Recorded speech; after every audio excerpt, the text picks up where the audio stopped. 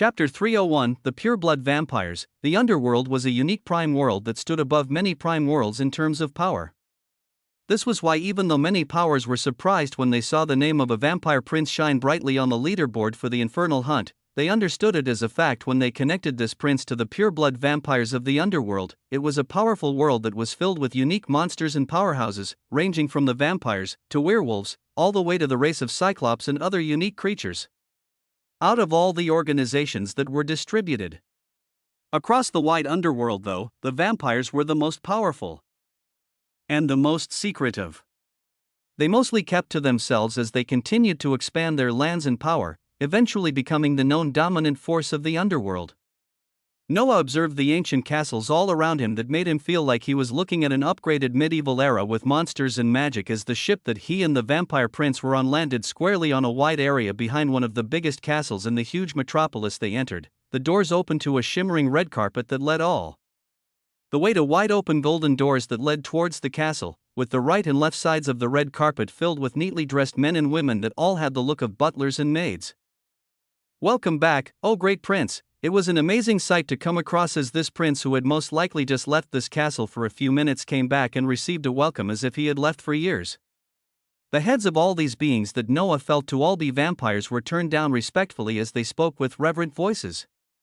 Noah turned to the impassive face of Prince Cassius, who had already begun walking across the red carpet as he followed along, the prince pointing to the large castle in front of them and speaking out. "This castle in front of you is the royal castle where many vampire nobles reside." The large castle was filled with a dense aura of blood and regality as Noah ascertained that much.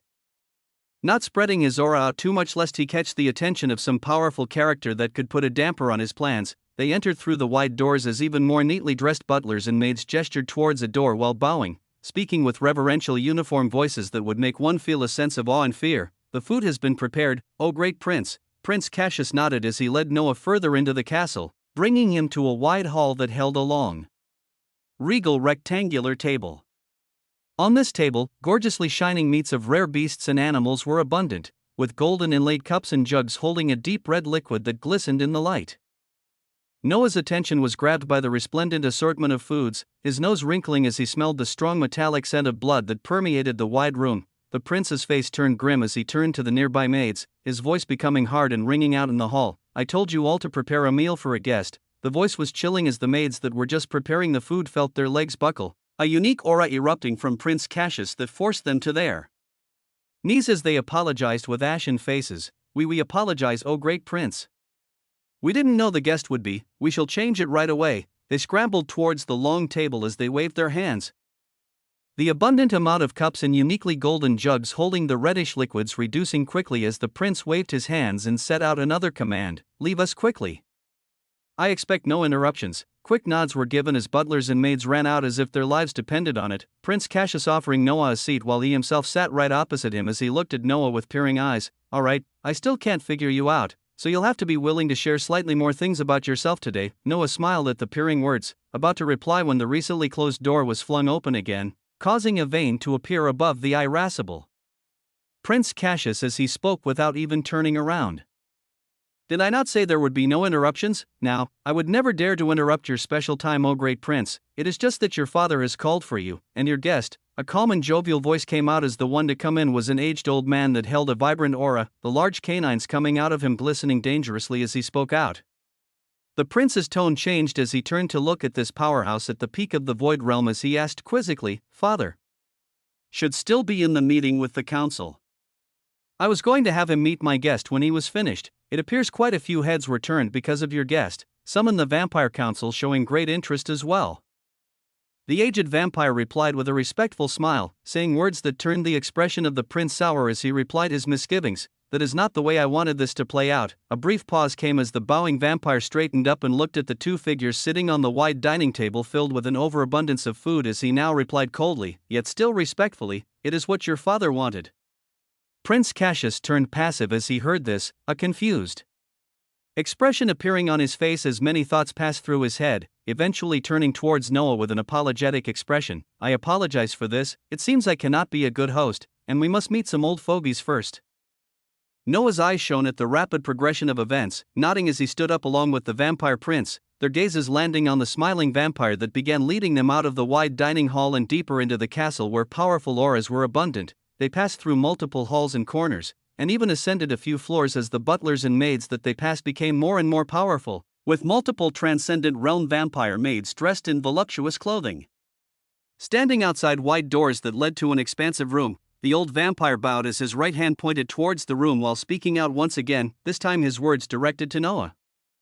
"Please, enter into the council hall." The invitation was crisp as the door opened, Prince Cassius entering with a slightly angered expression while Noah entered the room calmly, the door closing behind them with a clang as the room opened up in front of their eyes. In this expansive room termed as the council hall, numerous auras honed in at Noah's position as his eyes stared straight to the far corner of the room where an exquisitely large bejeweled throne that screamed regality stood. On this throne, a being with blood-red eyes and a tight-fitting suit was looking directly at Noah. His expression of great interest as oppressive auras began to permeate the entire room, in less than an hour after his entrance into the underworld. Noah was already meeting with the being that stood at the forefront of power for the strongest force established in this world. Chapter 302, The Vampire Council. The vampire on the throne held a light smile as his gaze focused on the appearing figures of Noah and Prince Cassius. Around this wide and expansive council hall, there were multiple figures situated to the elevated platforms on the left and right sides that led towards the throne. Each of these figures were letting out levels of power no less than the void rank, with a few even surpassing it. So this is the conundrum that even the little genius Cassius cannot solve. The vampire on the throne spoke in a playful tone as he gazed towards his son. This vampire could not be called old, and actually had the figure of a man in the prime of his life, seemingly in his early 40s at most.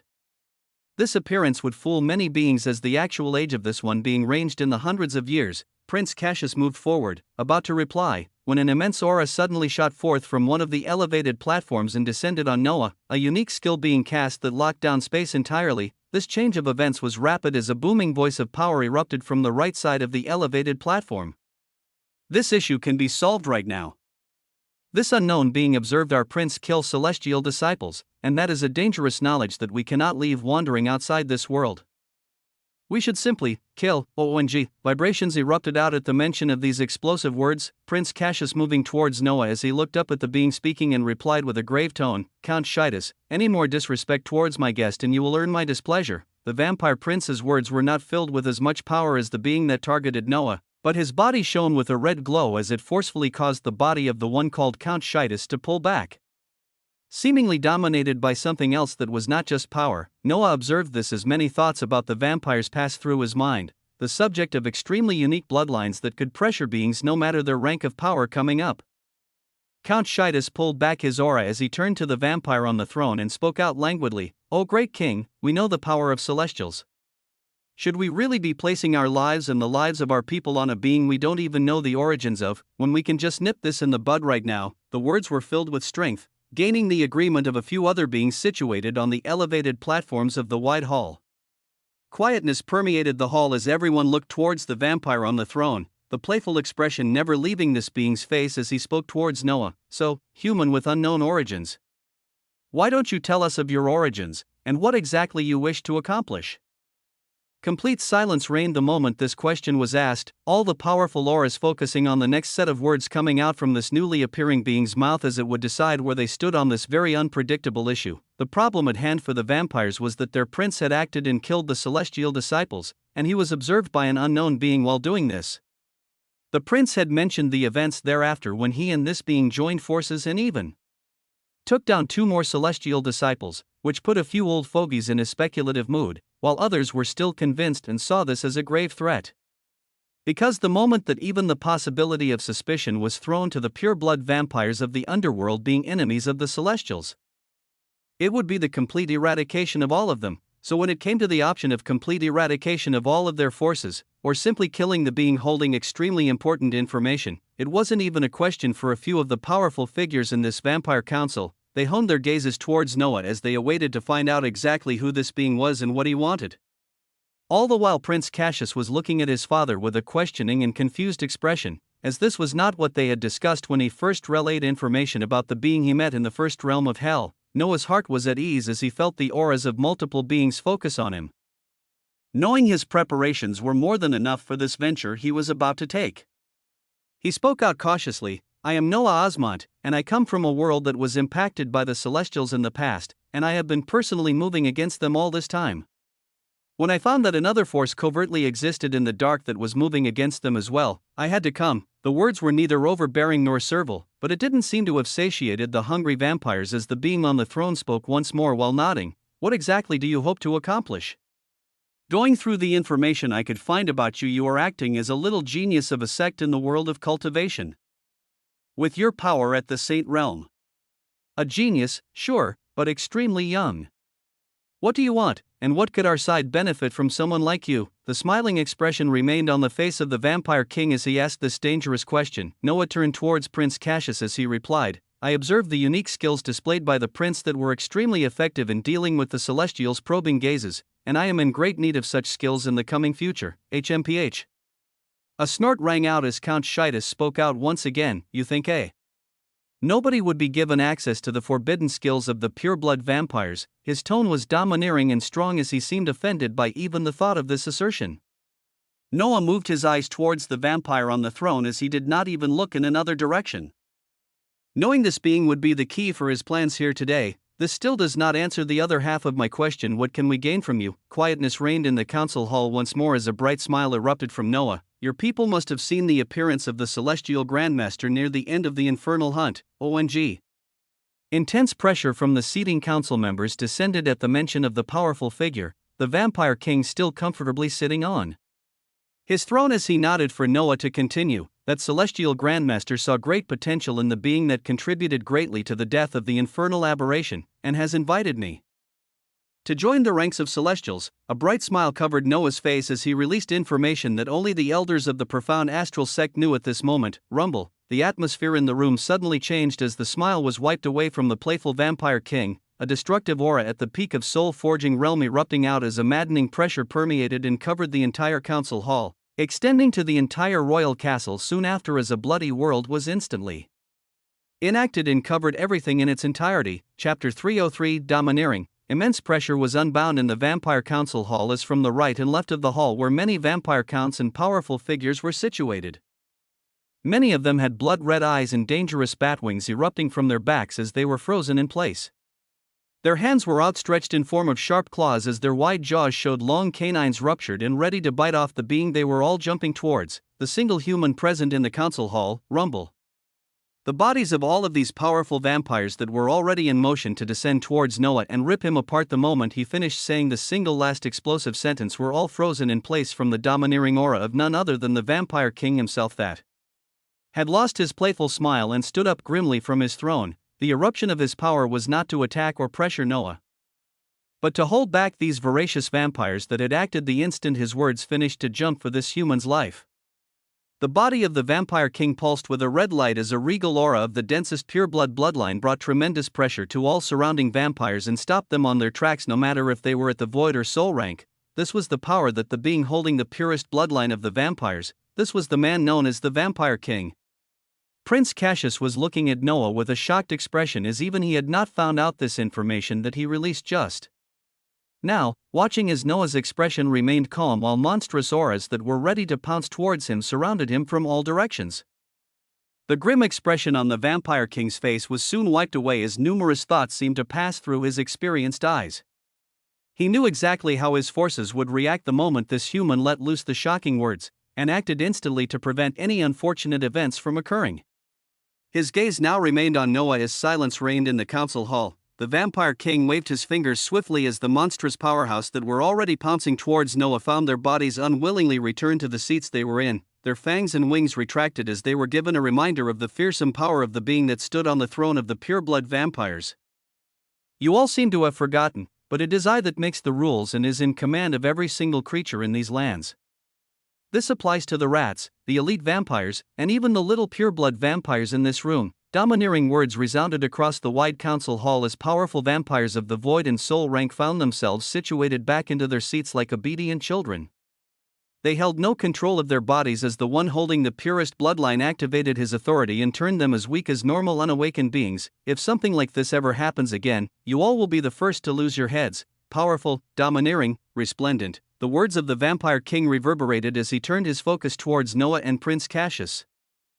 You too, let's talk. He waved his fingers again as Prince Cassius's body floated towards him, another power wrapping around Noah and bringing him further into the council hall where the throne of the vampire king stood. Their bodies arrived right beside the stone steps leading to the throne as another smaller world of blood began to convalesce around them, the voice of the vampire king ringing out towards the still trembling vampires on both sides of the hall. The rest of you, reflect on your actions for now. The smaller blood world completely covered their three figures as only silence remained in the wide hall.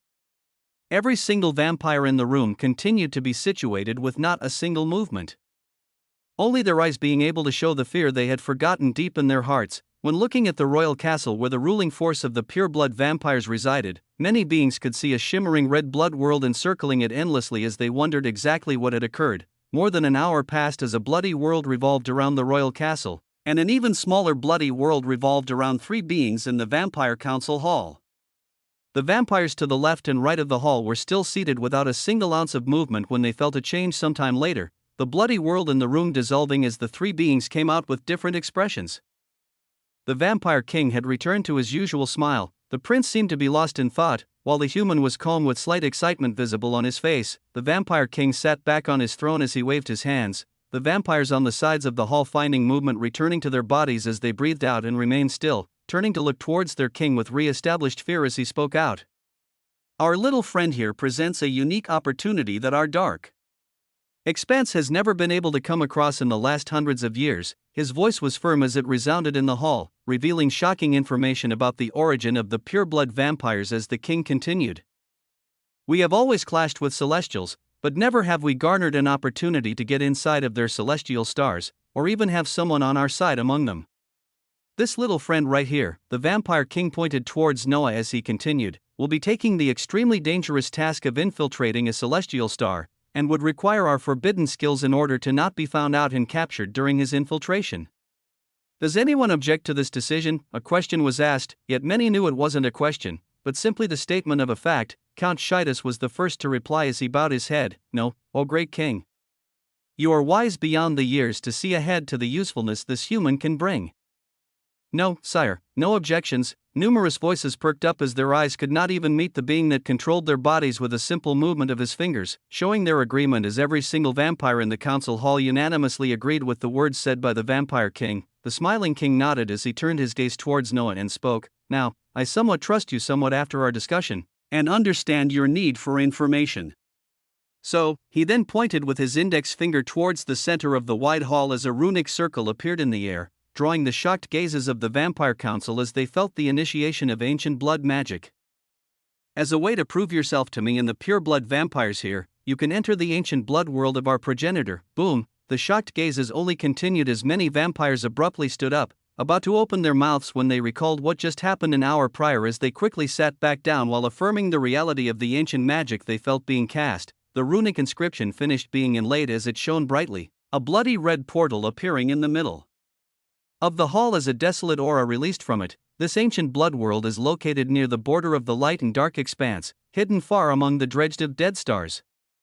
It has the inheritance of our progenitor, and will have the techniques you seek, as well as allow you to gain more of our trust because, the vampire king held a wide smile as he spoke out the conditions he had discussed with Noah during their hour-long discussion. Only a vampire can leave this ancient blood world alive. Chapter 304, An Inheritance of Blood. An air of ancientness and turbidity was released from the bloody portal floating in the middle of the council hall as the vampire king finished his words. Some nods of understanding could be seen from a few older vampires, seeing the forethought put into the plans of their king as they realized what the results of it would be. Some still held shocked expressions because they could not believe that a human, not even a vampire, was being given permission to seek the inheritance of the progenitor. One should know that this was an opportunity that very few of even the highest echelons of pure-blood vampires received, being something that was given as a prize to the exceedingly genius-growing disciples. Many of them wanted to speak up, but recalling what had just occurred over an hour ago, they sat back in their seats and simply watched the progression of events. Noah's eyes were stuck to this glowing red portal as he went over the hour-long talk between him and the enigmatic being that seemed to always be smiling, yet it also felt like he was hiding a sharpened blade that could cut down at any second. The vampire king had asked for every single detail of the encounter between him and Prince Cassius in the first realm of hell, exactly how they took down the disciples, what they observed, and the final fight between them and the aberration. Even more details that he wanted was the conversation that Noah and Elder Spacewarp had with the Celestial Grandmaster word for word when he pulled them from their interstellar ship and offered the invitation of becoming a celestial disciple towards Noah. A cold light passed through the Vampire King's eyes when he heard the Celestial refer to the dark expanse as lawless place, his eyes scrutinizing every detail thereafter as he observed Noah without blinking an eye until he seemed satisfied with the information.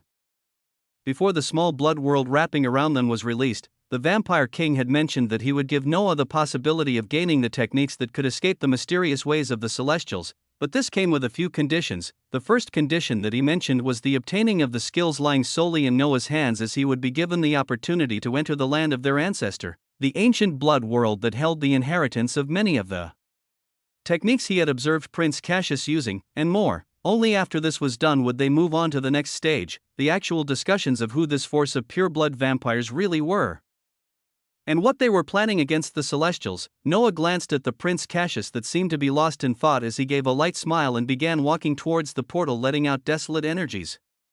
He held slight excitement about the techniques of the vampires that could evade the eyes of the Celestials, but he more so wanted to experience just exactly what these unique areas and skills he had never come across held in store for him. The statement about only vampires being able to leave this ancient blood world did not bother him, as his sights went past such things, and he only longed for more strength. His gaze became firm as he went towards the glowing red portal without looking back, disappearing in a flash as the room returned to quietness. This only lasted briefly as a joyful voice rang out, "Haha, cheer up. We may have gained an extremely useful ally, but I know not to place everything we have in front of him. This portal will only lead him to the normal inheritance given to elite vampires, not the actual abode where our progenitors' remains rest." The words brought down the sinking feeling that many vampires in the council hall were having, as they did not want to raise a word against their king, but felt it extremely blasphemous if the human had really been sent to the supreme blood inheritance that was only meant for vampire royalty. Now, it should take him a few hours or days depending on his talent. We need to discuss how to best use this infiltration into a celestial star to our advantage. I'll also send word back home, as this is truly something huge. The Vampire Council agreed as their voices slowly began to perk up for discussions, the pureblood Prince Cassius on the side still lost in thought as he looked at his father. He was thinking heavily about the recent set of events, as what his father had done confused him, and he even more so knew that his father was lying. Noah was not sent to the inheritance grounds for elite vampires in the ancient blood world, but to the inheritance abode of their progenitor that only he, a prince of the vampire race, had gone into in the last 100 years. His thoughts were clouded as he wondered, what exactly was his father up to? It felt like only a blink of an eye as Noah passed through the bloody portal in the council hall and came into a brand new area filled to the brim with an aura of ancientness and desolation. He appeared in the middle of what appeared to be a ridiculously large Colosseum-shaped structure that could be called ridiculous because it stretched for miles in diameter all around. He had to use observation just to see the huge walls surrounding this humongous Colosseum that was enclosed in a dome shape. All around this miles-long Colosseum, numerous lakes were distributed throughout as a metallic smell hung in the air. Near the wall, statues of terrifying creatures were spread throughout, many showing exquisite bat wings and fangs as they held different assortments of expression.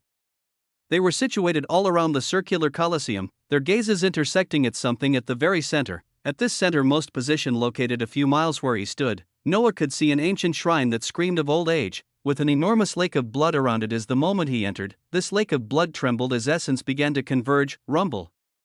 Noah focused all of his attention on this movement as he watched with stupefaction at the gradual formation of a being from the viscous lake of blood around this shrine. The lake was simply too wide, the outline of the being forming rapidly becoming larger and larger as Noah soon found himself staring at something that towered above 30 meters. It held a humanoid shape, but had the grandiosity of a mountain as it floated grandly in the air, its bloody colors shining in the desolate and ancient air as two even redder eyes opened and honed themselves on Noah. The being began speaking, but the opening of its mouth only let out waves of destructive energies as nothing discernible came out. The thing that made Noah the most interested about this being's appearance was the simple fact that he could not sense any aura at all from it. So what exactly was this inheritance of the pure-blood vampires?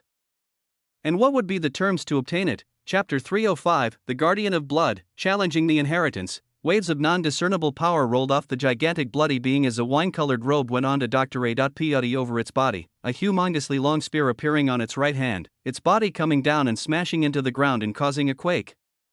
It spoke once more, this time being much clearer. Are you prepared to stake your life to fight for the inheritance of the blood progenitor? Oh, human, a voice of majesty had begun with resoundingly powerful words, but they finished in a questioning tone as the peering gaze focused on Noah. A brief silence came to be before the giant being made of what now looked like shining crystallized blood straightened up and continued. This inheritance is meant for the most powerful beings of the vampire race. Are you sure you are willing to stake your life on it, human? Its rumbling voice echoed from all over the miles-long Colosseum as Noah shouted back without a pause, I am willing. It was a voice full of confidence for whatever this inheritance would throw at him. This confidence coming from the fact that he was holding on to the dagger of time very closely and using insight, also ready to take any drastic action if it was required of him to do so. Good. The test to determine your worthiness will be as such. The giant waved his hands as a red light descended towards Noah, a red runic marking being inlaid on his forehead as a signal came off of his body and was sent towards the bloody giant. The test will be a measure of your intellect, skill, and battle prowess as you face increasingly difficult opponents. At these words, one of many pools of blood in the extremely wide Colosseum began trembling as figures began rising from it, Noah observing the shapes of exactly 100 humanoid bats with razor-sharp claws and teeth, with wide wings erupting from their backs. Since you are at the Saint Realm, the first level will start with you battling 100 beings at the same rank. Noah squinted his eyes at the 100 figures letting out power at the peak of the Saint Realm, turning his head towards the bloody giant in a questioning tone as these did not seem to be fair rules in any way for a being at the Saint Realm. The giant let out a slight cough as it continued, per Master's wishes, if a being other than a vampire was to be let into the inheritance grounds, the difficulty would be increased by a factor of 10. Master was fair to all races, but he reserved the tremendous inheritance in these grounds to be received by the future progeny of his children. Him even allowing the possibility of other races to fight for the inheritance is a show of his great character. Noah shook his head at the praise of this unknown ancestor that set up these inheritance grounds, his thoughts being affirmed as no normal Saint Realm being would be given the task of fighting 100 beings of the same rank as them, no matter how great their power was. This meant that the first level of this inheritance normally required a vampire to battle only 10 other beings of the same rank. Noah still had a few questions as he looked towards the bloody giant and asked, how many levels are there, and what are the techniques awarded for passing them? When he discussed with the Vampire King prior to entering the bloody portal that led to this ancient blood world, he was told that the techniques he was seeking would be found in the inheritance located here, and that it would be up to his strength exactly how many techniques he would be able to get his hands on. The giant made of blood turned his head to the side at the calm expression of this human about to face a powerful force of 100 beings at the same rank as it replied. There are 6 levels in total, with very few being able to pass even the third level in the last 1,000 years. For a human such as you, the reward of passing the first level is gaining the bloodline of a normal vampire, with the techniques that go along with it. Passing the second level grants you the bloodline of an elite vampire. Passing the third level will give you the refined bloodline of a pure-blood vampire, along with the powerful techniques that come with it. Noah's eyes shone at the mention of these rewards, hearing the talk of bloodlines and techniques that made him itching to get started, even if the task ahead of him seemed improbable for any other beings to complete. The major thought that occupied his brain right now was that if the bloodline of a pure-blood vampires was the reward for the third level of this inheritance, just what tremendous rewards were waiting at the fourth, fifth, or even the spectacular sixth level. These thoughts propelled him forward as he yelled out, "Good, let's start." The huge giant that this inheritance ground knew as the guardian of blood looked closely at this human as the huge weapon it was holding in one hand raised. Before smashing towards the ground, acting as the initiation of the battle and letting loose 100 Saint Realm blood beasts towards Noah, rumble, the force was astonishing to say the least, with the auras of these blood beasts actually roaring at the peak of the Saint Realm as they spread out and began surrounding Noah. He let out a dazzling smile at the rushing of these monsters, multiple defensive skills layering his body as he wanted to test out the skills he held that were extremely powerful, but he didn't use too frequently as he continued to get more and more ridiculous skills. Spears, swords, and many other forms of weapons made up of blood began to be thrown in his direction from the encircled force of 100 blood beasts as he dodged them with ease. Boom! Boom! Boom! They struck the areas behind him as the tremendous speed provided by Child of Space and other speed-enhancing abilities made the enemies rushing towards him feel like they were in slow motion. Screch, uncomfortable screeches were let out by the blood beasts as none of their attacks hit. Choosing to go in with brute force as they rushed towards Noah with outstretched claws, Noah stood in place as his smile only became wider, waiting for more of these monsters to get close to him as he weaved in and out of their attacks. The moment he observed that the 100 monsters were all in a circular formation around him, he finally cast a skill as he used Gluttony Manifestation, a subset ability of the enhanced sin of gluttony. After the creation of the Gluttony Manifestation, the user can apply the effect of devouring anywhere within 5 meters of them. There's no need to actively eat them. Complete darkness erupted from him in a circular formation as it covered more than 20 blood beasts. The darkness being recalled a second after as the area it was just in was left eerily empty. The Guardian of Blood watched with surprised eyes as more than 20 beasts at the Saint Realm were gone in an instant. Flash, Noah wasn't done as he teleported in and out of the mass of blood beasts around him, covering an area of 5 meters each time to maximize the range of Gluttony Manifestation. As he repeatedly cast the skill 4 more times, quick, fast, easy, Noah came to a stop in the air as he saw half-cut-up bodies, legs or wings that were outside of the range of Gluttony Manifestation, fall to the ground, not a single blood beast remaining around him as he stood victoriously in the bloody skies. The only thoughts passing through Noah's mind was the reminder of the extreme usefulness of many of his unused skills as the Guardian of Blood looked forth with a face of stupor. Chapter 306 Ridiculous. The first level of the inheritance of the blood progenitor was passed in less than a minute. The most shocking thing about this was the fact that this was the difficulty that was raised by a factor of 10. The Guardian of Blood observed the human in the middle of the wide Colosseum as he wondered whether the inheritance ground had misjudged their level of power, but confirmed the being was at the Saint Realm as a weak red light shone throughout the inheritance grounds, signifying the clearing of the first level. The resounding voice of the Guardian of Blood resounded soon after. The first level has been cleared, granting you the rewards of the bloodline of a normal vampire, along with a set of skills that goes with it. Do you wish to claim these rewards and relinquish the remainder of the trial, or do you wish to rest and then continue? Less than a millisecond passed before a calm reply came from the floating Noah. Continue. I will remind you that the rewards of the first level will not be made possible to you if you choose to move forward and fail at the second level, as failure will result in death. A warning came from the mouth of the Guardian of Blood as Noah repeated once again with a firm tone. No need for rest, I will continue. Rumble, a red light shine out as essence converged, 2 more lakes of blood trembling as numerous figures began to rise from them. Noah observed with shining eyes as he counted a number of similarly shaped blood beasts rise up, until this number reached 200. The second level was twice as difficult as the first one, the number of blood beasts simply being duplicated. Noah smiled at the craziness of this inheritance that would most likely not be passed by anyone that wasn't a vampire with this crazy upgraded level of difficulty as he looked at the gains from defeating the first 100 blood beasts. When he devoured all of them, similar to the infernals that only gifted Noah with their unique energies in the form of skill points, he only obtained the memories of the blood beasts as no skill books, or cores, were received from their defeat.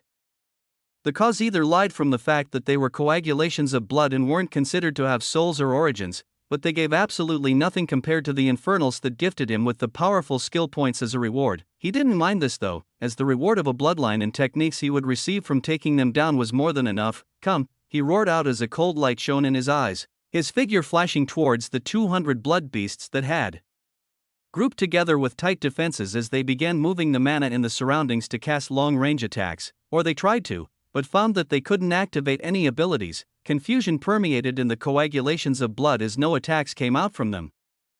The Guardian of Blood once again being stumped at what was going on as Noah's laugh resounded. This was simply caused by another ability from the sins under. This time, it was a subset skill from the sin of envy. I'm the absolute best, I'm the absolute best. Opponents are not allowed to use skills known by the user when fighting the user. Any unique, ultimate, or absolute skills holding a lower level of power than are negated and unable to activate. The moment that Noah absorbed the first 100 blood beasts and perused through the memories, the abilities they could use were all known to him, and thus they could no longer activate those skills when they faced him. The force of 200 strong Saint Realm beings became disordered at this junction, their bodies instead moving for close combat as they rushed towards Noah, who only greeted them with a resplendence of shining condensed stars as he cast White Dwarf Throw, with his body glowing from the intense aura of the sin of pride. Boom! Boom! Boom! Resounding explosions erupted as the blood beasts had their defenses ruptured by the force of a condensed white dwarf star, the force of 200 strong being taken down in an extremely terrifying manner. As the Guardian of Blood looked on with a stupefied expression once again, it admitted the strength of this human after the first level, but thought that he would at least have exhausted his strength after those deadly attacks and struggle slightly more on the second level. But he was going through enemies at the same level as himself without any issues yet again, and this time, the blood beasts weren't even throwing out attacks. The Guardian of Blood wondered if the mechanisms of the inheritance ground had gotten too old and were interfered with, as he confirmed that everything was working normally, watching stupefaction as 200 blood beasts were wiped away in the blink of an eye. The second level has been cleared, granting you the rewards of the bloodline of an elite vampire, along with a set of skills that goes with it.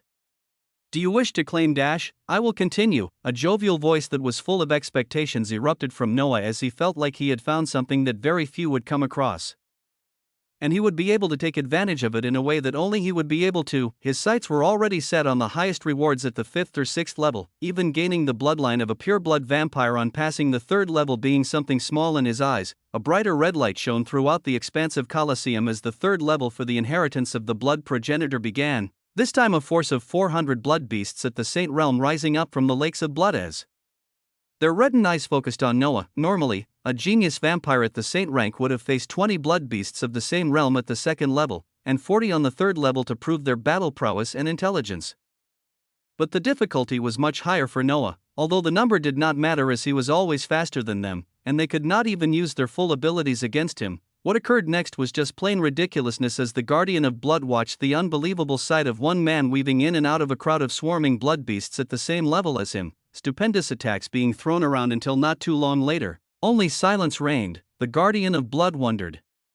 Was the 10x difficulty set by his master not enough to even make this human sweat? Had humans grown more powerful to raise such geniuses over the past millennia? Worries began to pile up as at this rate.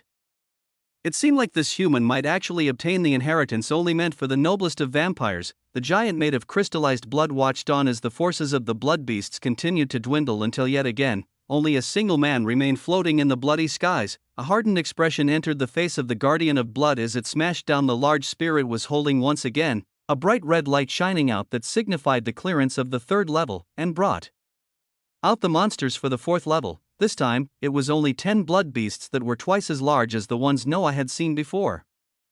It was a small number, but each of these blood beasts let out a powerful aura of strength at the Void Realm. The 4th level of this inheritance of the blood progenitor was to fight 10 beings that were an entire rank higher than the challenger, something that would normally be an impossibility. The concept of a genius being able to fight a single being of higher rank than them was already a shocking thing to hear about, but going against 10 would only be a joke out of people's wildest dreams. Noah looked at the appearance of these 10 void-rank blood beasts as he saw the Guardian of Blood had not even bothered to ask him if he would continue or not, a refreshing smile coming on his face as he asked, "What are the rewards of clearing the 4th and 5th level?" The Guardian of Blood seemed muted for a second before he replied. Clearing the 4th level gives you the bloodline of a royal vampire, and clearing the 5th level gives you the access to the absolute techniques that were used by the progenitor himself. The Guardian of Blood spoke out about the rewards it never thought this human would even come close to obtaining, its observation landing on the peculiar being that held a confident smile while looking at the 10 void rank opponents. Just what being had entered his master's inheritance grounds? His sights were already set on the highest rewards at the 5th or 6th level, even gaining the bloodline of a pure-blood vampire on passing the 3rd level. Being something small in his eyes, a brighter red light shone throughout the expansive Colosseum as the 3rd level for the inheritance of the blood progenitor began. This time a force of 400 blood beasts at the Saint Realm rising up from the lakes of blood as their reddened eyes focused on Noah. Normally, a genius vampire at the Saint rank would have faced 20 blood beasts of the same realm at the 2nd level, and 40 on the 3rd level to prove their battle prowess and intelligence, but the difficulty was much higher for Noah, although the number did not matter as he was always faster than them, and they could not even use their full abilities against him. What occurred next was just plain ridiculousness as the Guardian of Blood watched the unbelievable sight of one man weaving in and out of a crowd of swarming blood beasts at the same level as him. Stupendous attacks being thrown around until not too long later, only silence reigned. The Guardian of Blood wondered, was the 10x difficulty set by his master not enough to even make this human sweat? Had humans grown more powerful to raise such geniuses over the past millennia? Worries began to pile up as at this rate, it seemed like this human might actually obtain the inheritance only meant for the noblest of vampires. The giant made of crystallized blood watched on as the forces of the blood beasts continued to dwindle until yet again, only a single man remained floating in the bloody skies. A hardened expression entered the face of the guardian of blood as it smashed down the large spear it was holding once again. A bright red light shining out that signified the clearance of the third level, and brought out the monsters for the fourth level. This time, it was only 10 blood beasts that were twice as large as the ones Noah had seen before. It was a small number, but each of these blood beasts let out a powerful aura of strength at the void realm. The fourth level of this inheritance of the blood progenitor was to fight 10 beings that were an entire rank higher than the challenger, something that would normally be an impossibility. The concept of a genius being able to fight a single being of higher rank than them was already a shocking thing to hear about, but going against 10 would only be a joke out of people's wildest dreams. Noah looked at the appearance of these 10 void-rank blood beasts as he saw the guardian of blood had not even bothered to ask him if he would continue or not, a refreshing smile coming on his face as he asked, "What are the rewards of clearing the fourth and fifth level?" The guardian of blood seemed muted for a second before he replied, "Clearing the fourth level gives you the bloodline of a royal vampire, and clearing the fifth level gives you the access to the absolute techniques that were used by the progenitor himself." The guardian of blood spoke out about the rewards it never thought this human would even come close to obtaining, its observation landing on the peculiar being that held a confident smile while looking at the 10 void rank opponents. Just what being had entered his master's inheritance grounds? The guardian was stupefied, but one must know that when Noah first used the ability of sever, it was against an aberration that was on the verge of ascending to the second realm of hell, with its realm already about to enter the soul-forging stage, and even it was injured with its breakthrough being brought to a stop as it ultimately faced death at the hands of the war princess, Athena. It was an unbelievable sight to look at. But a grand light shined out from the wide Colosseum that signified the passing of the fourth level. This meant that this human, if he so chose, could receive the bloodline of a royal vampy. Something that only the extremely pure ruling beings that stood at the upper echelons of vampires had, but would this human do such a thing? The question in the guardian of blood's mind answered itself as an enthusiastic voice rang out, "Continue." The eyes of the guardian narrowed as the human once again passed a level in a way he never thought was possible, not even taking a second to think about taking the obtained rewards as he directly charged ahead. He had called forth the challenge of the fifth level, which if passed would grant one the techniques of the blood progenitor himself. Is he actually a human? Could he be a genius of the ancient races that has come to play? The guardian of blood remained silent as many thoughts moved across his mind. Acting and moving the long weapon he was holding to smash towards the ground once more, initiating the start of the fifth level as 20 powerful auras of void realm blood beasts rose from the surrounding blood lakes. He chose not to have any thoughts of underestimation for this human that was somehow filled with an enormous amount of energy and was actually proficient in using ether, simply watching on passively as he watched for any more surprises. The void-rank blood beasts spread out the moment they appeared, as if by memory, not wanting to be tiered together as they weaved close to the floating human. A more astute description of what occurred though would be that they tried to spread out. But this action was swiftly stopped at the guardian of blood heard a whisper of a voice call out, "Portals of terror." ONG, in the midst of the moving blood beasts, a dark portal letting out a dangerous atmosphere appeared as it released unique energies that spread out in a circular motion, going on to cover each of the void realm blood beasts that were trying to spread out, and simply yanked them back toward the portal as if tight ropes had bound them. Portals of terror, portals of terror, portals of terror. The guardian of blood thought he was ready for any ridiculous sight, but he still found himself shocked as he heard the whispers 3 more times, observing as a red, blue, and green portals appeared around the now tightly grouped up and struggling blood beasts as they exploded forth with destructive energies unique to the colors they held. Boom! Boom! Boom! Chilling destructive energies that froze the defenses of the beasts reached them first, destructive poisonous energies that shredded away their remaining defenses hitting them after, as fiery red destructive energies were released from the red portal that completely disintegrated their bodies into nothingness thereafter. Silence reigned in the inheritance grounds of the blood progenitor as a brilliant red light shone on the single human left on the wide Colosseum, signifying the successful passing of a level that had not been passed for the last hundreds of years.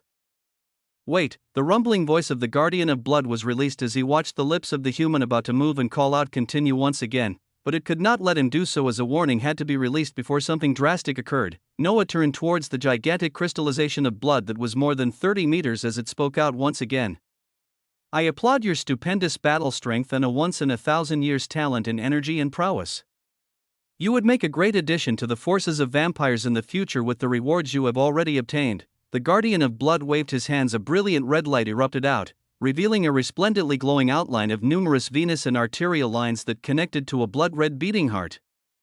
Showing a shining color of red sprinkled with gold, this is the bloodline of a royal vampire, something that very few beings have in this wide novice galaxy. He waved his hands once again as this time, multiple sparkling red jewels appeared beside the humanoid outline of veins and arteries as he continued, and these are the inheritance stones that contain the techniques only privy to royal vampires, and even the absolute technique of the progenitor himself. His gaze then focused on Noah. As he spoke out the next words carefully, please, take these rewards and become a strong force for the vampires of this age. Do not needlessly continue on to the last level. Because I can assure you, even with the stupendous battle prowess you have shown, you will not be able to pass it. I implore you, take the rewards and leave. Leave while you still have your life. A giant made of blood looked forth at the human floating in the air, a single smile that didn't seem to have an ounce of shame being the only thing meeting his imploring gaze. Chapter 308, see it to the end. Noah heard the resounding words of the Guardian of Blood as he looked at the shining outline of numerous coagulating veins and arteries connected to a shimmering red heart that signified the bloodline of the royal vampires, something that the Vampire King himself held alone in the underworld. The rewards of the 5th level gave one this bloodline and numerous techniques that were in these newly appearing inheritance stones. These alone were the rewards for clearing this last level. Noah's heart was now asking for, no longing for, the rewards of the last level of this inheritance of the blood progenitor. It was not just greed for more, but simply because he needed strength and unique powers that he had never thought of before just to be able to stand against the force he wanted to go against. He needed strength that could be domineering to his enemies, similar to how he had dominated the numerous blood beasts on the past 5 levels just now. He needed to be even more overpowered than he was right now. I will see this trial to the end. His strong voice reverberated through the expansive Colosseum as the Guardian of Blood looked at him silently, its voice ringing out only a moment later. It is impossible for you to clear the 6th level. There was a firmness in its tone that seemed to be inviolable. It was a tone that was that of someone simply stating the truth. Human, you have continued to surprise me, and you now even have the chance to take away the stupendous rewards of the bloodline of a vampire royalty, along with the absolute techniques of the progenitor. You have earned my respect and wholeheartedly deserve the rewards for your amazing battle power, but I will once more advise you heavily against relinquishing your rewards and trying the last level. The tone was firm, but had actually obtained a small ounce of pleading for this small genius in front of the Guardian of Blood that should not die after coming this far. I have nothing against you, and believe you will become a great character in the future with the abilities you have and the rewards you have gained from here. You joining the ranks of vampires makes you one of us, so I implore you once more, do not attempt the 6th level. An impasse was reached as a guardian did not want to see a genius about to join the forces of vampires waste his life away, while the genius believed in himself so much so that nothing would stand in his way to obtain the ultimate prize. Noah took a calm break in the skies of the expansive Colosseum as he turned his eyes away from the shining and pulsating bloodline being advertised in front of him. The even more seductive inheritance stones holding unknown techniques fading from his sight as he focused on the Guardian of Blood and stated once more, I will see this trial to the end. It was a voice of calm and conviction, one that knew exactly what it wanted. Essence reverberated as the Guardian of Blood adopted an impassive face, standing up straight as its imposing 30 meters came to be even more pronounced. It smashed down the long spear in its hands once more as the numerous lakes of blood around the inheritance grounds trembled, the blood contained within the lakes shooting out as they all went towards one direction, towards the tremendously large giant, WAA. Majestic waves of power erupted as the numerous lines of blood wrapped around the Guardian of Blood, coming together to exquisitely create a glistening suit of armor inlaid with ancient runes. The spear in its hands trembled as it became even wider, the spear end becoming even sharper as it shone with a bloodthirsty hue. The inheritance grounds that Master left behind are not just a place for young vampires to upgrade their bloodline purity and gain more techniques. Waves of power released from the body that was now fully covered with armor all around. A transformation complete as the Guardian of Blood that had no aura all this time, had actually gained one. Ultimately, it was Master's goal to find a once-in-a-lifetime genius who fit his conditions, obtaining everything he left behind as he would task them with the task of returning the splendor of vampires to the center stage once more. The Guardian of Blood waved its tremendously long spear forward as waves that left ruptures in space spread out, its spear pointing directly towards Noah. If you were a vampire to begin with, if the rules of this inheritance ground allowed me to use loopholes, you might have been that genius who would have taken Master's mantle. But the difficulty is multiplied for you. Thus for the final stage, you shall face me. WAA, Majesty spread out as the guardian of blood took a unique stance, the spear in its hand gleaming and calling for blood as it seemed ready to pierce everything in front of it in an instant. Noah floated in the skies as bloody winds billowed around him, his gaze fully taking in this newly armored guardian of blood as the immense aura it was letting out was one at the soul-forging realm, not saint, not void, but at the soul rank. Noah had come across a few soul rank beings in the past few days since leaving the first realm of hell, but none of them came even close to the feeling of immensity he was feeling as he observed this guardian in front of him. Yet, even with this exceedingly dangerous development, even with the knowledge of he was standing against him and stupendous rewards out of his wildest dreams, a wide smile covered his face. This was because he knew that the things he worked hardest to obtain would be the ones that have immense value. From the words of the guardian of blood, the rewards for clearing this last stage would be truly immense, but the question still remained, how would a being at the saint rank fare against someone 2 levels higher, someone that was now furious at not being listened to and was using their full permitted power in the battle? Noah breathed out calmly in the face of this terrifying aura at the soul-forging realm that did not scare him one bit. The only thing on his mind was a few thoughts that were shocking to imagine. I guess this is as good a time as any to test that out. A grand expression covered Noah's face as essence began to erupt all around him, beginning a transformation himself as his gaze focused on the guardian of blood that would erupt at any time. Chapter 309. Shocking. Outrageous. Obscene. 2 gazes locked onto one another on the inheritance grounds of the blood progenitor. One was emotionless as they waited for the small being in the skies to get ready, the other was filled with calm and unknown confidence. Rumble, essence converged and exploded as Noah activated the morph ability of the lesser Cthulhu, his body rapidly expanding as the humongous form of the terrible entity began to erupt out of nowhere. Eyes that released stupendous red lights soon came into being as his body's musculature was rapidly changed. Glorious wings palpating with ether erupting from his back, his body becoming more than 20 meters tall as he gained the terrifying appearance of the lesser Cthulhu. The guardian of blood looked at this form with a slight surprise, but his gaze remained impassive as he knew that even this would not be enough to stand against him. He shook his head sorrowfully at the thought of killing such a tremendous genius who could even tap into the power of something even he did not understand. The tentacles and feelers on the lower half of the lesser Cthulhu's face palpated with energy as Noah wasn't done, enacting what he had termed in his mind as the first trump card he could play in unforeseen situations. Reddish clouds began to gather in the bloody atmosphere as they seemed to have sensed the appearance of something, Noah's now strong body reverberating as his voice chanted softly, Archdemon Lord Transformation.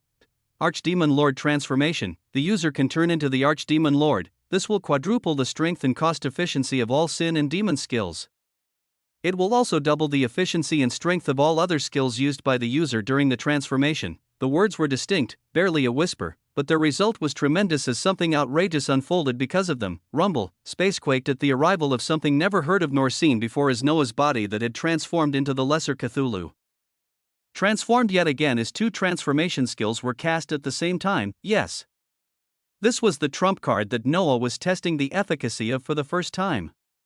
If he were to combine the transformations of the ability of the that granted him the epic form of an Archdemon Lord along with the tremendous form of the lesser Cthulhu, what would be the product? The 2 skills were from completely different origins, and could not be even combined under skill combination, but he could activate the both of them at the same time. Rumble. Essence moved chaotically as the body of the lesser Cthulhu became even larger, tendrils of red energy beginning to mix with the blue-purple ether as something unstable and unknown was created. From his back, enormous red wings no lesser than the first 2 erupted as the grandiose sight of 4 extremely expansive wings unfolded on his back. Destructive energies erupted out as just below the stout arms of the lesser Cthulhu, 2 red arms filled with devilish runic inscriptions erupted out while the body continued to become ever larger.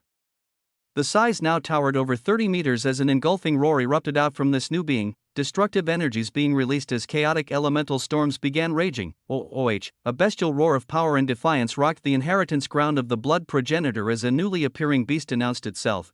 The face was even more terrifying than before, for pairs of eyes actually appearing on it as 2 pairs shining red and blue were in the front, and another 2 pairs shining a glorious dark purple were on the side of the face as they moved in a grotesque manner. Atop this face, two devilish horns had erupted out as they raced to the skies, screaming in defiance as the size of these horns finally made this new form that Noah had taken actually past the guardian of blood in size, with the both of them just over 30 meters. The waves of destructive power gradually settled down as the two beings looked at one another, the guardian of blood looking closely at his opponent as a barely discernible whisper released from him, maybe. A whisper, and that was it as he finally moved, his fearsome body erupting with power as it defied common sense and turned into a streak of red light towards the transformed monstrosity in front of it. The monstrosity, Noah, actually closed his many eyes as he relished the feeling of tremendous power that only seemed to increase with every passing second. A feeling of elation as if he was going in the right direction passed through his mind as even without opening his eyes. He could see the streak of light that was the guardian of blood slowly near his position. The streak of light was coming insanely fast, and yet from his many closed eyes and chaotic energies around him, he was actually watching and following it. He folded his four hands into fists as dense destructive energies permeated through him, moving as he directly aimed to strike at the sharpest point of the coming streak that was the guardian of blood. Baleful energies of ether rumbled as they followed commands, wrapping around Noah's arms as they went on to meet the dreadful streak of light. A spark, an explosion of ultimate proportions was ignited as space shattered and collapsed the moment the two forces met. Boom! Boom! Two separate mini-explosions resounded as the guardian of blood and Noah smashed into the complete opposite ends of the inheritance grounds that were miles wide. The guardian of blood felt strong vibrations carry from his spear and into his body as he felt chaotic energies run through him, while Noah's four hands were shredded as bony and fleshy protrusions that were healing at a speed visible to the naked eye could be seen. The locations they landed in exploded out as they moved towards each other once more. Joyful booming laughter was released from the monstrous form that Noah took as he valiantly rose into the skies and changed positions with a simple flap of his four wings. Energies of baleful ether continued to gather and disperse around the wings and all over his body as he continued to move.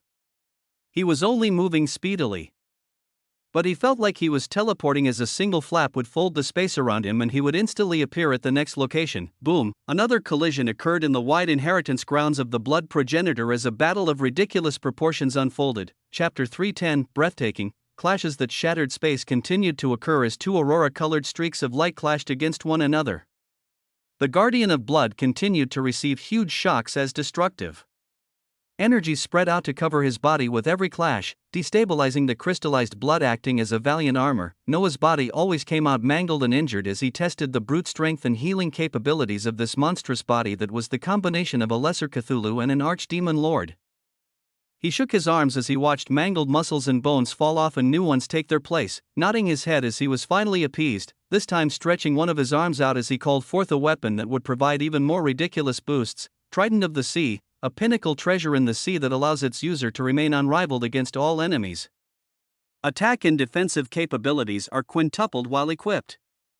Usable abilities include Heart Piercer, Plasma Beam, Command of the Sea, Loved by Water, and Spatial Lock. The Trident of the Sea appeared between his outstretched hand, being the size of a toothpick compared to the gigantic 30 meters that his monstrous body was.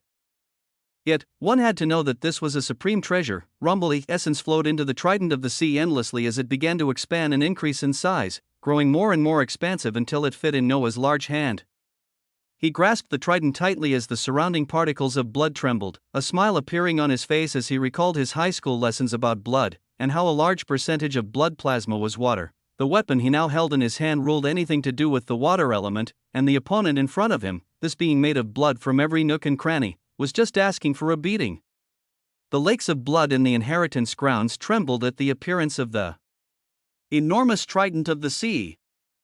The guardian of blood feeling an oppressive feeling as it felt constrictions begin to appear in the surroundings. Rumble, a radiant red light that seemed to defy anything that stood against the guardian of blood erupted from its body as it broke past the newly set up inscriptions, numerous runic markings freely rotating around its valiant red armor as it streaked across the skies once more.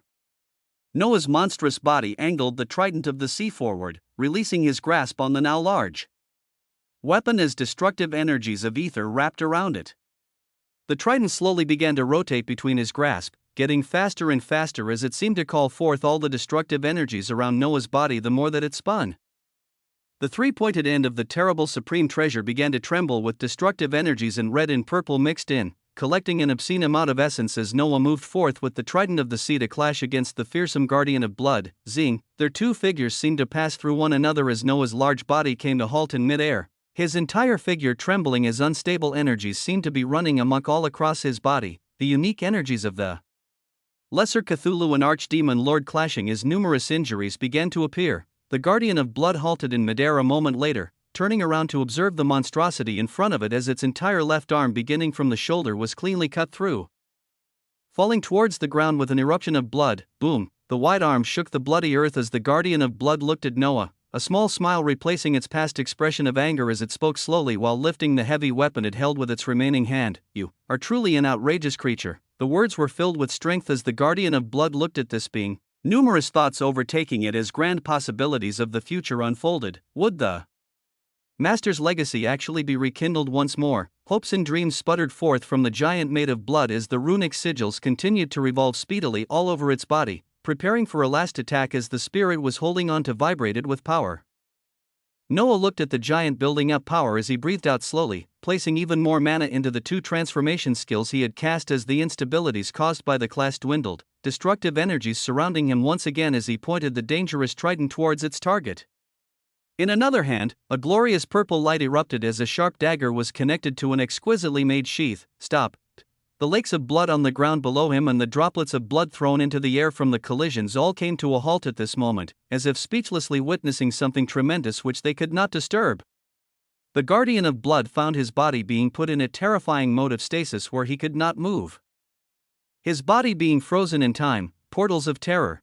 In the direction of the Guardian of Blood building up his power, a single portal ready to release horrid energies of destruction appeared. A millisecond later, another one appeared. And another. And another. They continued to appear until 18 portals ready to unleash tremendous destructive energies surrounded the impassive Guardian of Blood. As if this was not enough, yet another whisper could be heard in the wind as Noah cast another skill, another one that directly interfered with the Guardian of Blood. Envy the mighty. Envy the mighty. When fighting someone stronger than themselves, the user can lower the abilities and stats of the enemy by one stage. An ability from the sin of envy, the counterpart of the strength of the weak, ability that had been giving him constant buffs because he was fighting against someone levels higher than him, was cast at this moment as the Guardian of Blood felt the vibrant essence that he could use reduced by a wide margin. Rumble. It looked towards this creature that was not just able to interfere with time, it even held abilities to weaken his enemies as he sensed the destructive power surrounding him. From the many portals as a smile was actually plastered on its gigantic face, it only heard one last whisper before everything crumbled down with the brilliant aurora of destructive lights that had been freed from the portals they were held in. Sever, Zing, a ray of destructive aurora of colors erupted forth as it acted as the trigger, destructive energies exploding out magnificently as the defenses of a soul rank being that had been weakened to the utmost limit were shredded to pieces. Boom! A resounding tremor shook the wide coliseum of the inheritance grounds as an explosion of stupendous proportions rocked the surrounding space. A wide void was created as the force had shattered and folded space within itself on impact, shards of crystallized blood being seen shooting out in multiple directions as the giant of tremendous proportion, the Guardian of Blood who towered more than 30 meters, met an unspeakably cruel end. Chapter 311 A Drop of Blood. Noah glanced with a pounding heart towards the shattered pieces of the Guardian of Blood as he released the Archdemon Lord transformation. His body came down in size as destructive mixtures of energies still coiled around him, gradually fading away as he released the Lesser Cthulhu form as well. He breathed out slowly as he felt an ache deep within him, feeling a numbing sensation of pain that wasn't going away even as the destructive energies of the two forms he had taken went away. Noah glanced at his body that felt fine, yet he still felt an uncomfortable feeling inside as he heard the words of his home planet's core. The combination of distinct powers put a strain on your still saint rank origin. It should heal naturally soon, but it seems this power will be easier to use once your attributes reach the higher ranks. Noah nodded as he put aside the feeling of an injury he could not even see, turning his attention towards the shattered pieces of the Guardian of Blood that had stopped in the skies and began trembling as lines of blood began to weave from the many lakes covering the inheritance grounds.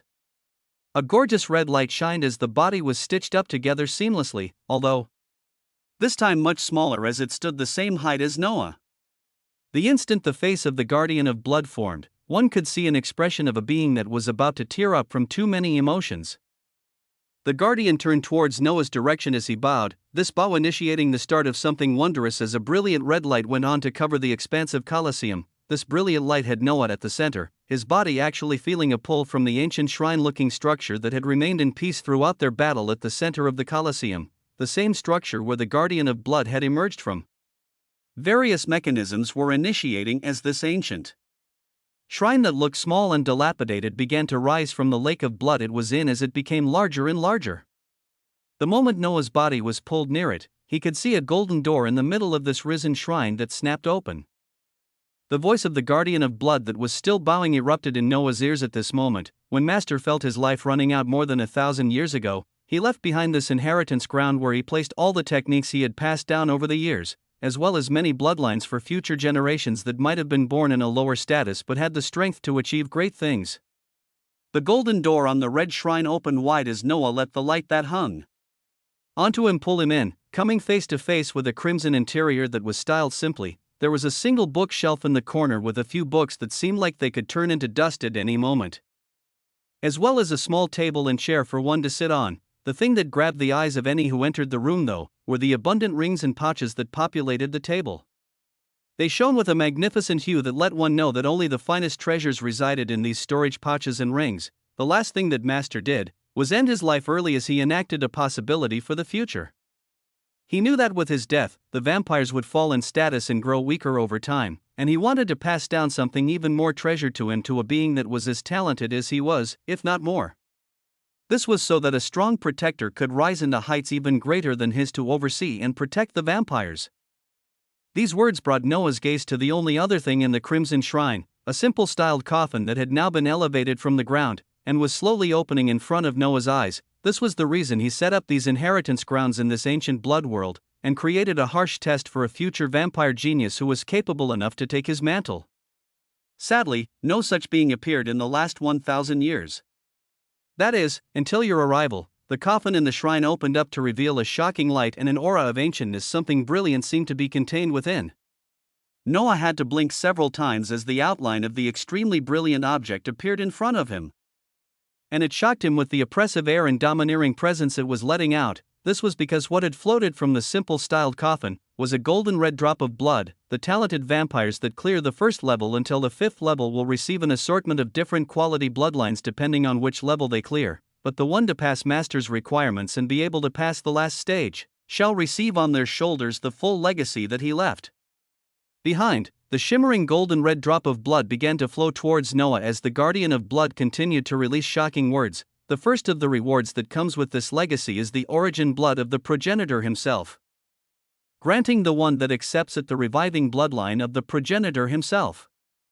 Accepting this origin blood, though, also means you accept the wishes that Master left behind, and for you to bear all the responsibilities for the future of the vampire race. Resounding words rang out in Noah's ears as the shimmering drop of blood flowed in front of him, seemingly waiting for his reply as floated majestically. Noah's face hardened as he looked at this unforeseen chance in front of him, nodding his head as he let out words of affirmation. I accept, rumble, the moment his words were released, the drop of blood flew into him as it pierced through his chest and struck his heart a millisecond later.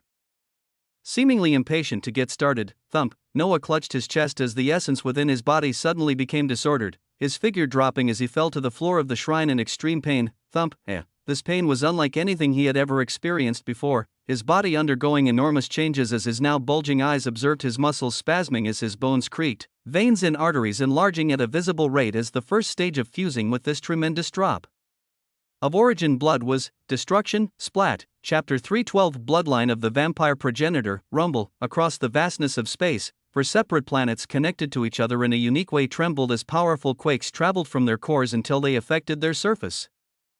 Even though the planetary cores did their best to maintain the powerful tremors, a small force still passed through as various lands across the 4 worlds experienced microseisms that disrupted normal activity. OMG, immense amounts of essence were soon employed by the planetary cores as they acted within their defined limits as they focused on one particular blue planet, and this blue planet focused on its connection with a particular being experiencing something much grander than they anticipated. The reason where a tremor had passed through each of the stars was because the being that they were connected to had come close to the very thing that would cause their death, but this close state of death was required for the metamorphosis about to occur. Across the vastness of space, in the middle of the light expanse and dark expanse where the ancient blood world was located, deep in the covertly hidden inheritance grounds, a being was convulsing painfully on the floor of an aged shrine. Viscous large amounts of blood, organs, and bones littered the floor in a gory mess as painful screams that could only be brought by if a serrated blade was constantly cutting through someone's throat continued to be released. The guardian of blood looked at this sight with a hardened gaze as he spoke out, not sure if his words could even be heard or understood by the convulsing mass of flesh that had all of its auditory, visual, and all other systems ruptured and were only now being slowly recreated. The process of fusing with a bloodline is a particularly painful one, and even more so when it comes to something potent as the origin blood of the progenitor. It does not just signify a bloodline, but something much grander. Push through the pain, and something beautiful will await you on the other side. The words were soft and soothing, but were only met with gurgles of screams as Noah continued to experience pain unlike anything he had ever come across before. If his eyes were still there, he would be weeping helplessly as he begged for this pain to end. The moment the drop of blood had entered and smashed into his heart, this grueling process had begun as he found himself in unbearable pain that even halfway through. His broken hands had tried piercing into his chest to pull out the drop of blood that had entered. The pain was this excruciating, making someone lose their own rationality as they only wanted it to come to an end. His barely reformed massive muscles on his hands reached for his chest as they trembled, Noah using an unknown force of willpower to stop himself as he continued to tremble and spasm. The process that was occurring was happening rapidly, and it was occurring on a cellular level as everything had undergone a process of destruction and reformation. The pain was most intense from his heart as it pumped a new quality of blood and life and let forth an outline of resplendent veins and arteries that were still visible even now. The rupture's bones were just as painful, with Noah feeling the formation of new cells from his bone marrows as he clutched his non-existent teeth and repeated to himself a single thought in his mind: endure. This was the only thing repeating on his mind as he painfully went through this excruciating process. Feeling everything painfully clear as new bones and muscles smoothly connected with the brand new venous and arterial systems of his body. Thump, the heart that was smashed with the drop of blood had become crimson in color as it beat strongly. Muscle, fascia, and fair skin all beginning to reappear as a distinct red hue caused his body to begin floating in the air. Thump. A wave of brilliant red was now being released from his body every time his heart contracted and relaxed, the process occurring and leaving a few seconds in between before it occurred once more. Thump. Noah's head that now held even more brilliant overflowing dark air looked even more handsome, gaining a devilish quality unique to vampires as streaks of silver were visible on the mass of darkness overflowing from his head. Rumble. His eyes opened as they released an oppressive force.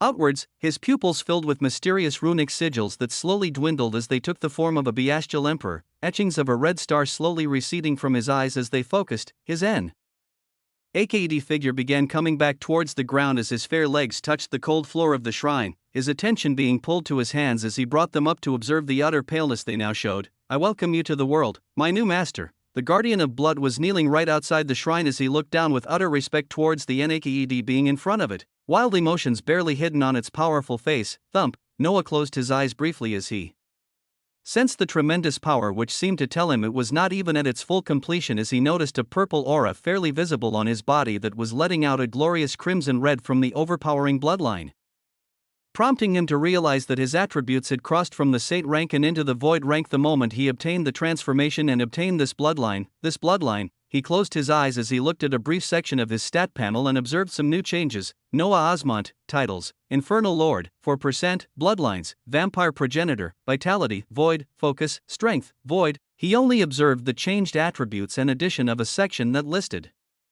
the bloodline of the vampire progenitor as he looked on impassively, much of his thoughts still recalling the immense pain he just went through as numerous memories that seemed to stem from this bloodline itself began to permeate through his mind.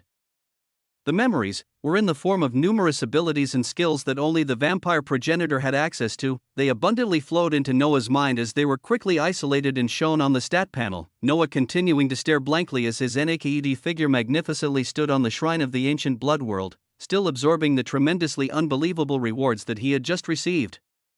Chapter 313 All Mine. The first thing that Noah focused on was the memories of the vampire progenitor bloodline. His mental state still jumbled as many memories flowed into his brain, his stat panel clarifying everything he was seeing in a much simpler fashion. His gaze focused on the description of the only thing present under bloodlines as he clearly read a set of shocking words. Vampire progenitor, awakening. The bloodline of the vampire progenitor has fused with your origin, slowly continuing to awaken to its full potential as time progresses. Bloodline boosts include ancient being, vampire ruler, supernatural beauty, decelerated aging, blood controller, bloodline affinity, bloodline bestowal, world portal, all element resistance, natural blood armor, enhanced charisma, unnatural healing, unnatural speed, unnatural strength, and blood gourmet. There were truly too many boosts associated with the vampire progenitor as Noah only looked through the descriptions of a few while continuing to stabilize the memories flowing in ancient being, from unknown origins. The vampire progenitor is known as an ancient, this in itself granting them a unique status. An ancient is able to withstand the dredges of time far longer than most, being able to live for a few thousand years naturally. Vampire ruler, holding the blood of the progenitor, you can command the forces of vampires as if they are your own limbs. Blood controller, the control of blood will never be as refined as in the hands of the progenitor. You are able to control blood in a variety of ways, and will only know to what limits as time passes. Blood gourmet, you become able to sense different qualities of blood and the wondrous unique taste they will bring to your palate. The only choice thereafter is whether you will devour. All abilities will be enhanced by half momentarily as you devour blood. Noah picked out 3 that he was curious about their full effects. His mind shook at the description of ancient being, as more and more memories rolled into his brain. His now starry eyes landed on the bowing guardian of blood as he chose to slowly assimilate the memories rushing in while stepping out of the ancient shrine. His thoughts moved as he activated blood controller, the nearby blood and mass of flesh that was sprawled on the floor shooting up and wrapping around him as it formed into a shining red cloak that covered his Eniki body. He spoke to the bowing guardian as his gaze looked across the wide coliseum they stood in. What exactly is this land we are in, ye master? This inheritance grounds is located deep beneath the ancient blood world, a world that the first progenitor resided in when he was rising in power. It was at one point reaching the level of a realm, but over the years it has fallen to the level of a prime world. Noah nodded his head as his figure elevated from the ground, going out of the shrine and shooting into the skies as the guardian of blood followed happily beside him. He shot high into the air until he broke through a certain layer, leaving the inheritance ground behind as he observed a whole new scene surrounding him. All around, an air of desolation and ancientness flowed as he observed expansive landscapes filled with a reddish hue. Everywhere he looked, he could see numerous shining crystallites shining a brilliant red covering nearly everything, leaving only a few empty areas of barren landscapes where one could see vigorously powerful vampiric beasts scurrying around. Over the millennia, the natural abundant essence of the world has given birth to varying levels of vampiric beasts that have populated all lands of this world, the only other thing coming out of it being these blood crystals that are filled with dense essence that makes it very easy for vampires to break through ranks. Noah's eyes shined as he looked at the expansive crystallite stones that covered almost every surface of the wide world he was looking at. His gaze also staying on the numerous vampiric beasts scurrying around as he ascended even higher. His body that already felt weightless when moving because of child of space had been boosted to extreme levels with the vampire progenitor bloodline. He felt such abundant strength and speed that his body turned into a streak of red light as it soon crossed the stratosphere and shot even higher, breaking past a glimmering red barrier as he came to the vastness of space that was between the light expanse where he had been at all this time, and the dark expanse where he had a tremendous amount of questions about. He looked around the starry space as he observed the remains of numerous shattered stars all around. The entire area seeming like a dead zone of planets as everywhere his gaze landed was just more asteroids and large landmasses stationed in space. He looked below the ancient blood world he had just left as he was actually faced with a sight that only seemed to show more wreckage of dead planets, and not the world he just came from. He smiled as his eyes shone a dense red color, the ancient blood world becoming visible to him again as he marveled at this feature it had of hiding itself from prying eyes. The barrier that Master used the last of his strength to erect still stands today, maintained by the world itself as it had been safely hidden from many powers that wished to obtain it. Noah nodded his head as he was finishing the process of receiving the abundant memories, many things becoming extremely clear about the vampires as he looked at the guardian of blood that was respectfully standing behind him. This was a being at the soul-forging realm, holding tremendous power that Noah had only been able to bring down by combining the use of many skills. A set of memories about this being were flowing through his mind as he spoke. You are connected to this world? Yes, Master. Through the progenitor's wondrous genius and the willingness of the ancient blood world, an automaton creation was made to oversee the undertaking of the inheritance grounds, as well as the easier use of the world's power that is heavily restricted by the universal laws. Shocking words were confirmed by the guardian of blood as Noah's gaze peered through him deeply, his thoughts actually going to the white-haired girl called Sophia that he knew to be connected to some sort of unique was to his homeworld's core. This was the same girl that the voice of the planetary system came out of, the one that had opened the portal to the beast world from a small isolated village, and the one still working behind the scenes now in his homeworld as she managed things. Very few could imagine, this guardian of blood in front of him was somewhat similar to Sophia, but much more unique as he was a powerhouse at the soul-forging realm. But to Noah, this was not all it signified. This creature was an automaton creation that was connected to the ancient blood world. This same creature was subservient to Noah, which meant that this entire hidden world that had downgraded to a prime world from an even higher stage would now be subservient to him. A red light erupted from Noah's eyes as he realized that the rewards for this venture were far more than what he imagined, this bloodline he had looked at only being a portion of it. Among the other rewards were a number of skills that the system was slowly connecting and classifying into those fitting into a skill tree or those that were in their own category, as well as the reward of a prime world just waiting for him to form yet another connection to. There were too many things to look forward to as he shot back down towards the ancient blood world, keen on starting multiple things right away. Chapter 3:14 Schemes, Aspirations. Across the vast space, on the seventh celestial star, an emergency meeting was underway as powerful figures gathered around a golden hall overflowing with splendor. The figures were shockingly known as celestial grandmasters, beings of a ridiculous level of power that even a single one would hold a tremendous sway wherever they appeared. They were seated on extravagant seats as they surrounded a slowly revolving illusory circle that seemed to portray a great deal of information only to them, their eyes occasionally shining with streaks of gold as they nodded their heads every now and then. After a while, one of the celestial grandmasters spoke, addressing everyone in the golden hall. As you all can see, even while moving to the greatest possible extent, the progression of events is still set, with the rise of this new infernal lord that will disrupt the balance we have worked hard to create on the horizon. The words were calm and yet somber. Many of the celestial grandmasters turning to observe him as one of them nodded and spoke, even though you took care of the aberration in the first hell, the cowards moving behind the scene could have brought about a new aberration in any of the other hells, allowing for things to move in this direction. But it matters not. Words filled with confidence erupted in the hall as the many figures dressed in a variety of different colored robes nodded. This was because they knew their own power, and how they were able to obtain the position they held now.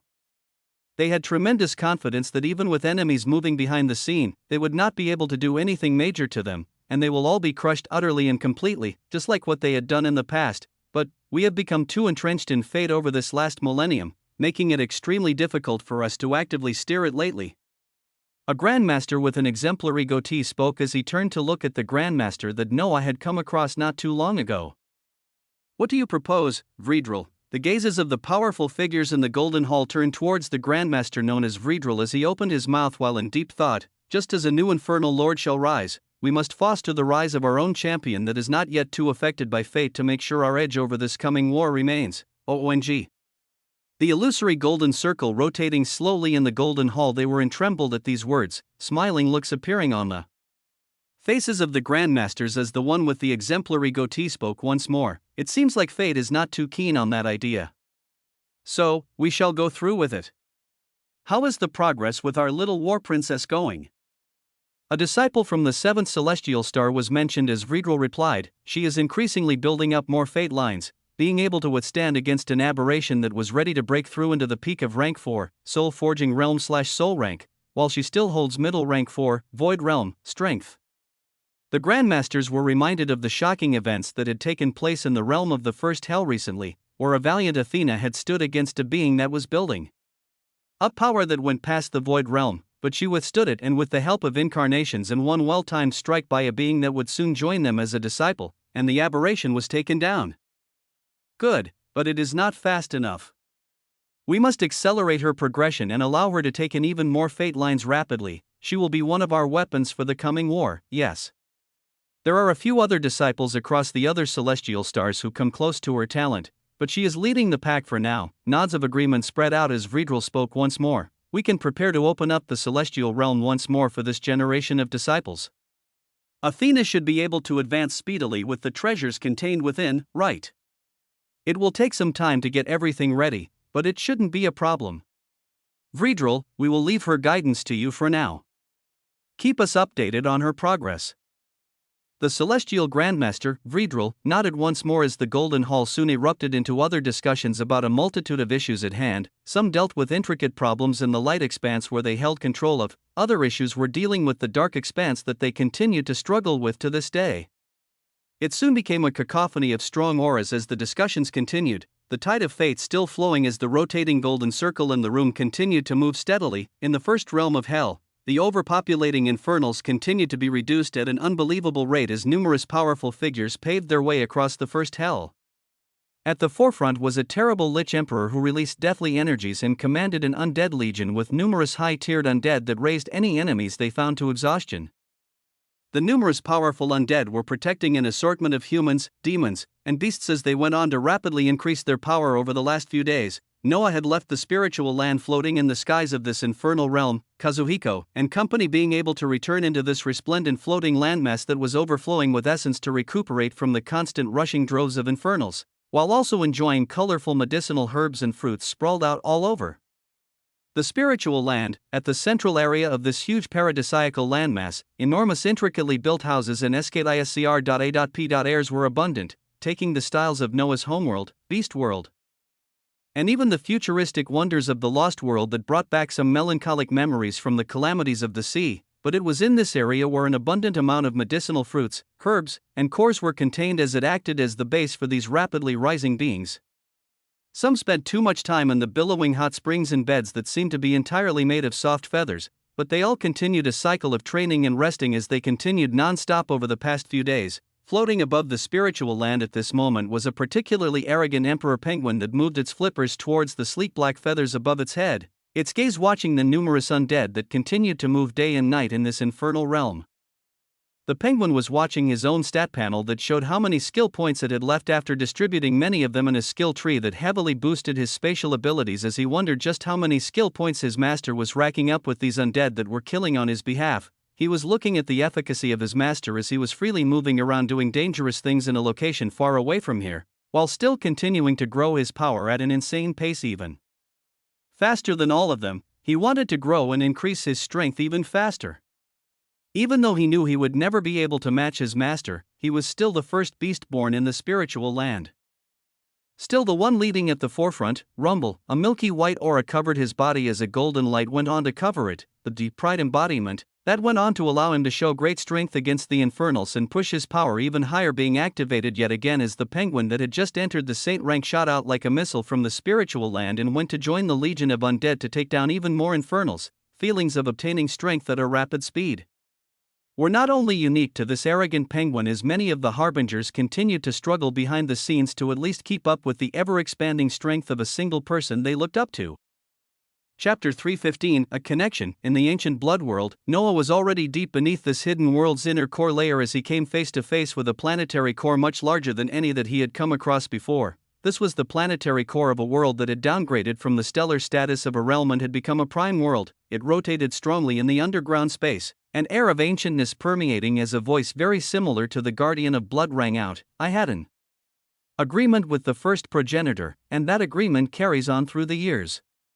What is it that you wish for? Noah's gaze that was wandering all over the mystical aurora of lights surrounding this crimson core focused as he spoke out calmly, moving his hands towards the core as he did it. I only wish for you to accept this connection. His right palm landed on the brilliant core as a unique light released from his body and bathed it serenely, the process of forming yet another line of connection, but this time with a prime world occurring. The ancient blood world quietly released its protective barriers, letting the energy freely permeate through its origin as it let this new progenitor do what he wished, the guardian of blood.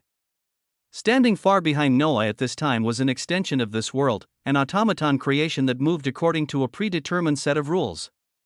It was a unique creature that allowed the ancient blood world to bypass the many universal laws laid down upon the planets.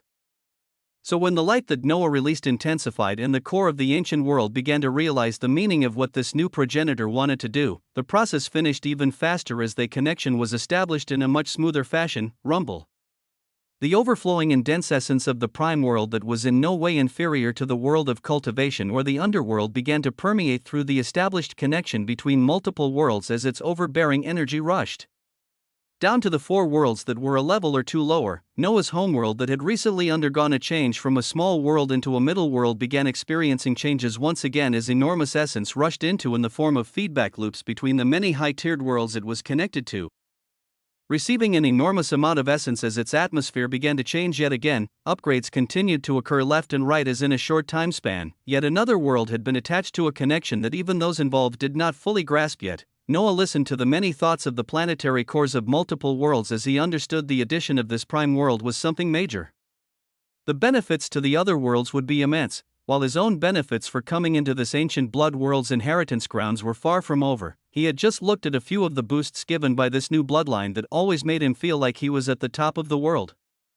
But he still had the spectacular skills in the form of memories that the system had classified into categories to look into. He moved away from the planetary core of the ancient blood world that had begun communicating with the many entities it was now connected to as he returned to the inheritance grounds, his gaze peering in his panel over the first set of skills that came with the vampire progenitor bloodline, and it was an absolute skill to observe first. Your very core holds a unique relationship to blood, granting you wondrous ways of utilizing it that many can only aspire to.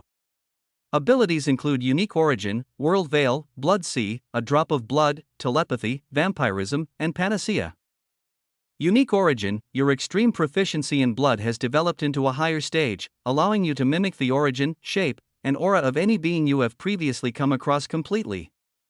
Unless someone more proficient in blood comes across you, your origin will always be what you portray. World veil, a great undertaking that is at the level of affecting an entire star. A veil is cast around a world that prevents the detection from any and all beings. Strict requirements must be met before a veil can be cast on any world. Blood sea, your body is able to turn into an expansive sea of blood, granting you a unique form that allows you to only ever take half of all physical damage while in this form. A drop of blood, from a drop of blood, you can begin anew. A part of your origin can be left behind as a drop of blood, allowing you to never truly die as a part of you can be safely hidden away. If used, the ability will require a period of 81 days before a new blood drop can be created. Noah had to come to a stop as he was reading the descriptions of the abilities of the absolute skill. When he looked over unique origin, he was happily surprised as it exactly fit what he wanted to obtain from the trip to the underworld. His one worry when he would enter into the domain of the Celestials was whether the skills he held would be able to bypass their mysterious means if they took a deep look at him. He didn't know exactly what the abilities of the truly powerful Celestial Grandmasters were, but he expected there to be a thorough examination for any of those joining the ranks of Celestials. This ability made it so that all of his worries were now wiped away, but the stupendous surprises of this trip did not stop there. The World Veil and Blood Sea were great enough as he continued to read on, but the ability that allowed him to leave a part of his origin behind in a drop of blood was shocking. The ability brought him a tremendous sense of assurance, but also a reminder that he never wanted to put himself in a position that would force him into having to use the stupendous effects of this ability. He gazed at the remaining 3 abilities he had yet to observe as he saw the effects of telepathy, allowed him to send and receive thoughts to those he was thinking of over any distance. Vampirism, bringing with it the ability to turn others into vampires, or even choose a lesser evolution and make them into brute vampiric beasts. Lastly, panacea was an ability that allowed him to release his blood as a supreme medicine, allowing even those on the brink of death to regain their full health and vigor. He could effectively become a machine that pumped out health potions if he wished. These were just the absolute skills that the system had taken and classified from the many memories Noah received after the vampire progenitor bloodline had fused with him. He had not even gone through the other abilities that were laid out in the form of a skill tree, making them abilities that he could upgrade and strengthen into an unknown stage far into the future. It felt like he was receiving an overwhelming amount of skills and abilities all at once as his eyes moved on to the skill tree that was at void rank, with multiple abilities shining below it as it read, Blood Lord.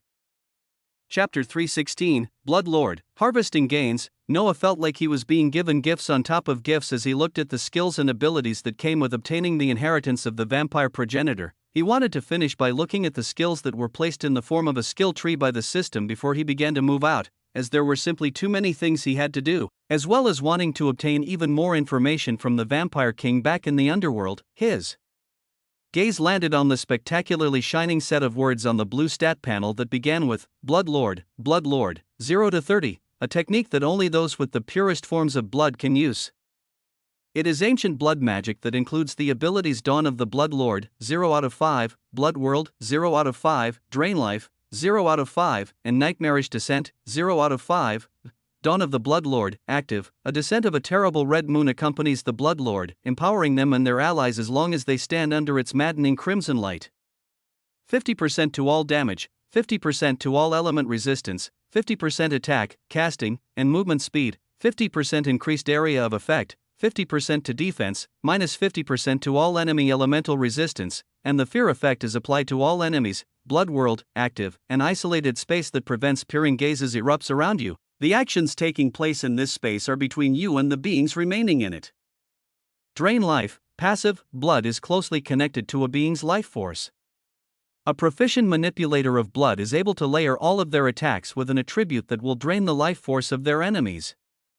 5% lifesteal at all times, Nightmarish Descent, active. Creatures of unholy origins are summoned at your call, latching onto your enemies as they activate blood magic and encase them in deadly coffins that skewer any poor souls contained inside. Yet another set of powerful skills showed themselves to him as he felt like a collector who just continued to eat up way too many abilities.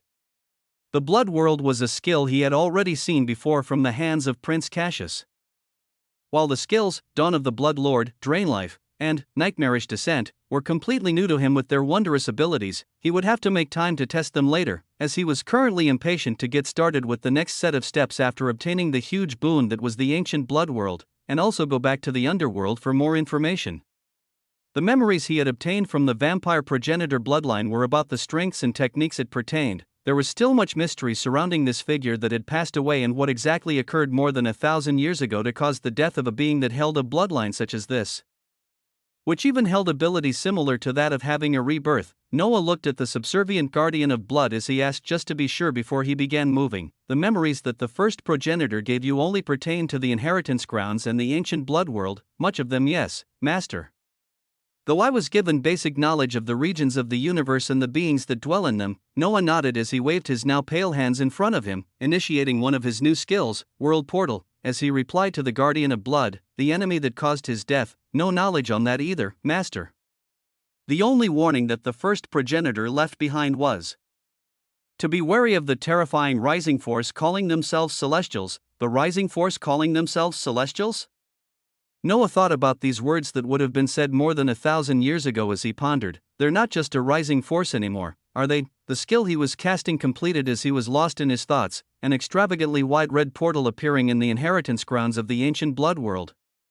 As for the other location this portal connected to, it was Noah's homeworld. Through the ability given from his new bloodline, World Portal, he could do what the planetary systems had been doing every time a connection was established with other worlds. He could choose to establish a permanent gateway that required immense mana to initiate, and they would continue to be kept active by the essence they absorbed in the atmosphere. The boosts and skills are so ridiculous that I'll have to spend quite some time just to understand how to best use them all. Noah continued to ponder as he moved through the wide red portal, the guardian of blood following close behind as this soul-forging realm individual entered a blue planet.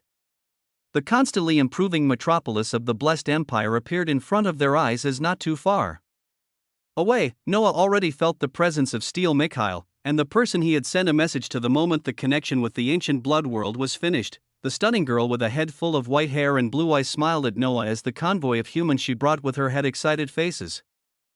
They only knew of the being in front of them from whispers and stories, never imagining they would meet the #1 hunter from their world that had made so many things possible. Steel Mikhail nodded at Noah, his gaze looking at him up and down as he wondered whether he was looking at the same person, while the white-haired Sophia smiled cutely and spoke, her gaze landing on the guardian of blood behind him as a white light briefly passed through her eyes. It hasn't even been all that long, big brother, and you're already gifting us with another world. Noah nodded with a smile at this unique being that was connected to the planetary system in a different way than he was, being extremely similar to the guardian of blood as they almost felt like an extension of the world's wills. The group that came with Sophia and Steel Mikhail were some of the most powerful hunters remaining in this world who continued to strengthen their power through dungeon diving. They had come here today and with such a fast response simply because they were called by the upper echelons of their world, with the word they would be meeting the special being they knew as the highest-ranked hunter, Noah. A meeting with this being always proceeded with huge boosts of strength for all those involved, as they were excited to find out exactly what stupendous gifts they would be receiving today. The words mentioned by the guide thereafter only made them more excited as they looked towards this figure who was most definitely more handsome than what they were told. Noah had gathered these powerful hunters here, along with many more that were on their way to this location for the singular purpose of harvesting the great gains that were sprawled out all over the ancient blood world. In that wide prime world, numerous blood crystals that literally covered the lands were just waiting to be harvested, as well as the numerous vampiric beasts waiting to be taken down.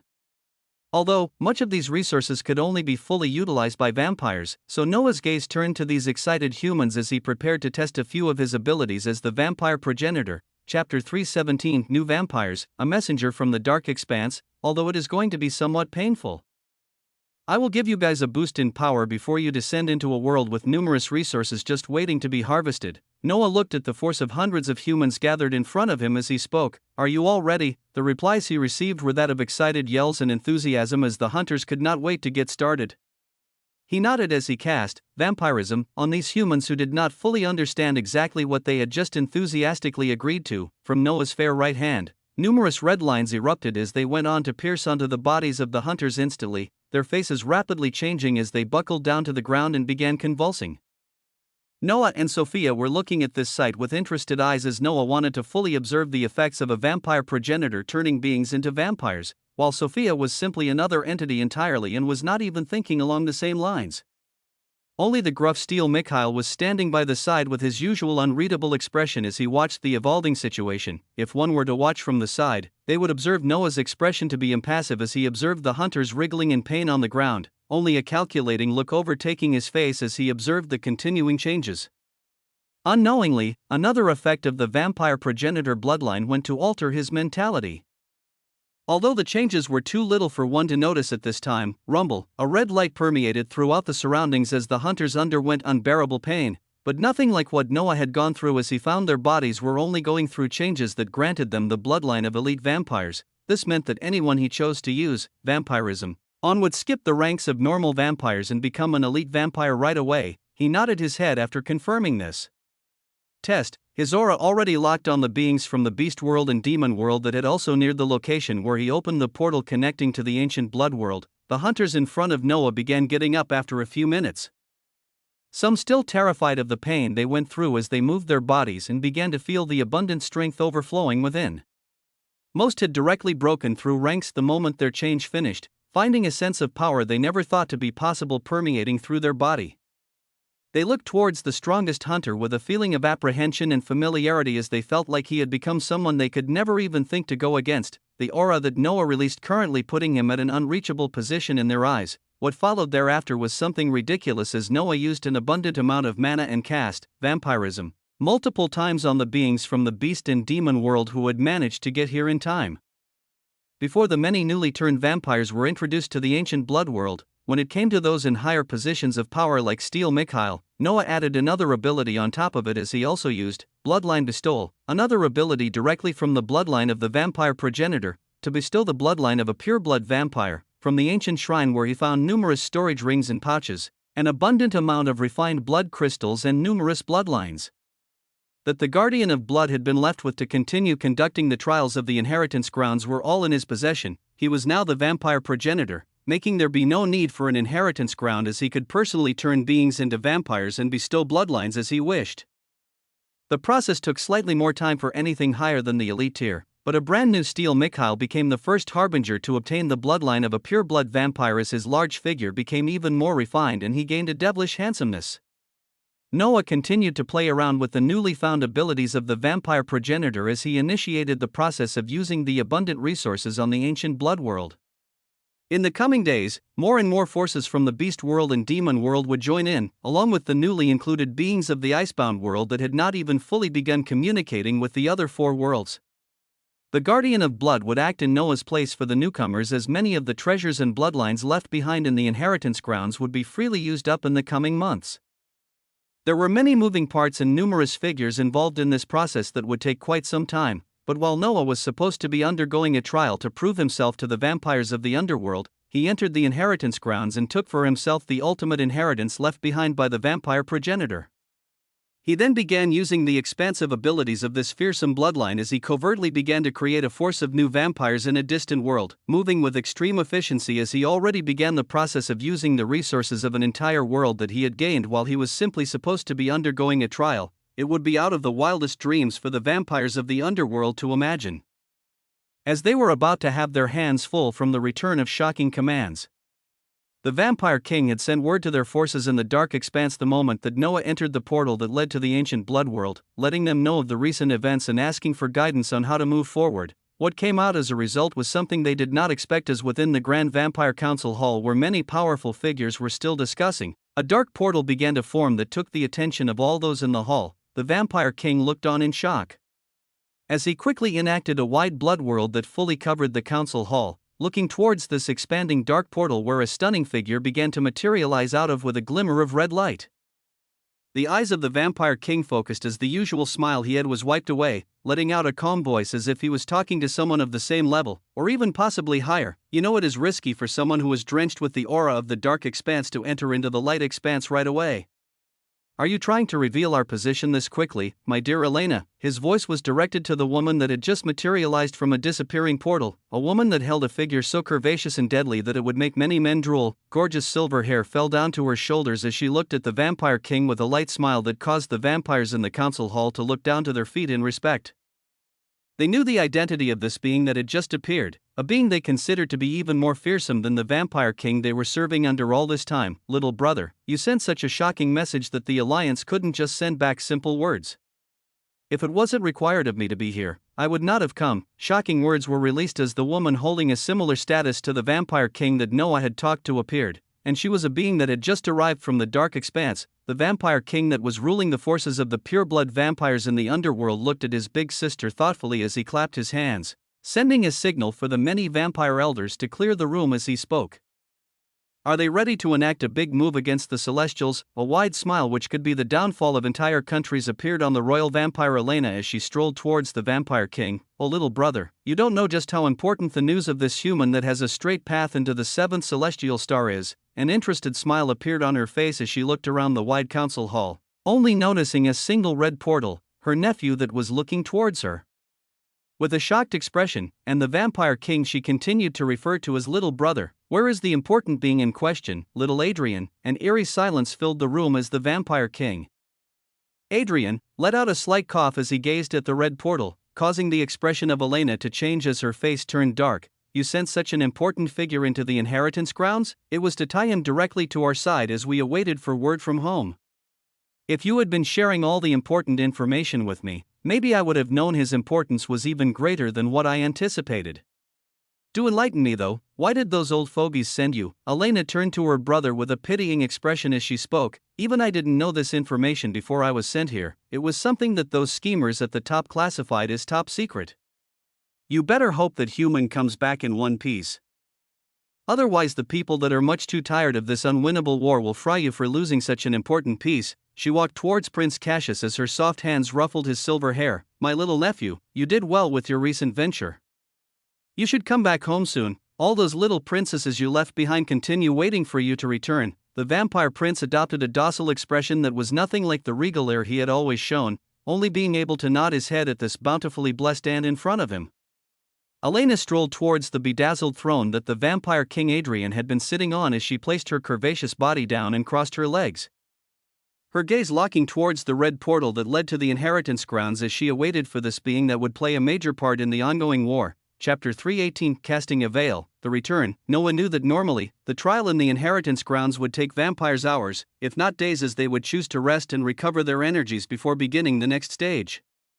He had finished his run at the trial in less than an hour, and this was while clearing all 6 levels of the inheritance, so he knew he had a lot of time before he needed to return to the council hall in the underworld. He oversaw the gradual introduction of his forces into the ancient blood world as the Guardian of Blood acted to protect the newly turned vampires if they came into contact with vampiric beasts that were too powerful.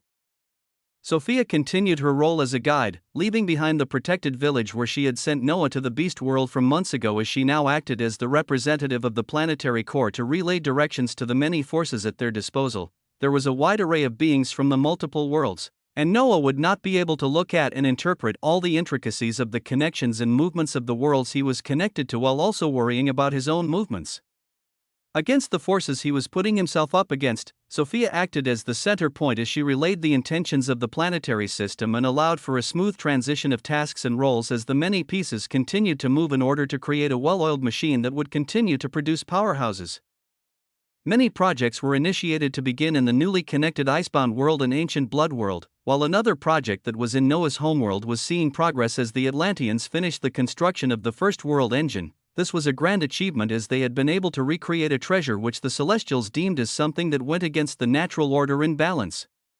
The completion of this world engine would allow for the displacement of a star, a drastic measure that would be used if their enemies ever tracked their coordinates and wished them harm. The smooth progress of the project to create more world engines reminded Noah of the supernatural veil that was covering the Ancient Blood world, allowing it to hide amongst dead stars and escaping the sight of powerful beings for the past 1,000 years. The one who had enacted that veil onto the Ancient Blood world was the vampire progenitor, and he now held that same power as he recalled the description of one of the abilities he had just obtained, World Veil, a great undertaking that is at the level of affecting an entire star.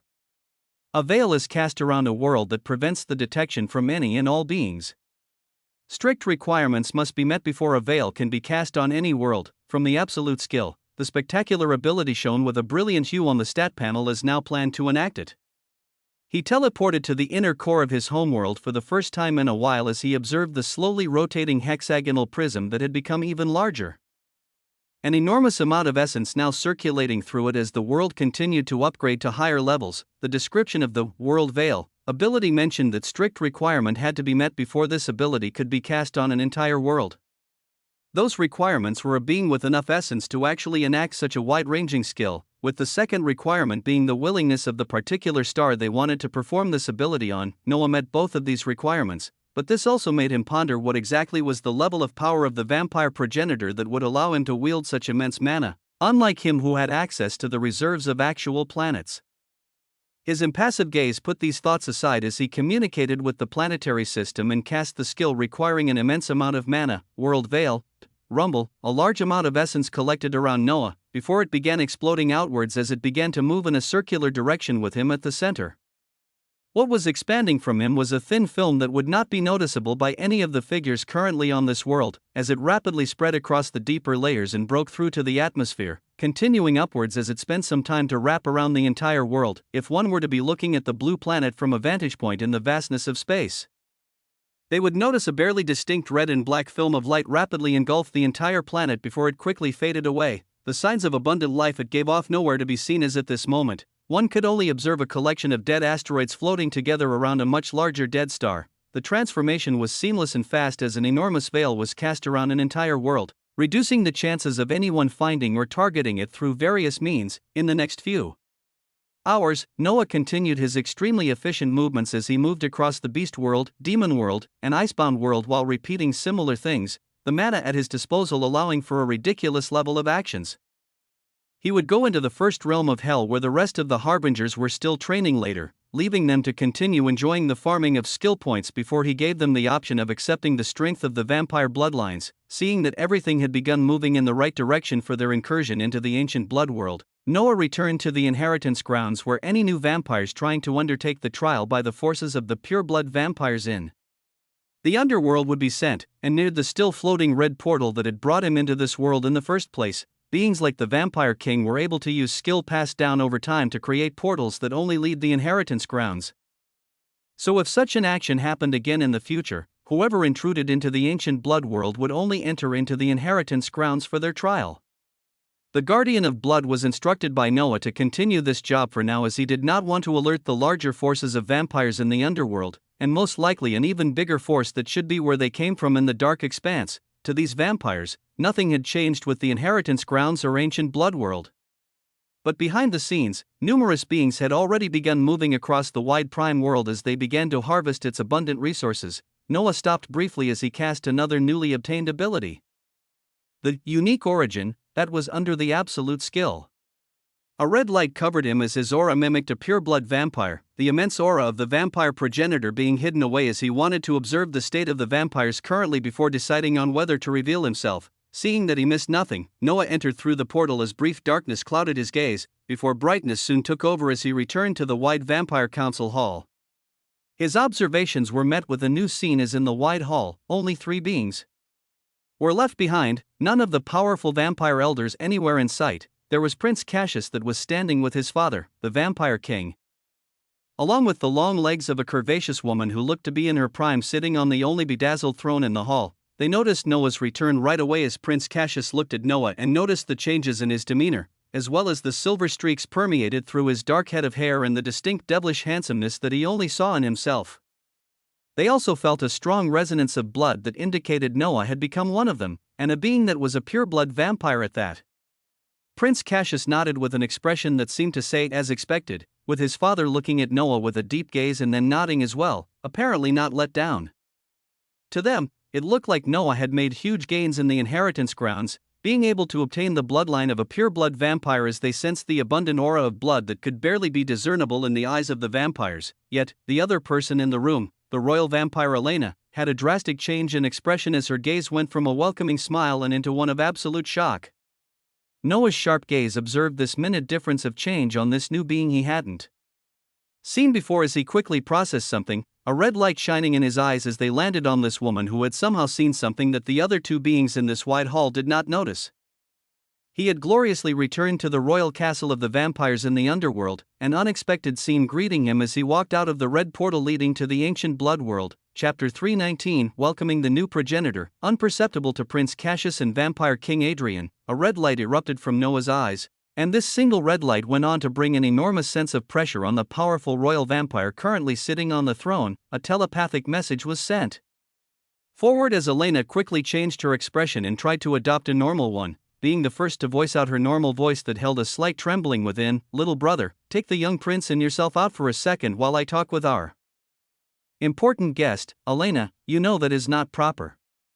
You are in my domain now, I will at least be involved in the talks, no matter how important you make them out to dash. The vampire king Adrian was voicing out with slight dissatisfaction when he turned towards his sister and saw an unexpected imploring gaze on her face. Please, brother.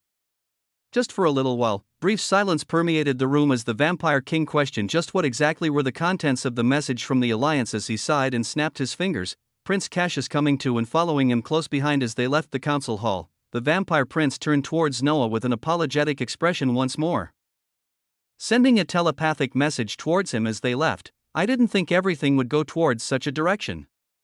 I'll try to be a good host after these talks finish and get you accustomed to the body of a noble vampire that you just obtained. Noah smiled and nodded towards the young prince as the doors closed behind him, only a single other person being left behind in this wide council hall as the smile was quickly wiped away from his face. His gaze landing on the soul-forging realm royal vampire that had gone back to a trembling gaze the moment Noah focused on her. Rumble, Noah moved his essence as he cast forth a blood world, the entire council hall instantaneously being surrounded by a protective and secretive layer that nobody on the outside could peer through. Noah's gaze became impassive as he looked at the vampire that had inadvertently realized something. How did you notice? A cold voice came out from Noah as he addressed this soul-rank being calmly while moving forward, the body of the curvaceous vampire shaking as she couldn't find the words. There was a huge reason why this powerful being changed her expression the moment she looked closely at Noah, as she had noticed something that Prince Cassius and even her brother had not been able to notice, and that was the complete and utter domination of blood that the being in front of her let out. This was a shocking finding as it could only mean one thing, but it was such an outrageous and unbelievable idea that Elena did not fully believe it until a distinct red light passed through the being's eyes as she felt her entire body locked in place. A message arriving in her mind telling her to send the other 2 beings away from this room. This confirmed her shocking finding, as she quickly stood up from the bedazzled throne and kneeled towards the figure of Noah while voicing out with a meek voice, this undeserving child greets progenitor, and hopes you will forgive her insolence for not realizing and acting right away. Yes.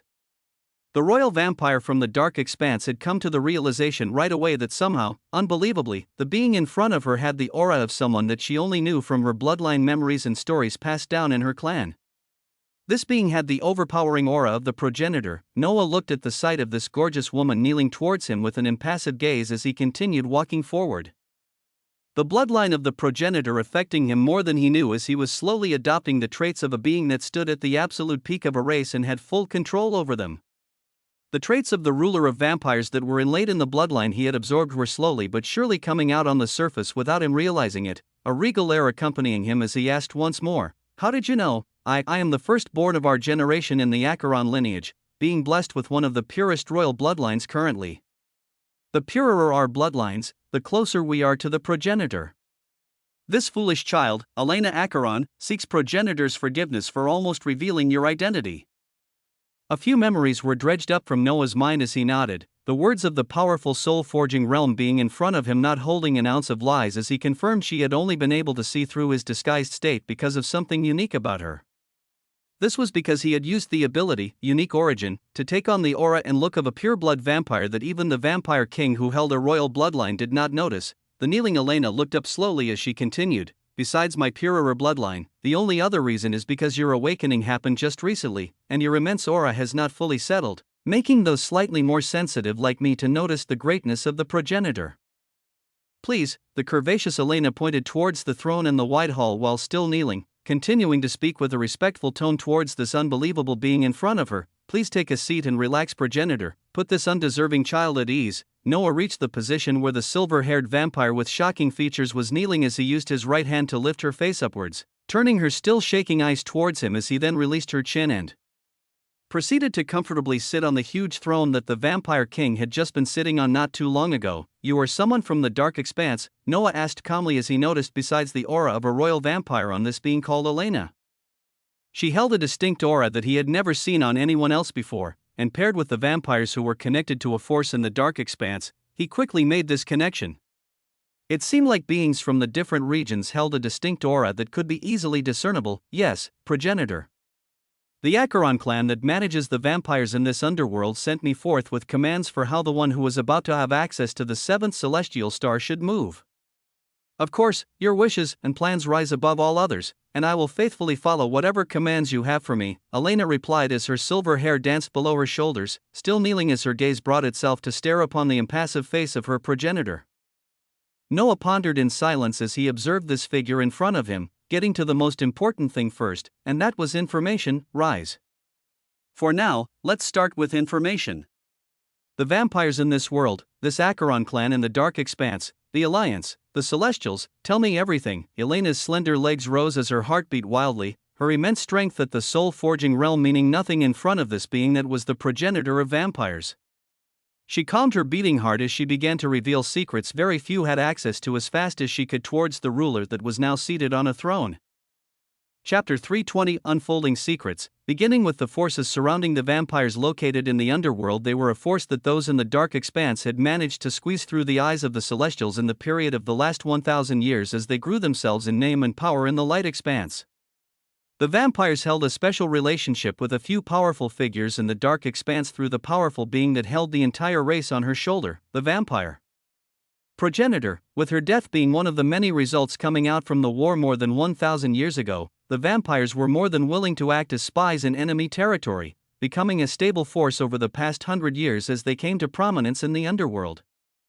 The vampires also fit this task perfectly as they held abilities that allowed for complete secrecy, the covert qualities of their techniques making them move unhindered for the past hundreds of years. They had been able to smoothly monitor the grand moves that Celestials continued to make, and even occasionally take down Celestials as was recently done by the rash Prince Cassius. They continued to be a force that relayed information to the forces of the dark expanse for all these years. Until the recent developments caused by Prince Cassius grabbed the attention of the higher echelons of the Archeon clan where the pure-blood vampires in the underworld were from, which also meant they had grabbed the attention of a few figures in the alliance that oversaw the dark expanse. The Archeon clan was the topmost lineage of vampires descending down from one of the first children of the vampire progenitor, with a few other clans taking different names existing, but the Archeon clan always remained at the top in power and bloodlines. They held significant power in the dark expanse and oversaw a few core operations for the war that continued to occur behind the scenes. "So what exactly did the Archeon clan send you to do?" Noah stopped the vampire that held a fervent light in her eyes as she continued to speak, the silver-haired vampire still not being able to fully contain herself as she realized what the return of this figure in front of her truly meant. Elena's immaculate face tried its best to remain calm as she reached into her ample bosom and pulled out a small cylindrical container. It looked like a small ancient bottle with a wooden stopper that contained contents that would draw anyone's eyes instantly. In this small bottle, a sparkling black liquid that seemed to be moving by itself was present, a mystical light running through it as Noah observed it closely. The Archeon clan sent me here to provide the one becoming a celestial disciple with this treasure. It is a unique poison obtained from the Latalis expanse. Noah observed the mysterious liquid as he couldn't help but ask, a poison? You all wanted to send me on an assassination mission? No such thing, O progenitor. This is a unique treasure that is aimed at something specifically on the seventh celestial star, but it is not for assassination, Elena quickly clarified as she brought the bottle forward, leaving it on Noah's hands as she continued. Another result from the last full-scale war that occurred over 1,000 years ago were some very powerful beings imprisoned on the many celestial stars. This unique treasure that was sent with me for you to carry into the seventh celestial star is something designed to release the shackles binding a particularly powerful figure imprisoned in that celestial star. Noah looked closely at the viscous starry liquid moving within the small bottle that only seemed ancient, but did not let out any other aura. Even his planetary system did not know anything about it as no information could be found out. A prison break, he spoke to himself as he evaluated his own goals when he eventually stepped into the seventh celestial stars, and how exactly the movements of these beings from the dark expanse could come into play. The message they told me to pass along was for you to simply pop the stopper on that bottle and release the liquid flowing within into the soil of the celestial star, and this treasure would do the rest. Elena spoke respectfully as she observed the thoughtful expression on the progenitor's face, feeling her heartbeat increasing as his gaze landed on her again. The fearsome progenitor in front of her put the small ancient bottle away with a wave of his hands as he continued, "All right, this never-ending war you continue to mention. The Alliance in the dark expanse and the Celestials in the light expanse. What exactly is the history behind this? A celestial grandmaster told me the Celestials have reigned over the last thousands of years, bringing prosperity and peace over the light expanse, while also calling the Alliance overlooking the dark expanse to be an unstable collection of stars that sow chaos and disorder. What version of the story will you tell me?" Noah asked the soul rank being in front of him languidly as he called for more information on the Celestials. And for the exact reason of the apparently ongoing war and conflicts that continued to occur between the light expanse and the dark expanse, the only history he had with the Celestials was them almost killing him while they wiped out an entire world because of what they believed in, and he aimed his sword towards them because of this reason. He did not know of their real history or what they really stood for, the memories he obtained from the celestial disciple Drax only showing him more of their fearsome power as he continued to go down the path against them. Elena's fervent expression actually turned serious at the mention of the Celestials, her gaze becoming somber as she spoke. The Celestials were an organization that slowly rose up a few thousand years ago. They began expanding their forces across a few worlds at first, preaching a doctrine of order and balance as they garnered more forces and support through all means possible. Her shimmering silver hair danced as her voice became stronger. Their rise was paved and built on countless wars and bloodshed under the name of their doctrine, destroying anything and anyone that stood against them as they were labeled heretics and beings that sought to cause chaos and disorder. What made the Celestials even more fearsome was their unbelievable proficiency in the law of fate, a supreme law that has allowed them to remain unrivaled until now. A grand and shocking story weaved itself out from the red lips of the curvaceous royal vampire as the secrecy covering the Celestials was slowly torn through. The number of beings that have died under the hands of the Celestials over the years, the number of stars that have been destroyed by their deadly weapons, is uncountable. Noah's entire attention was focused on this silver-haired vampire as a picture was slowly being built about the beings that always shone with an ill.u.s. trias. Golden light, the beings that stood for order and balance. The Celestials, Chapter 321. The Celestials, the War of the Righteous. The Celestials were beings of immense strength who quickly rose to power by relying on the mysterious supreme law of fate. It was an extremely abstruse law that very few beings could master, and yet the Celestials held numerous techniques that could manipulate the law of fate as if it was their own two limbs. Through the fearsome power given by their domination of the law of fate, they rapidly expanded their influence across multiple worlds in the light expanse, continuing to dominate many forces over the years until it all led to the culmination of a huge war more than 1,000 years ago. This long war was later known as the War of the Righteous, where two sides with their own strong beliefs clashed in large-scale combat that colored the stars red and created thousands of dead planets. It occurred over decades as the death toll rose to the billions just for those involved in the war. The Celestials that were close to fully expanding their power over the light expanse fully clashed against the newly allied forces in the dark expanse that called themselves the Alliance. The Alliance saw the numerous atrocities that the Celestials continued to commit under the banner of order and balance as a few powerful figures chose not to stand on the sidelines and finally act, coming together and joining hands against this mysterious force. They banded together as they could already foresee that this force wanted to completely wrap everything in their palm of their hands, and they were destroying anything that stood in their way in order to achieve it. The vampire progenitor was among these powerful beings that chose to stand against the Celestials and participated in the War of the Righteous. Her power matching even the most powerful celestial grandmasters as the battle came to a brief impasse with her intrusion. Alas, it was too late. The power that the Celestials wielded had grown too much, utterly dominating the battlefield with their unique uses of the law of fate as they besieged hidden locations of the Alliance with precision and seemed to always know the movements of their enemies even before they acted. The Alliance was utterly and completely outclassed as the Celestials went on a crusade of order and balance, continuing until their forces completely dominated the entirety of the light expanse, pushing many opposing forces into the dark expanse as they retreated from their own homes.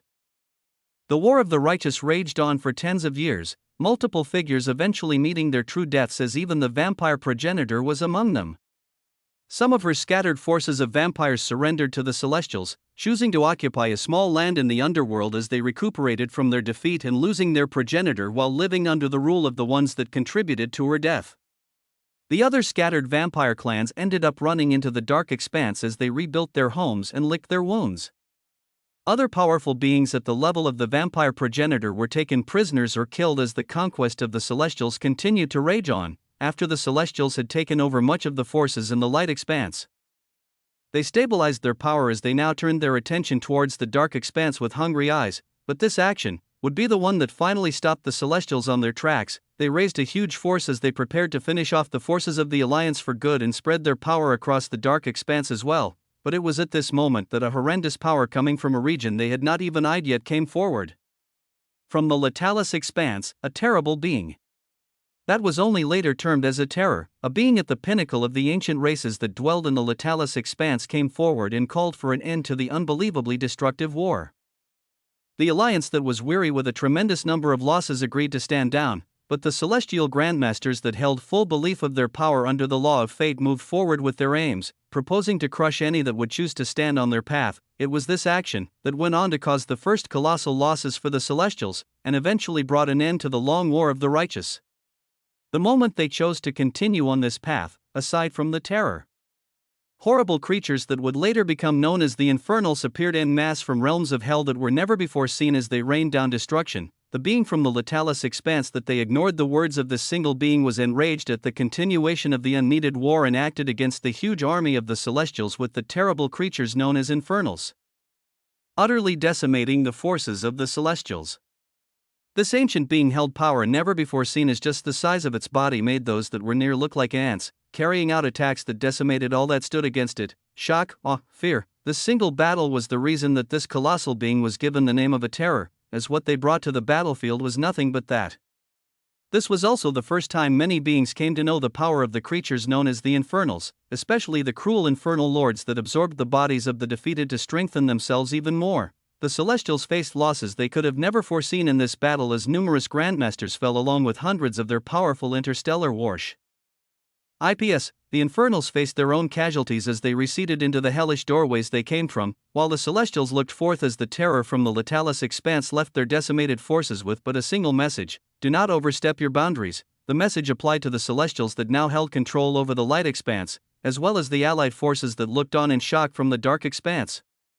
This single being of the ancient race from the Latalis expanse and the forces of the Infernals had brought an end to the War of the Righteous as the forces of Celestials pulled back and recuperated their losses. Noah raised his head as the curvaceous Elena stopped briefly as she told the story, his mind going to the words of the celestial grandmaster who had called the ancient races cowards that only slumbered towards their destruction. He did not understand the reason for that tone then, but he understood now. A single being had decimated the forces of the Celestial until they could not advance any further. Ancient races and a terror. He wondered about the ancient being title that he now held as the vampire progenitor. As Elena continued on, the Celestials pulled back and consolidated their forces, but they did not stop pushing their aims these last 1,000 years. They have continued to grow even stronger as their mastery over the law of fate increased. The ancient races in the Latalis expanse have gone silent, while only the infernals continue to hinder the movements of the celestials. Constant skirmishes and battles have been held over these last 1,000 years in the locations where gates of hell reside, as well as the border between the light expanse and dark expanse. In the past 1,000 years, the power of the celestials had just continued to grow as wars at a much smaller scale continued to occur. The tide of victory once again beginning to shift to the side of the celestials as they developed more fearsome strength with the advancements they continued to make. With the supreme law of fate, many thoughts were passing through Noah's mind as he heard this story. His thoughts also going to the infernals that had appeared alongside the terror from the Latalis expanse. There were still clouds of mysteries about the celestials, infernals, and these beings from the ancient races that he had to slowly figure out as he continued to advance in power, and eventually become able to stand side by side with them in the future. A smile appeared on Noah's face that wasn't the usual calm and enthusiastic smile for the future. The enraptured Elena that was observing the vampire progenitor all this time saw a cold smile that seemed to be hungry for power, a smile of a being filled with confidence even after hearing about the ridiculous levels of strength that his enemies and those around them held. Chapter 322, A Taste of Blood. The curvaceous Elena that had just finished relaying numerous secrets about powerful figures became enchanted with the cold smile of the vampire progenitor, the blood within her coursing even faster as they observed the being that stood at the peak of all vampires. This was just one of the huge effects for those that knew about their progenitor, just the knowledge that the being holding the purest vampire bloodline being in front of them making them feel extreme respect and reverence. Elena found her red lips unexpectedly moving by themselves as she continued to be lost in thoughts, deviating from her story after she found the state of her progenitor in thought. This undeserving child wondered if you've had the chance to feed yet, oh progenitor. I know you just returned from the inheritance grounds now, and I don't wish to be an even worse servant that hasn't offered anything to you. Oh, Noah returned to the present as he heard the melodious words of the royal vampire whose head shimmered with silver hair. He observed her long hands pull the many strands of her hair to one side as she showed her neck and leaned her head to the right, voicing out with a slightly shaking voice that seemed to hold a tinge of excitement for something that she considered the biggest honor. This undeserving servant offers up her blood for the progenitor to feed for the first time since awakening. Thump! Noah felt his new heart beat strongly as something that was a trait at the core of its being was presented in front of him. He found his body disappearing into red mist as he instantaneously reappeared in front of the fair woman with her neck turned to the side. He had just been thinking about the mysteries of celestials, infernals, and the beings from the Latalis expanse when just a few words from this royal vampire had prompted such a strong reaction from the innate nature of the vampire progenitor. Blood gourmet, unconsciously activated, as found a sweet smell wafting off the docile curvaceous figure in front of him. Blood gourmet, you become able to sense different qualities of blood and the wondrous unique taste they will bring to your palate. The only choice thereafter is whether you will devour.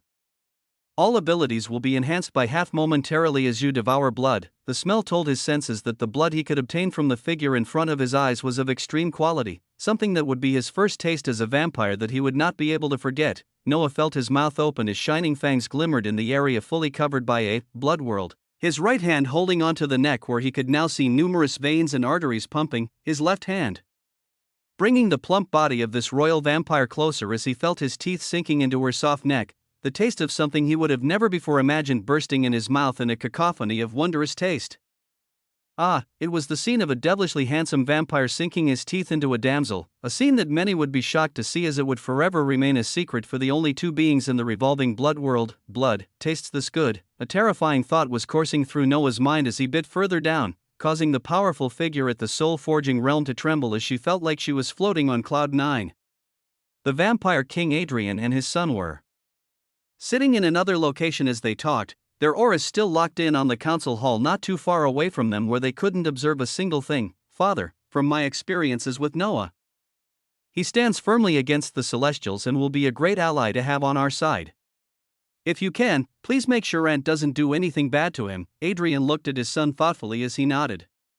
He knew the strength of his sister was even greater than his own, standing stably at the peak of soul-forging realm. If she wished to do anything to the newly advanced pure-blood vampire that was Noah, he would be helpless to fight back. No need to worry.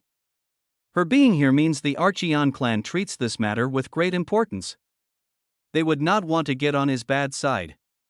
You did well bringing such a character to us this time around. the vampire king gave his son a proud gaze as he nodded. Their talk continuing for another hour before they felt a portion of the blood world opening, meaning they were being invited into the council room once more. They passed through the small entrance made as it quickly closed behind them, their gazes landing on a calm Noah that was standing by the side, and the amorous Elena looking towards them in a commanding expression while not being able to hide her ecstatic smile. Alright, the details of the mission have been discussed, with our important guest agreeing to go through with it. We'll have to be good hosts in the next few days as we welcome him to our family and culture. Little Cassius, you can handle this job. Elena turned towards the prince who was already standing next to Noah and checking if he had been bullied or charmed in any way. Nodding his head as he gestured for Noah to follow him, the vampire king Adrian looked at his sister thoughtfully as he noticed her much bubblier expression, speaking towards her in a questioning tone. Elena, you need to fill me in on the exact details of what is happening.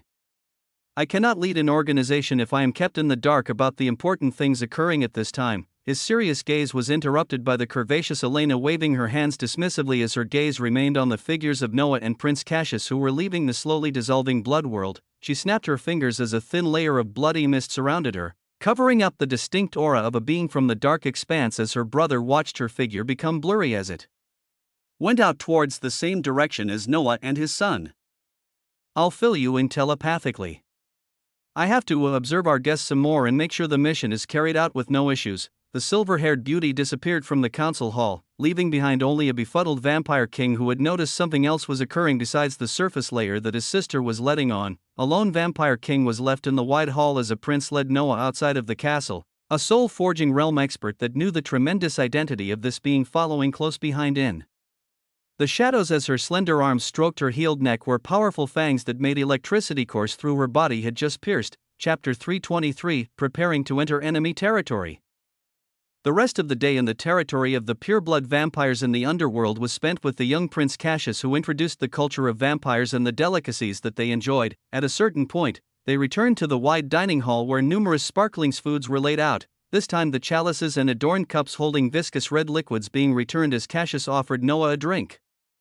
This will be your first taste of something that you would only understand the wonders of as a vampire. Go on. The prince was observing closely as he thought he was undertaking the job of feeding an important new addition to the clan for the first time, not knowing a gorgeous silver-haired beauty had already offered up blood of even greater quality not too long ago.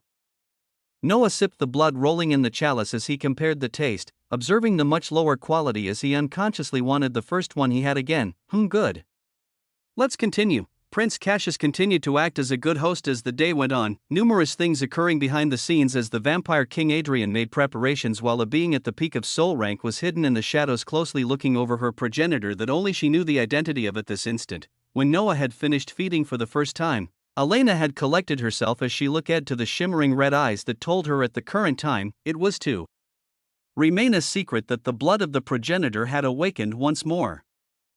If a being such as this had faced destruction in the past, Noah wanted to continue playing in the shadows without knowledge of it spreading out too widely. Elena could only give a nod of affirmation as she collected herself and then passed the commands to the entering vampire king and Prince Cassius thereafter. Time passed like this as Noah spent a few days in the underworld, familiarizing himself with the many abilities that came with the vampire progenitor as he learned more about the workings of the Celestials and the Alliance during the day, and conducted some more tests when nighttime came. The first night, he received a telepathic message from the royal vampire Elena that went along the lines of, "Can this undeserving servant be of any use to the progenitor?" Noah did not pass up the opportunity to become more familiar with the body of the blood progenitor, surprising the royal vampire who had expected other things to occur when he began asking her to conduct secret field battle tests which allowed Noah to come to some spectacular conclusions after the numerous tests throughout the next few days. The first conclusions were regarding the boosts of unnatural strength, speed, and healing that came innately with the bloodline itself. Noah surprisingly found his strength and speed almost entering the realm of the soul rank while his body still held void rank attributes, the boosts from the bloodline as well as the passive trees from the lesser Cthulhu and other abilities continuing to boost his power in ridiculous ways. The other conclusions were regarding his healing, where he commanded Elena to let out a strong enough attack that was able to pierce his body that now held a natural blood armor that provided enormous defenses, observing emotionlessly as his right hand fell to the floor, and then numerous lines of blood shot out from his shoulder as they reconnected the lost limb without a scratch in a matter of seconds. There were too many wonders that came with his new body as he had only gotten more monstrous. He gradually wrapped up his preparations on the third day as he made it known that he would soon be moving out, going through another round of discussions with the Vampire King and a few knowledgeable elders about the seventh celestial star he would soon enter, and go through even more thorough discussions with the completely subservient Elena at other times regarding the secretive information that very few could obtain in the dark or light expanse. He gradually expanded his horizons until the time came to leave with his tremendous gains on this trip to the underworld, finding himself in the wide council hall once more as Elena gave numerous commands to the surrounding vampires. Be more active with the spy networks and collect even the most unimportant information that deals with the Celestials. We need to know any possible moves they might be making in these next few weeks as our new brethren risks their life to enter one of their homes. Confirmations rang throughout as the Vampire King stood to the side shaking his head as his authority was ever so slightly pulled away by his sister. Elena turned to Prince Cassius as she spoke once more. Little nephew, you will be heading back to the dark expanse to lie low after killing those celestial disciples. You need to upgrade your strength and purify your blood even further, and there are also too many awaiting your return back home. Prince Cassius nodded with a devilishly cold expression as he only cared about increasing his strength, and watching as Noah was about to jump into the jaws of enemy territory only made him seek faster growth of his own power. Be careful not to be swept in by the Celestials' doctrines. We don't want you changing sides just a few months in. The young prince let out some ominous words towards Noah as he left to prepare. Noah only smiled at these words as he spoke out to the Vampire King and Elena. I'll be taking my role as Crixus and begin to head towards the seventh celestial star. I'll be sure to make contact if anything drastic occurs. The two royal vampires nodded with heavy expressions as they watched Noah disappear into particles of light, knowing that the Alliance had given him a dangerous mission that would result in the release of a powerful being held prisoner on the seventh celestial star. The Vampire King only wished success for the new brethren that had joined their ranks, while the royal vampire Elena held a fervent light in her eyes as she watched the being only she knew as the progenitor take on the most dangerous task.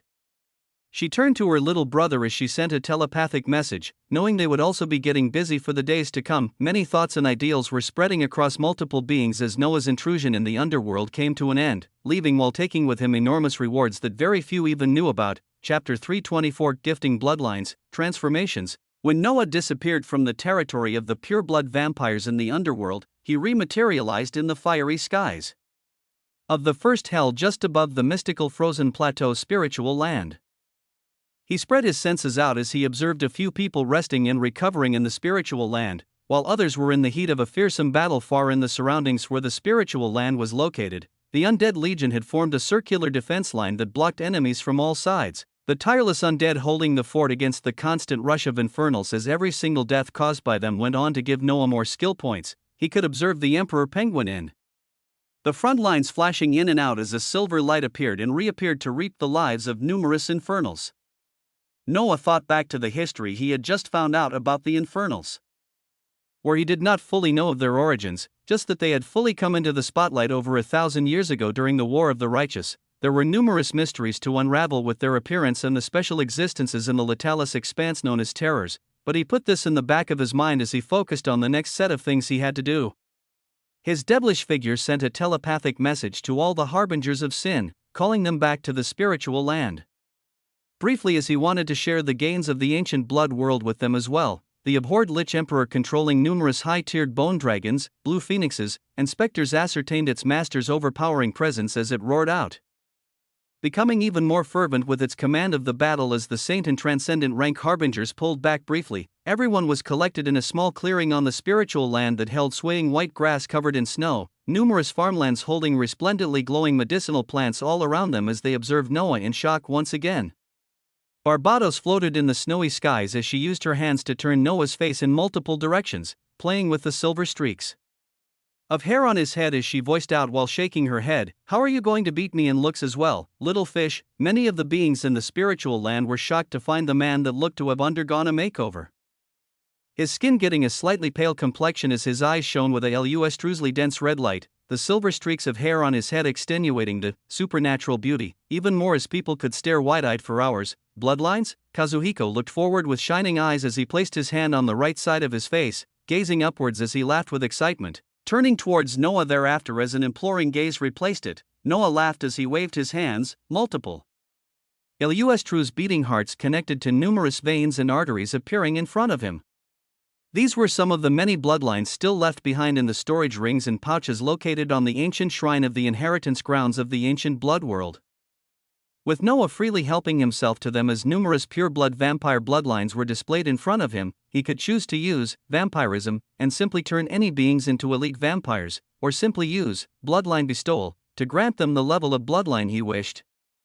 His own origin blood would be used up in the future if he chose to synthesize more bloodlines, but there were currently more than enough left behind by the old progenitor that he would not have to do this anytime soon. The harbingers of sin looked at the shimmering treasures in front of them as they wondered exactly how much their power would be boosted, while Noah was looking forward to the new forms they would take after they withstood the tremendous pain that came with the bloodline fusion. When he used vampirism on humans, they simply gained the strengths and qualities of the vampires, but when the same process was applied to beasts and demons, some adopted fearsome transformations as they gained abilities unique to them. An example was how the first pureblood vampire in Noah's forces, Steel Mikhail, had simply become a more gorgeous and stronger version of himself as he now held the bloodline of a pureblood vampire, but the beasts from the beast world underwent transformations that made them even more fearsome. Noah looked forward to the transformations of the calamities of the sea and the beasts of the spiritual land as he flicked his fingers and sent forth the many bloodlines floating in front of him towards them.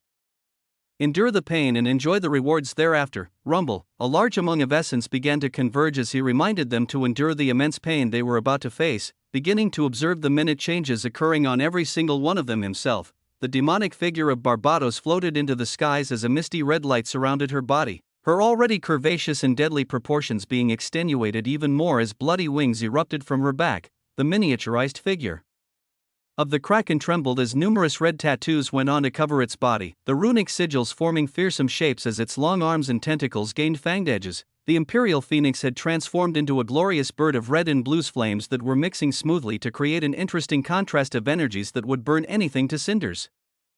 Ra! Ra! RAA battle cries were already resounding from the Emperor Penguin as numerous sigils spread across its body as well, its figure becoming slimmer. Its flat flippers shone with a cold light as they became knife-edge, the sleek black and white color over the body of the penguin becoming even more vibrant as numerous sigils went on to cover portions of his body. Many of the beasts and demons had their own unique transformations depending on their initial compositions, with the humans like Kazuhiko only gaining similar strands of silver hair like Noah, their bodies gaining tremendous strength while keeping much of their physiology the same. Among the harbingers, a bloodthirsty kraken had arisen. A fearsome vampiric phoenix floated in the skies with blue and red flames painting both sides of her body. As an emperor penguin became even more arrogant as it felt the numerous tattoos all over its body. Barbados's demonic figure gained unreal proportions as beautiful shining red wings held her in the air like a demonic queen. An air of regality and nobleness spread out as Kazuhiko and the rest of them rose, shimmering eyes filled with power looking at Noah as they sensed an even deeper connection with him, their strengths heavily boosted once more as their bodies were honed even more for battle.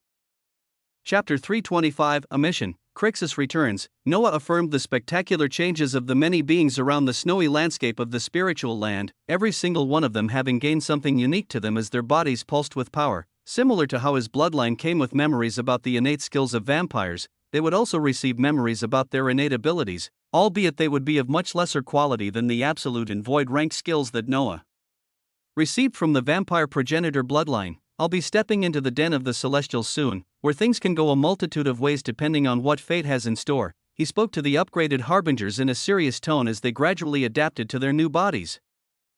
They looked towards him with complicated looks as they each carried the same set of emotions. To them, it felt like Noah would always pierce into the front lines and brave the most dangerous fights while they just enjoyed themselves and received rewards that he had worked hard to obtain later. They felt stifled and hated feeling like things just continued to be handed to them without them doing anything for it. They also wanted to do their part. They also wanted to go on dangerous missions where they could bring back unexpected and glorious loot to share with others. The Emperor Penguin could not hold it in any longer as he voiced out, "Master, what can we do? What other worlds can we conquer?" They knew they were weak, and that training in an area like this first realm of hell was something that would greatly boost their strength over time, but they also wanted to contribute. Noah held a wide smile as he looked at the imploring gazes that wanted to do more than train day and night. A few thoughts crossed his mind as he thought of a certain peak prime world he just left. A world filled with supernatural monsters all the way up to the soul-forging realm. A world with pure-blood vampires, werewolves, cyclops, and numerous more ridiculous creatures. There is a world filled with monstrous creatures that scale up to the soul rank. Many of you are still at the transcendent rank with only a few at the saint rank. So this world would be dangerous but filled with opportunities for you all to advance. Numerous red lights shone as they heard dangers of beings up to the soul rank, though smarter ones like Barbados were looking at Noah with an apprehensive expression that seemed to say, "Won't we just die if we jump into that world?" Noah laughed as he squashed any fears down with his next set of words that also smacked them into shock once again. "You guys should be fine, there is a soul rank royal vampire under my command who will take the lead and look after you all." The harbingers looked at him as they shook their heads depreciating, Noah himself using telepathy as he sent a message to Elena that held shocking contents. Besides the current mission of covertly observing and documenting all the movements of the Celestials in the areas where the pure-blood vampires had their eyes into, yet another task had been laid on her lap. That task was the expansion of the forces of the pure-blood vampires in the underworld. The royal vampire who had begun looking at stacks of paper and using her essence to read over an abundant amount of information in shining floating crystals accompanied by the vampire king received this message as her body shook, a radiant light coursing through her eyes as a smile appeared on her lips. Her progenitor had tasked her with a mission, and she would be receiving beings he held close to him, for her to take care of and raise their strength while this mission was underway. Her long legs stood up straight as her shimmering silver hair danced wildly, boldly speaking out towards the vampire king, looking up at her like she had a few nuts loose. "A mission has just been passed down. Our forces are to start the process of expanding our power over the underworld soon. Send me the divisions that aren't spread out across worlds as we prepare legions for battle here." Elena's strong voice, filled with enthusiasm that wanted to please a being it respected, greatly rang out, her little brother looking at her and shaking his head as he simply did not even know what was going on anymore. "Won't this draw attention to us?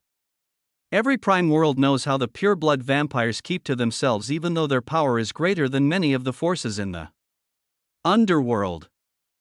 This will simply be seen as the rise of our force that had been lying in wait all this time, even going forward to remove any suspicions about us. Move, little brother, we mustn't delay." Tides of change had begun once more, this time on a prime world populated with beings at the void and soul rank as Noah made plans to let newly upgraded harbingers loose on the underworld, even though he sent a message to Elena and told the harbingers to still adhere to a set of principles not to hurt the innocent during this expansion. Noah inadvertently did not notice that his past mentality would have gone through many roundabout ways to justify his actions or find a specific group that could be considered evil for his forces to target. He could have simply put the underworld's forces under the banner of the Celestials in the light expanse and used that as a justification, but his significantly changed body and mind that was being constantly affected by the awakening blood progenitor bloodline did not even go through this roundabout way of thinking. He simply knew he and his forces needed to quickly increase their strength, and the conditions of the underworld were perfect for it.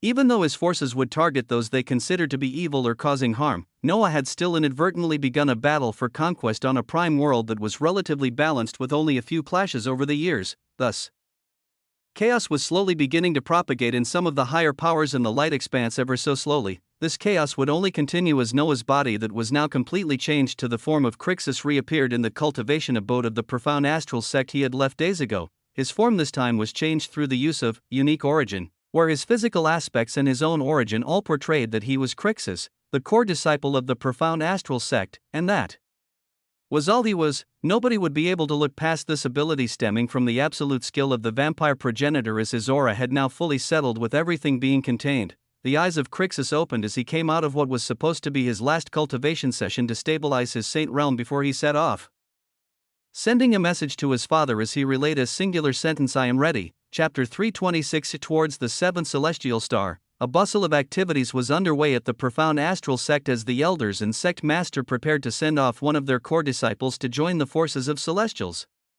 The powerful figures of the profound astral sect knew their sway over the world of cultivation would only increase the more connected they were to the celestials, making this a grand occasion to look forward to. The shining son of the sect, William, found out about this news from an elder a few days back as he felt a myriad of emotions when looking at the Crixus he knew and the one that had gradually changed as he made a breakthrough to the saint realm. A sense of defeat almost overcame him, but he reminded himself of his own genius as his heart grew firmer, promising himself to continue his cultivation journey no matter what was happening around him. Crixus's father, Elder Baldwin, was accompanied by Elder Spacewarp and the sect master as they used their aura to observe the exquisitely made interstellar ship that would be powered by numerous void realm spirit stones until their disciple made his way to the seventh celestial star, the Spirit. Stones will be enough to last the entire journey, Elder Baldwin asked with a bit of concern as Elder Spacewarp laughed and replied, "Relax, old man, Crixus will be fine. We almost emptied our vaults just getting this many spirit stones for the entire trip." The surrounding elders that were slowly gathering along with the sect master smiled as they looked far into the future, their gazes turning in one direction as they saw a determined face finally leave the cultivation abode and near the interstellar ship. Sect leader, Father, Elder Spacewarp, Noah nodded to the frontmost figures as he showed off an expression of a man ready to take anything that would be thrown at him, spending the next few minutes receiving the goodwill of the surrounding elders and more advice from his father and sect master as the doors of the small interstellar ship opened for him. Show off your genius in the celestial star and make the name of the profound astral sect even more renowned. The sect master, palpating with power, said a few last words as Noah nodded, the door of the ship closing behind him as the mechanisms in place initiated.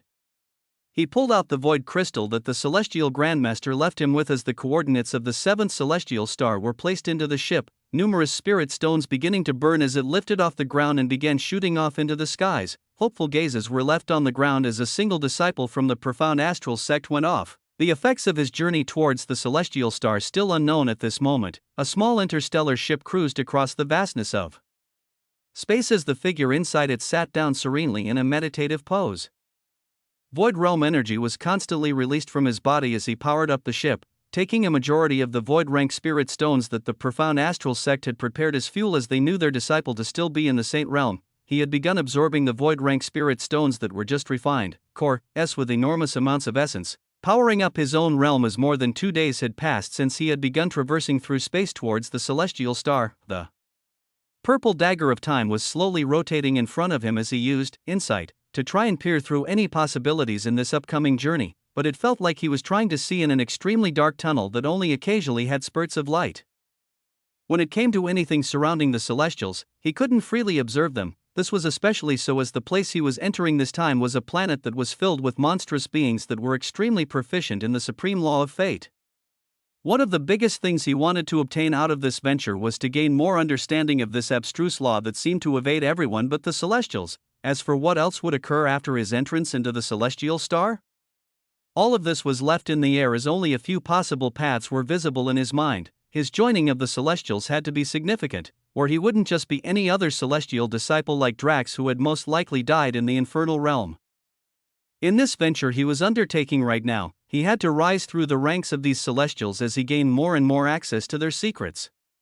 He saw this as one of the few ways he could continue to stand against them, with the smallest of possibilities to dismantle them from the inside. A sharp red light pierced through his eyes as he continued to pass numerous stars, finding more and more vibrant stars with powerful lifeforms filling up in the direction he was going in. The single celestial star seemed to be a center point of activity as the closer he got towards it, the more planets filled with abundant life he could see as the ship he was on continued forward speedily.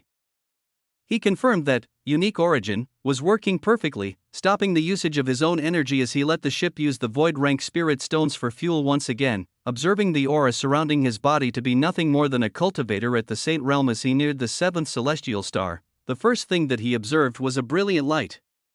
This brilliant light expanded to cover his surroundings as he gradually became used to it, being able to see and sense an immensely large planet that was bigger than any he had previously come across continue to expand in front of him. One could observe a layer of golden light wrapping around the entirety of the planet, a few vessels floating around this layer of light as some lights could be seen leaving and coming in.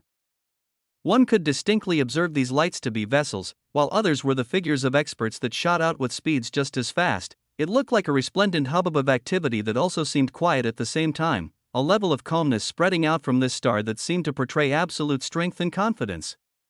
The void crystal he received began to shine with a golden light as it sensed the coordinates of the intended location, a brilliant planet full of splendor opening itself in front of Noah as he arrived at the seventh celestial star. Chapter 327 White-robed Celestial Disciple. As Noah observed the behemoth of a planet in front of him, he unexpectedly did not find his heartbeat increasing nor did he feel any sense of nervousness.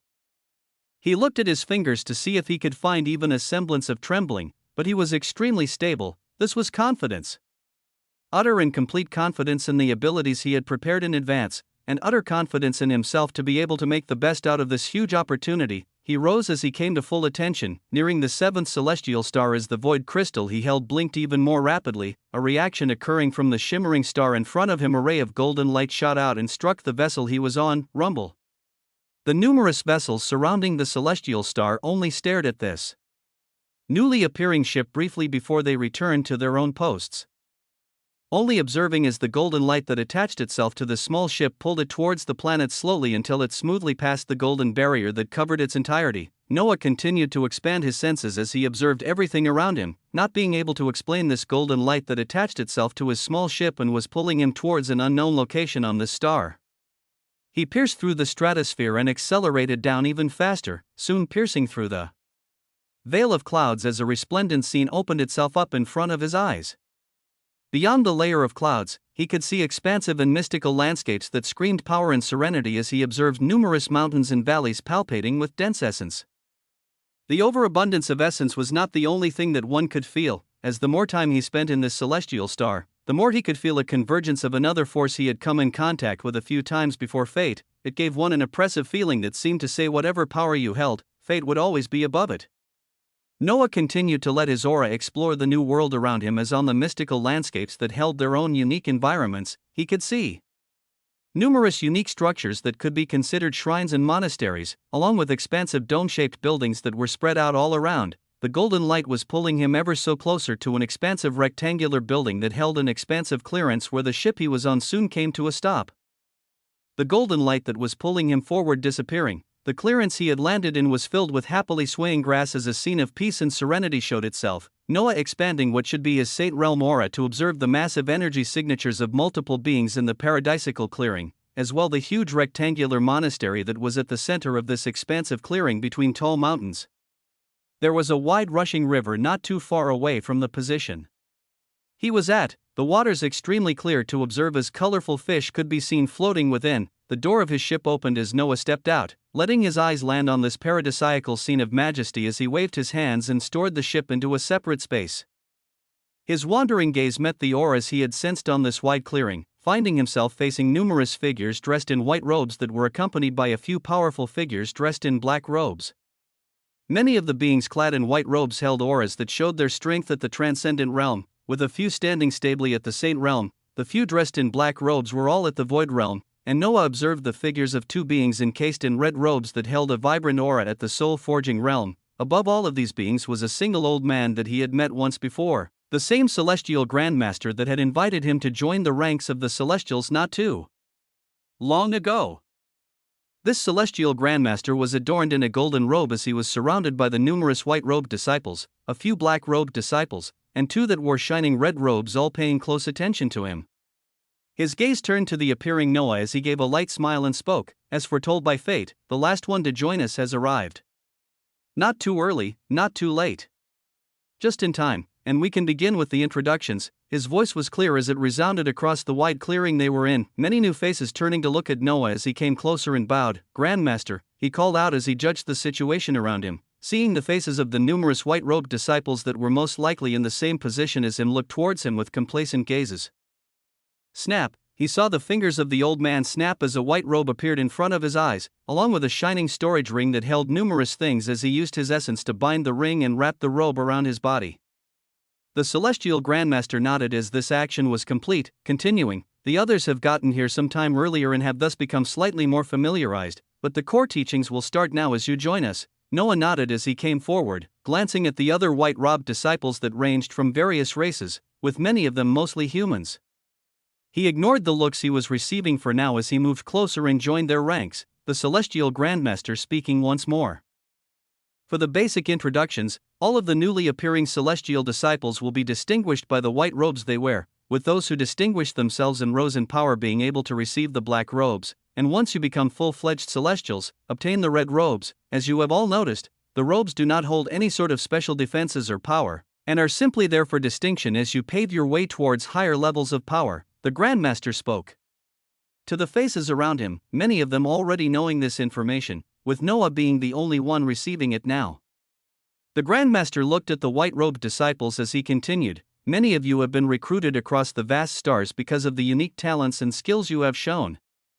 With some of you even personally chosen by me. A few happy faces could be seen as this was mentioned, the speaker paying no heed as more information was divulged. What I can tell you now is that we are honest and straightforward here, rewarding those that excel, while those that lag behind will gradually being forgotten in the dredges of time. We create champions that are able to stand for order and balance, but all of these champions begin at the same place you are all in, so have faith. Many of the white-robed disciples remain with their strong expressions as they heard these words, believing utmost in their genius that had managed to catch the eyes of the celestials and have them invited to be here in the first place. In this celestial star, you will learn a source of power that reigns the strongest, and you will learn how to properly utilize this power, as even the genius feats you made before will all be left in the dust. Vibrant gold light shone from the Grandmaster as he finished these words, waving his hands as the entire scenery around them changed, a brand new atmosphere appearing around them as they saw numerous golden rivers moving past them, with sparkling stars occupying their sights as it felt like they weren't just standing on a mountainous clearance just now. It was a magnificent scene of a fantastical environment where one could observe numerous rivers of gold passing around them with numerous stars hanging all around to complete the picture.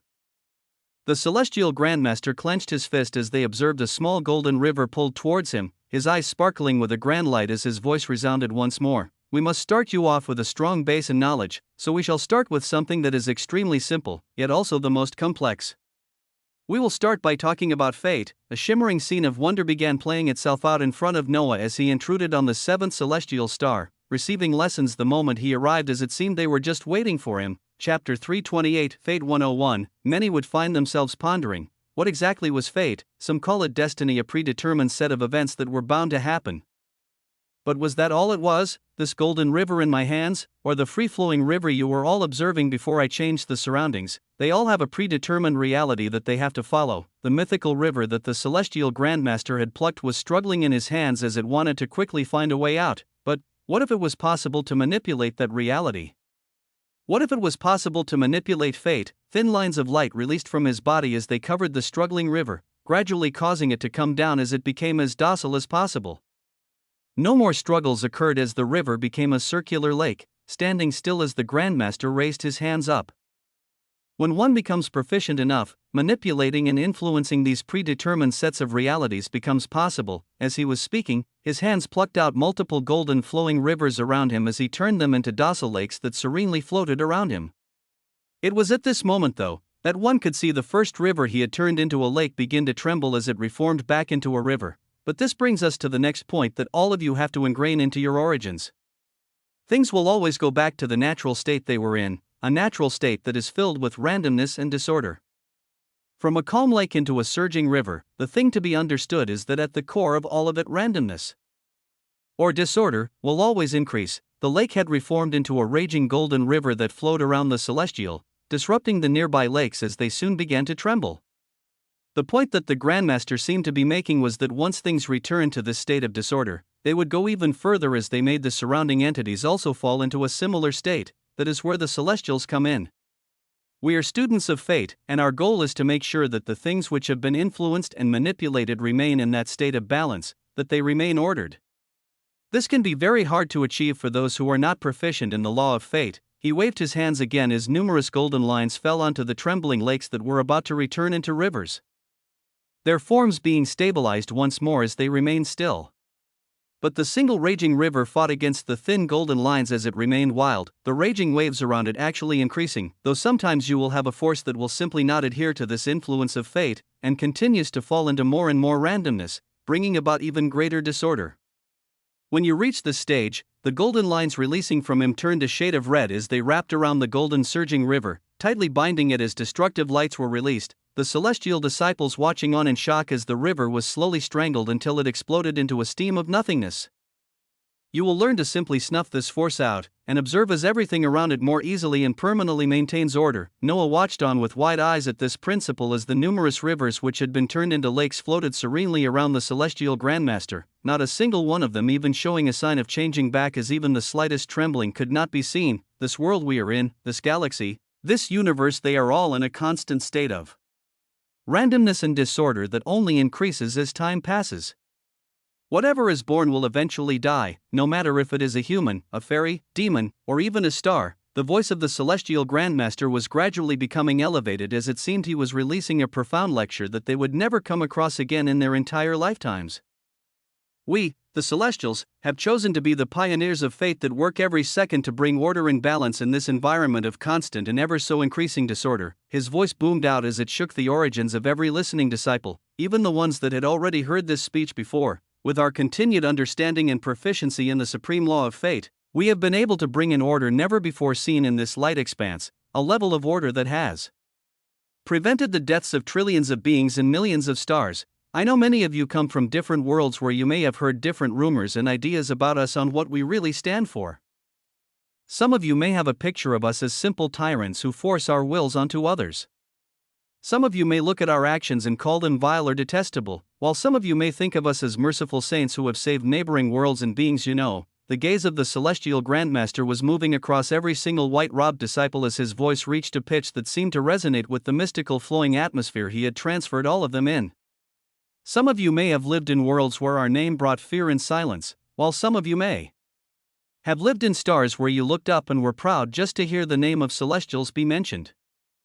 You may think a great deal of things about Celestials, but you will only truly understand who we are and what we do after you have truly stepped onto the path to becoming a Celestial yourself. His gaze landed on Noah as he felt a sense of gravity unlike anything he had come across before, the gaze of the celestial Grandmaster shifting to a being next to him as he became able to breathe easy once more. Once you become a true student of fate and you start asking yourself, what does fate have in store for me, and how can I influence it to bring about the most order in the lands around me, only then will you be able to understand just how paramount the task we Celestials have out in front of ourselves is. A shimmering look occupied the aged face of the Grandmaster as he continued, we are going against the natural flow of events, bringing and maintaining order in worlds that seek to constantly be more random. It is a task that you will only realize the immensity of in time. So, our new recruits, pay attention as you begin to explore the workings of fate, and pay even closer attention to your own actions and the result they bring.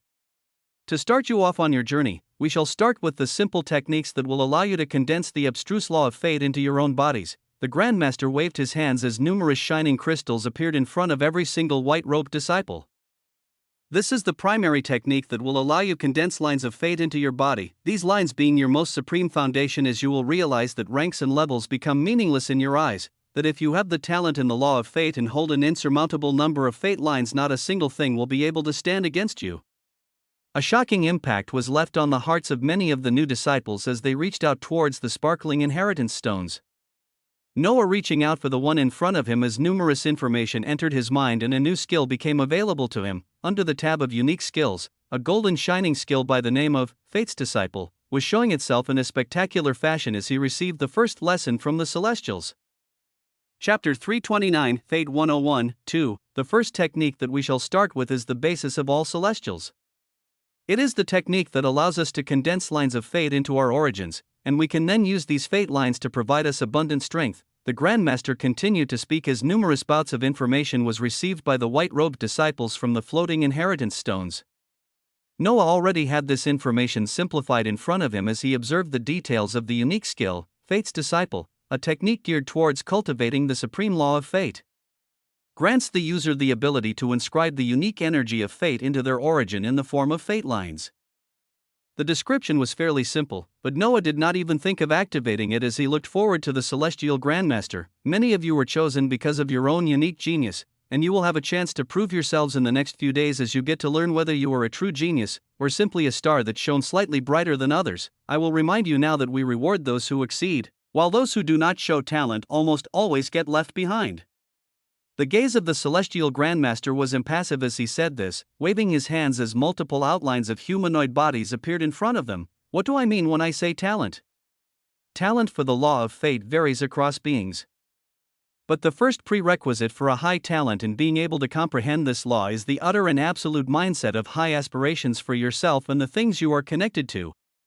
You will come to find that most geniuses of fate are the ones that have numerous connections, their livelihood influencing the fates of many beings that they are connected to. The three outlines of humanoid bodies in front of them glowed different shades of color. One was dark, another had a slight golden light, and the third was shining bright gold. Take this first being for an example. The Grandmaster pointed to the dark humanoid outline as he continued, there is no talent in fate, while the next one has slight talent. And the third one has tremendous talent. But, rumble, essence erupted as the outlines rapidly changed, showing a gradual passage of time as the outline that was dark became brighter and brighter. The second outline that held a slight gold light remained the same, while the third outline that shone brightly before became dimmer and dimmer. You will realize as time passes that those who are talented can become nothing, others simply remain the same, while those with no talent can rise to unimaginable heights. All of this will depend on a being's aspiration, and what they do to actually act on their aspirations and influence the fates of numerous beings around them. We, the Celestials, have grand aspirations.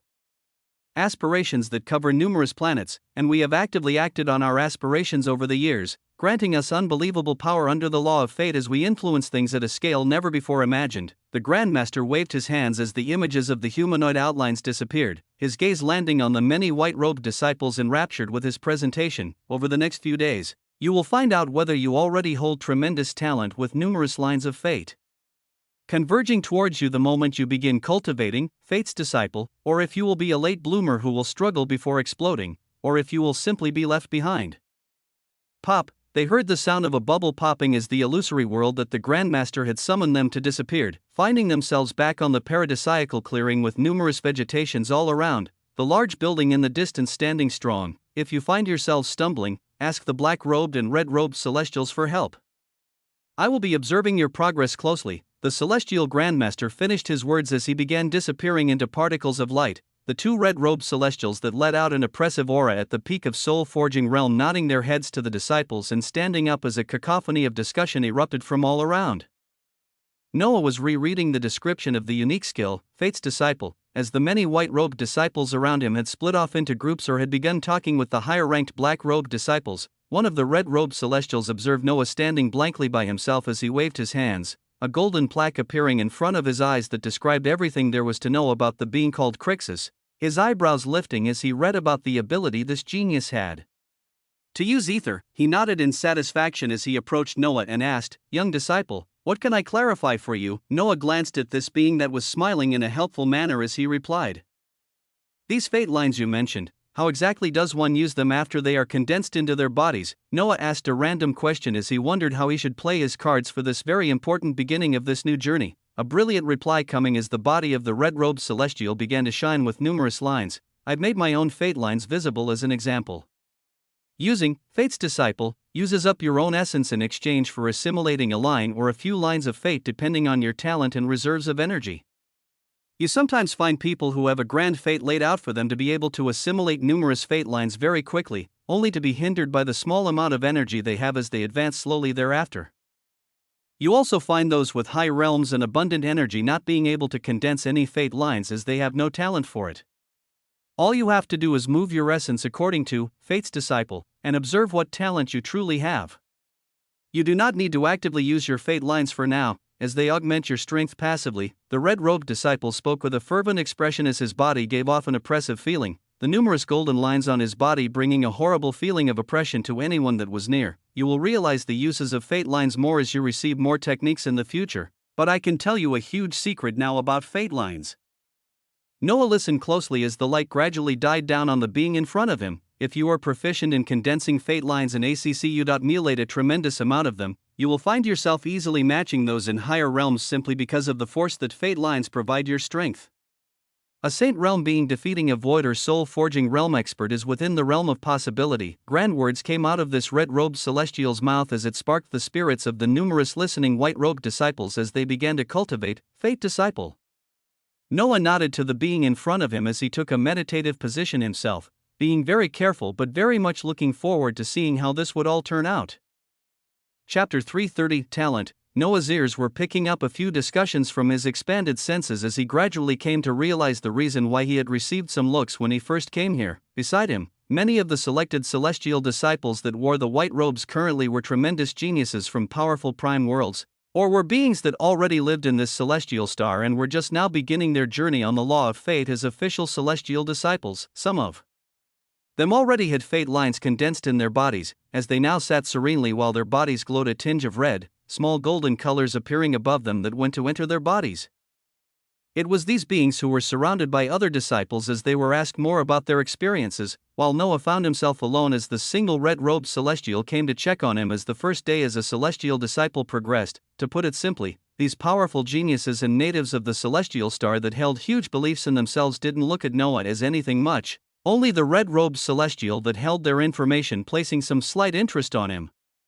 Noah smiled at this atmosphere as he watched one of the white-robed disciples begin the process of condensing lines of fate, using the Fate's Disciple technique for the first time. OMG, a wave of golden light released from his body, calling the attention of numerous practicing disciples and the celestials as they closely watched this disciple who seemed to have some talent in the law of fate. 1, 2, 4, 8. Numerous golden lines rapidly formed above his head as they went to descend to his body, a vibrant feeling of strength releasing from him as words of acknowledgement rang out from the red-robed celestial. Being able to condense 10 fate lines the moment you step onto the law of fate is good, and it means you have good possibilities for the future. The young genius nodded with a passionate face as he closed his eyes and returned to meditation, much of his energy spent to condense these 10 fate lines as he slowly retrieved before he began the process of slowly collecting more fate lines. I can tell you all the number of fate lines now for you to have a goal in mind.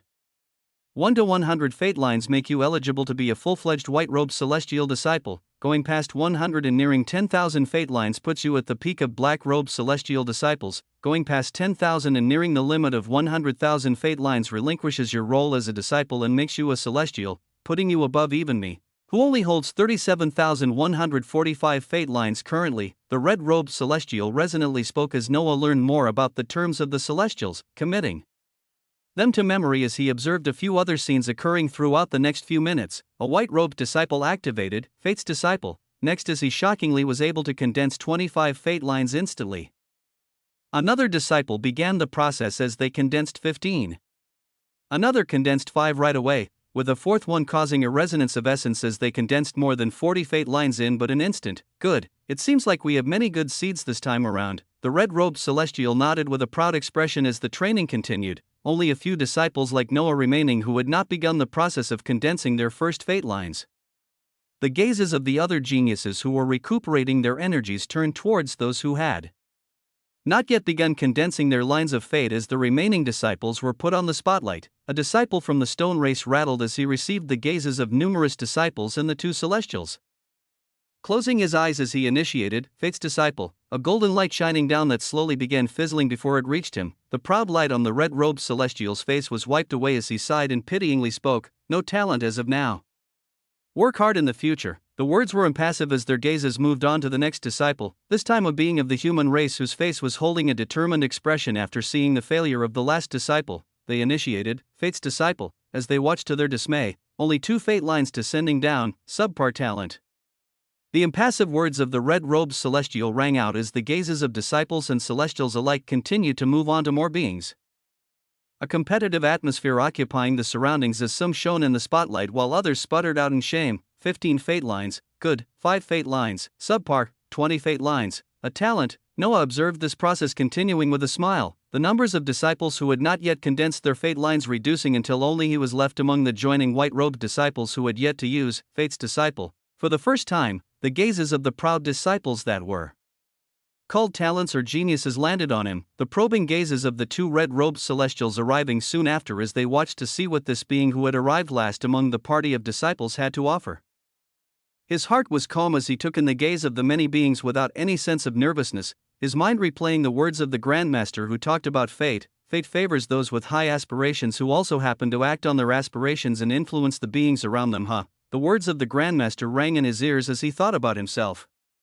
He thought of his own aspirations, the things he had already done, the things he planned to do, and the influence he already had on the numerous planets and beings connected to him. If all of this was put into the picture, a confident smile appeared on his face as he thought about this, realizing where some of the strength of the celestials came from as he thought of all the stars in the light expanse that they held sway over. No wonder that those in the dark expanse lost to them, no wonder their strength seemed to completely overpower everything else. Just from the first hour of his entrance into their celestial star, he had learned one of the core things behind their source of strength, which was the more entities one influenced the fates of, the stronger the power of the law of fate they could display. As for himself, when it came to aspirations, there were many, and they were huge. When it came to connections, he had literal connections of worlds attached to him. When it came to the most crucial aspect of embarking on the path of the supreme law of fate, actually taking the steps towards one's own grand aspirations. He had always continued to do this, and at an extremely rapid rate at that, so when it came to his talent to amass these so-called lines of fate, a dangerous smile appeared on Noah's face as he prepared to do something huge. He had arrived in the seventh celestial star and was already impressed just in the first hour.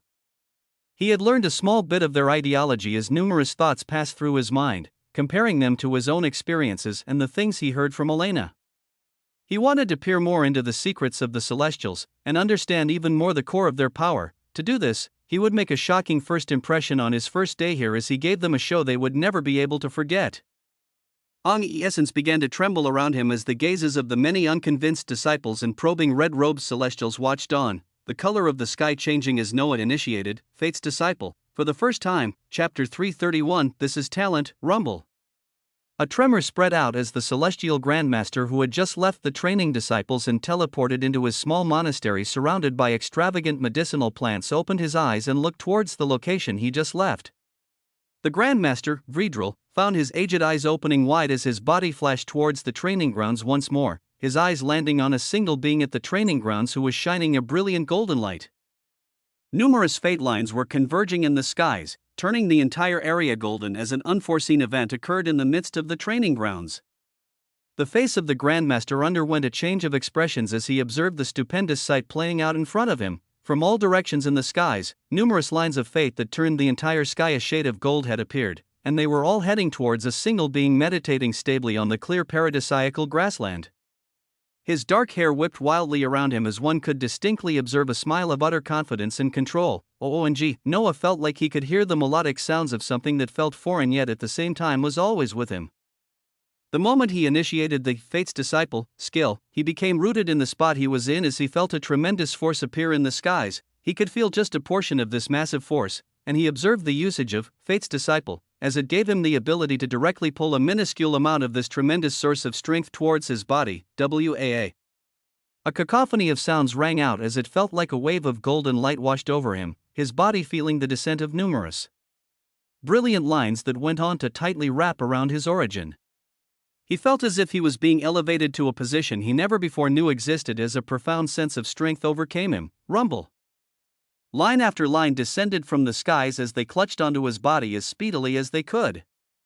It was a ridiculous sight for those observing as the red-robed celestial had bulging eyes, the cause being that he counted more than 100 fate lines descending down in the last few seconds, and it didn't seem like they were stopping. The unconvinced white-robed disciples held disheveled looks as they were blown black by the domineering air being let out by the constantly converging mass of golden lines as they looked forward in shock. Those who were proud of the words of praise for being able to condense 20 or 30 fate lines at once felt a sense of shame as the words of the celestial grandmaster repeated in their minds. They thought they were geniuses, they thought they were talented. But when it came to this being in front of them, what was talent? This was talent. The celestial grandmaster watching from the skies held an indiscernible expression as his vigorous essence in his body moved, summoning a few skills unknowingly as the colors of his eyes became liquid gold. Time seemed to have slowed down for him as he gazed in the skies where the numerous fate lines were slowly converging, following them as they descended onto the body of one disciple as he tried to discern a few things. He was trying to figure out where all these lines of fate were coming from, trying to peer through and understand just what type of fate this disciple in front of him had invited. To his surprise, he couldn't follow the origin of the lines as they seemed to condense and rush down to the ground indiscriminately, their source unknown. A pondering look came unto Grandmaster Vredril as he continued to observe, sensing the auras of new arrivals as similarly dressed celestials like him appeared in the skies he floated upon. A celestial that held the unique feature of an exemplary goatee squinted his eyes from the brilliance as he voiced out, "What do we have here, Vredril?" Their gazes were all locked onto the singular being that continued to absorb fate lines rapidly, the number having long surpassed 1,000 as it didn't seem like it would stop any time soon. Another disciple with a noble fate, and this one seeming much more monstrous than we have seen before. A profound reply was released from Vredril as they continued to watch the unfolding events, the celestial with the goatee nodding as he spoke once more, a knowing smile appearing on his face. "This is a great boon, but could also be a source for danger. No worries, all that needs to be done is to make sure we properly mold him, and when have we ever failed at that?" Grandmaster Vredril quickly replied as the intense golden light in the skies gradually calmed down. the brilliance of colors fading away as a few hundred more fate lines wrapped onto the body of a now floating figure. It was a majestic sight to see as numerous fate lines were swirling visibly around Noah's body, one of the red-robed celestials deploying a technique as a white last passed through his eyes, releasing a sound of shock thereafter as he was able to count exactly how many lines of fate had descended down and locked onto this disciple's body, 9,999 fate lines all at once. Alarm spread throughout the paradisiacal clearing as this number was mentioned, the pondering looks on the three floating celestial grandmasters in the air becoming even deeper. The grandmaster with the goatee spoke to the aged Vredrel once more as they observed the stupendous process finishing, that is two beings that hold a noble fate on your hands. You are sure you can handle this? An imperceptible smile floated from Grandmaster Vredrel's face as he replied with confidence, with extreme confidence. It is even better since both of them can receive tutelage in a similar environment. There is nothing to worry about. Grandmaster Ramiel, the celestial with a pronounced goatee, Grandmaster Ramiel, nodded as his body and the bodies of the other grandmasters that had come to observe faded away, leaving behind only Grandmaster Vredrel as his body slowly floated towards the ground. Noah felt his own body that was elevated in the air palpate with a tremendous sense of strength, the numerous glowing lines slowly receding to the deepest portions of his origin. His eyes opened as a glimmer of shimmering light faded, feigning an expression of exhaustion with his gaze landing on his stat panel that showed a new addition, Noah Osmont, titles, Infernal Lord, 5%, Bloodlines, Vampire Progenitor, Awakening, Fate Lines, 9,999, Vitality, Void, Focus, Strength, Void. Beneath the portion that showed his bloodline, the number of fate lines was displayed as a curious light passed through his eyes, this curiosity being cut short as he felt the aura of a celestial grandmaster that had left not too long ago. Noah's body instinctively lit up with numerous fate lines as the probing gaze of the grandmaster landed on his body, a shocking thought actually passing through his mind as he realized something stupendous. The domineering strength that could make one feel overwhelmed that this celestial grandmaster always released, it felt more bearable at this moment as Noah felt like a few shackles became unbound. Genius. Resounding words shattered the atmosphere of stupor as the newly arriving talented disciples were able to see exactly what a true genius was. Chapter 332 Ones with a Noble Fate. Noah's gaze stayed on the celestial grandmaster as he reveled in the feeling of abundance of strength, his thoughts communicating with the planetary system as he tried to get a better understanding of just what these fate lines were. It is a source of power that is hard to quantify. Besides knowing how many fate lines you currently have and that they augment your strength, we cannot quantify exactly in what way. Numerous thoughts passed through Noah's mind as he heard this, being pulled out of his thoughts as the Grandmaster came near him with an acknowledging expression. I chose you because of your talent in ether, but not once did I expect for you to have the talent to be a being blessed with a noble fate. A foreign set of words were released as Noah quickly caught on and asked quizzically, Noble fate? Yes, noble fate. It is an indication that a being is meant to have a huge hand to play in the future, affecting the fates of many of those around them. Of course, this is only an indication and is not set in stone. There have been a few beings with noble fates in the past who never got to fulfill them, dying early or wasting their lives away. But those that have managed to use their noble fate to the fullest have left behind unforgotten marks in history. Noah's eyes shone as these words reached his ears, realizing instinctively that the explosive entrance he wanted to create in this seventh celestial star was more than enough. The Grandmaster neared his position as his aged eyes stared at him up and down, shimmering lights passing through them as he nodded and turned to the other talented disciples. This is the type of talent you should all aspire to have. Do not let this young genius's talent shadow your own, and continue working hard. The Grandmaster nodded at the red-robed celestials that were still looking at Noah as if he was a monster. Realization hitting them that if Noah had condensed just a few more fate lines, he would have directly skipped the white and black robes distinctions and entered the same distinction as them. They watched on as the Grandmaster placed his hands on Noah and disappeared, turning to the disciples who still held blank eyes as they spoke. Ahem. Let's continue. After the condensation of fate lines, a discussion continued for the white-robed disciples in the now peaceful grassland as Noah found himself disappearing and reappearing in a small monastery in an atmosphere that held an even denser concentration of medicinal plants than his own spiritual land. The monastery was located at the peak of a mountain. A few clouds being visible in the distance as a scene of peace and serenity showed itself. A talent like yours needs strict direction, so I will directly be acting as your teacher from now on. The Grandmaster was walking ahead in front of him as he spoke out, an expression of remembrance on his face as he thought of another disciple that fate had pointed to as someone unique, but they had faced their death not too long ago in the first realm of hell.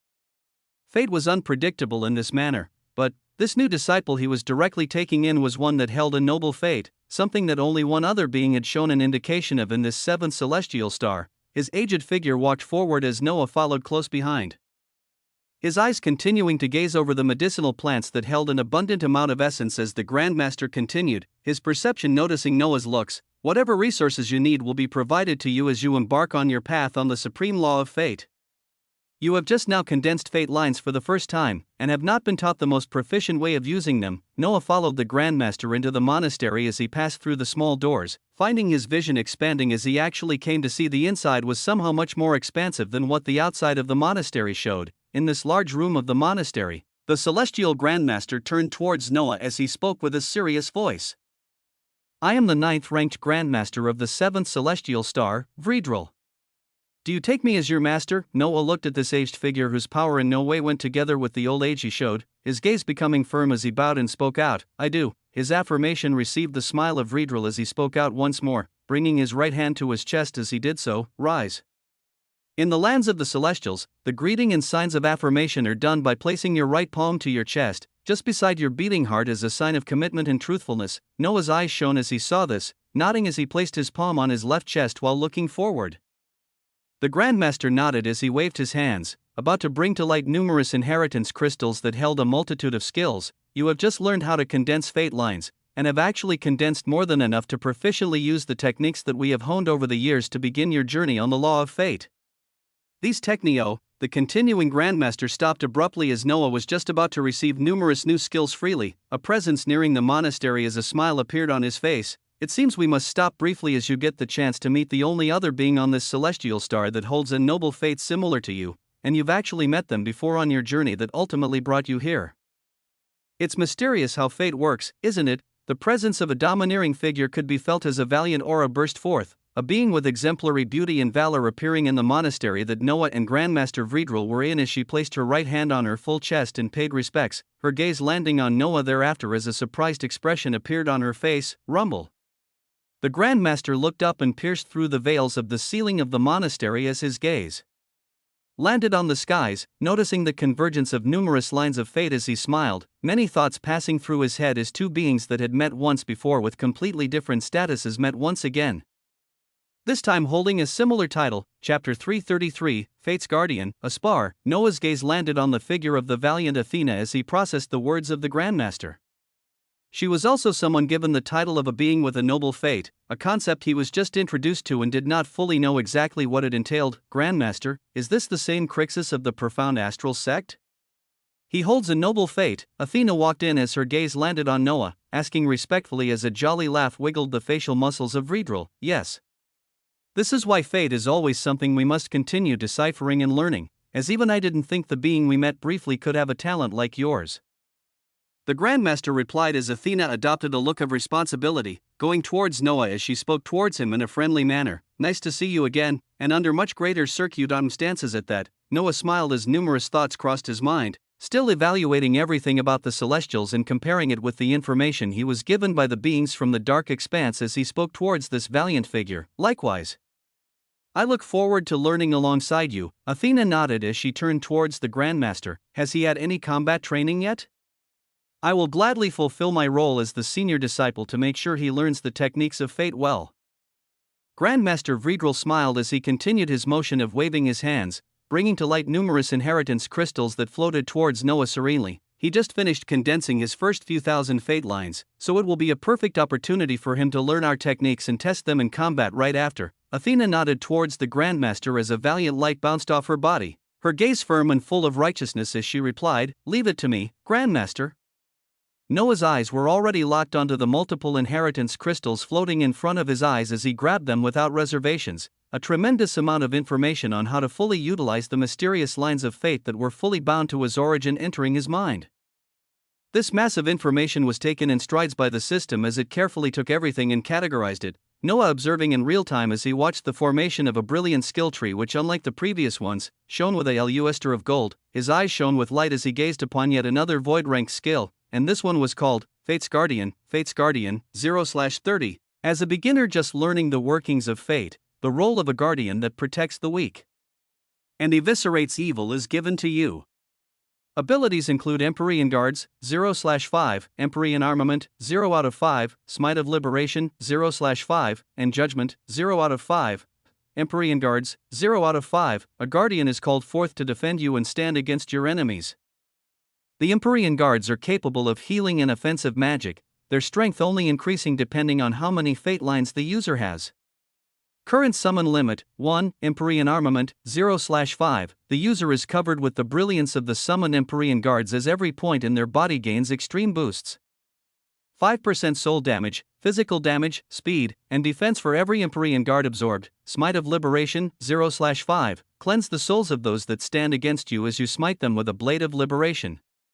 The blade is corporeal and yet physical at the same time, granting 50% physical and 50% soul damage. Judgment, 0/5, a declaration of death for all those that stand against you is called forth. Those that cannot defend themselves will have their bodies destroyed and their souls shattered as they become lost in the river of fate. His eyes quickly ran through the numerous shining descriptions as the skills he received were extremely familiar to the abilities that he had seen Athena use in the battle against the aberration in the first realm of hell. Much of his thoughts were on just exactly how strong he could make them once he added the skill points he continued to passively collect from the legion of undead that was still raising infernals to the ground even as he stood on this celestial star. The abilities that are coursing through your mind right now are fairly high-leveled, where they are normally utilized best by those in the void realm.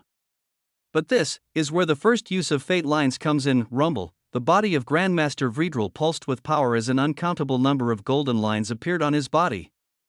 They were all extremely thin and condensed, being so imperceptible that it looked like a sea of gold instead of extremely thin lines. Fate lines will directly reduce the energy required when casting abilities that influence fate, and this is just in addition to their offensive feature where they can boost your power to unimaginable levels. This is where you will have an incident like the one you observed in the first realm of hell, where Athena was able to take down a being stepping into the soul-forging realm with her realm still being of the void. The resonant voice of the Grandmaster rang out as the brilliancy portrayed died down, Athena moving further into the monastery as Noah continued to marvel at the expanding space inside this building that seemed extremely small from the outside. The best way to learn how to utilize fate lines well is to test them in direct combat. Junior brother, come. Let me show you how wondrous the abilities of Fate's Guardian really are. A wide smile appeared on Noah's face as he showed a grin of determination, his body lighting up as numerous lines of fate could be seen as he spoke out. Yes, senior sister, Rumble essence converged from the surroundings as space was manipulated. The space in the monastery they were in gradually continuing to get larger and larger as it completely defied the reality of the size of the monastery when looking from the outside. Since you have condensed close to 10,000 fate lines currently, I will only be utilizing that amount when sparring with you. We will start gradually as we get you used to the techniques, and then ramp up the difficulty thereafter. A valiant look accentuated itself even more from Athena as her dark hair automatically tied itself into a ponytail, her voice tinged with surprise as she confirmed Noah had really condensed 9,999 lines of fate in this short time period. Her energy moved as essence erupted from her body. A single Empyrean Guard appearing beside her with a resonation of power, Noah looked on with a gaze full of interest, numerous unknown thoughts coursing through his mind as he tuned everything out. At this instant, he just simply wanted to see just what benefits he could wring out from this coming spar, and exactly how many more skills he could continue to receive from the Celestials as he continued. He did not forget his mission. He did not come here to mingle nor make friends. He came for the singular purpose of power and position among the beings in this incredible organization, and he would not stop until he achieved it at the highest levels. Empyrean Guards. A whisper left his mouth as the lines of fate in his body pulsed. A being clad in golden armor carrying a long hammer appearing in front of him, its eyes blazing forth with a golden light as it looked at the opposing summoned Empyrean Guard that looked exactly like it in the distance. Good. Empyrean armament. Before the Empyrean Guard standing next to Athena could even move, it became a streak of liquid light as it latched onto her body, her valiant figure gaining a golden chest armor along with a dangerously shining gold hammer that she swiftly waved it in her hands towards Noah. Empyrean armament. Noah whispered the name of the same skill as he observed the wondrous feeling of the powerful summon in front of him turning into a gold liquid light that went on to cover him. Feeling his capabilities boosted as a chest armor and a golden hammer appeared on his hands as well. OMG, two distinctly different pressures released from the golden lines on each of their bodies clashed in the air between them as the Grandmaster moved at a faraway distance and observed with a smile, Athena making the first move as she initiated the beginning of the spar. Yeah. Her body left behind a mirage of light as it quickly appeared above Noah's position, the heavy hammer in her hand swinging down dangerously as Noah smiled and clasped tightly onto his own hammer, swinging it up as a burst of gold light erupted out. Clang! Noah felt the ground beneath him breaking as a tremendous sense of pressure rushed down his body, feeling light soon after as brilliance erupted from the numerous lines of fate around his body as he laughed, his eyes landing on the war princess as he charged forward. A simple spar had begun in a small monastery in the 7th celestial star, the winner of which was still unknown at this moment in time. Chapter 334, Athena teaches her junior. Athena's POV. I let out a deep breath after the brief first impact between me and this mysterious being that I had met once before in the first realm of hell.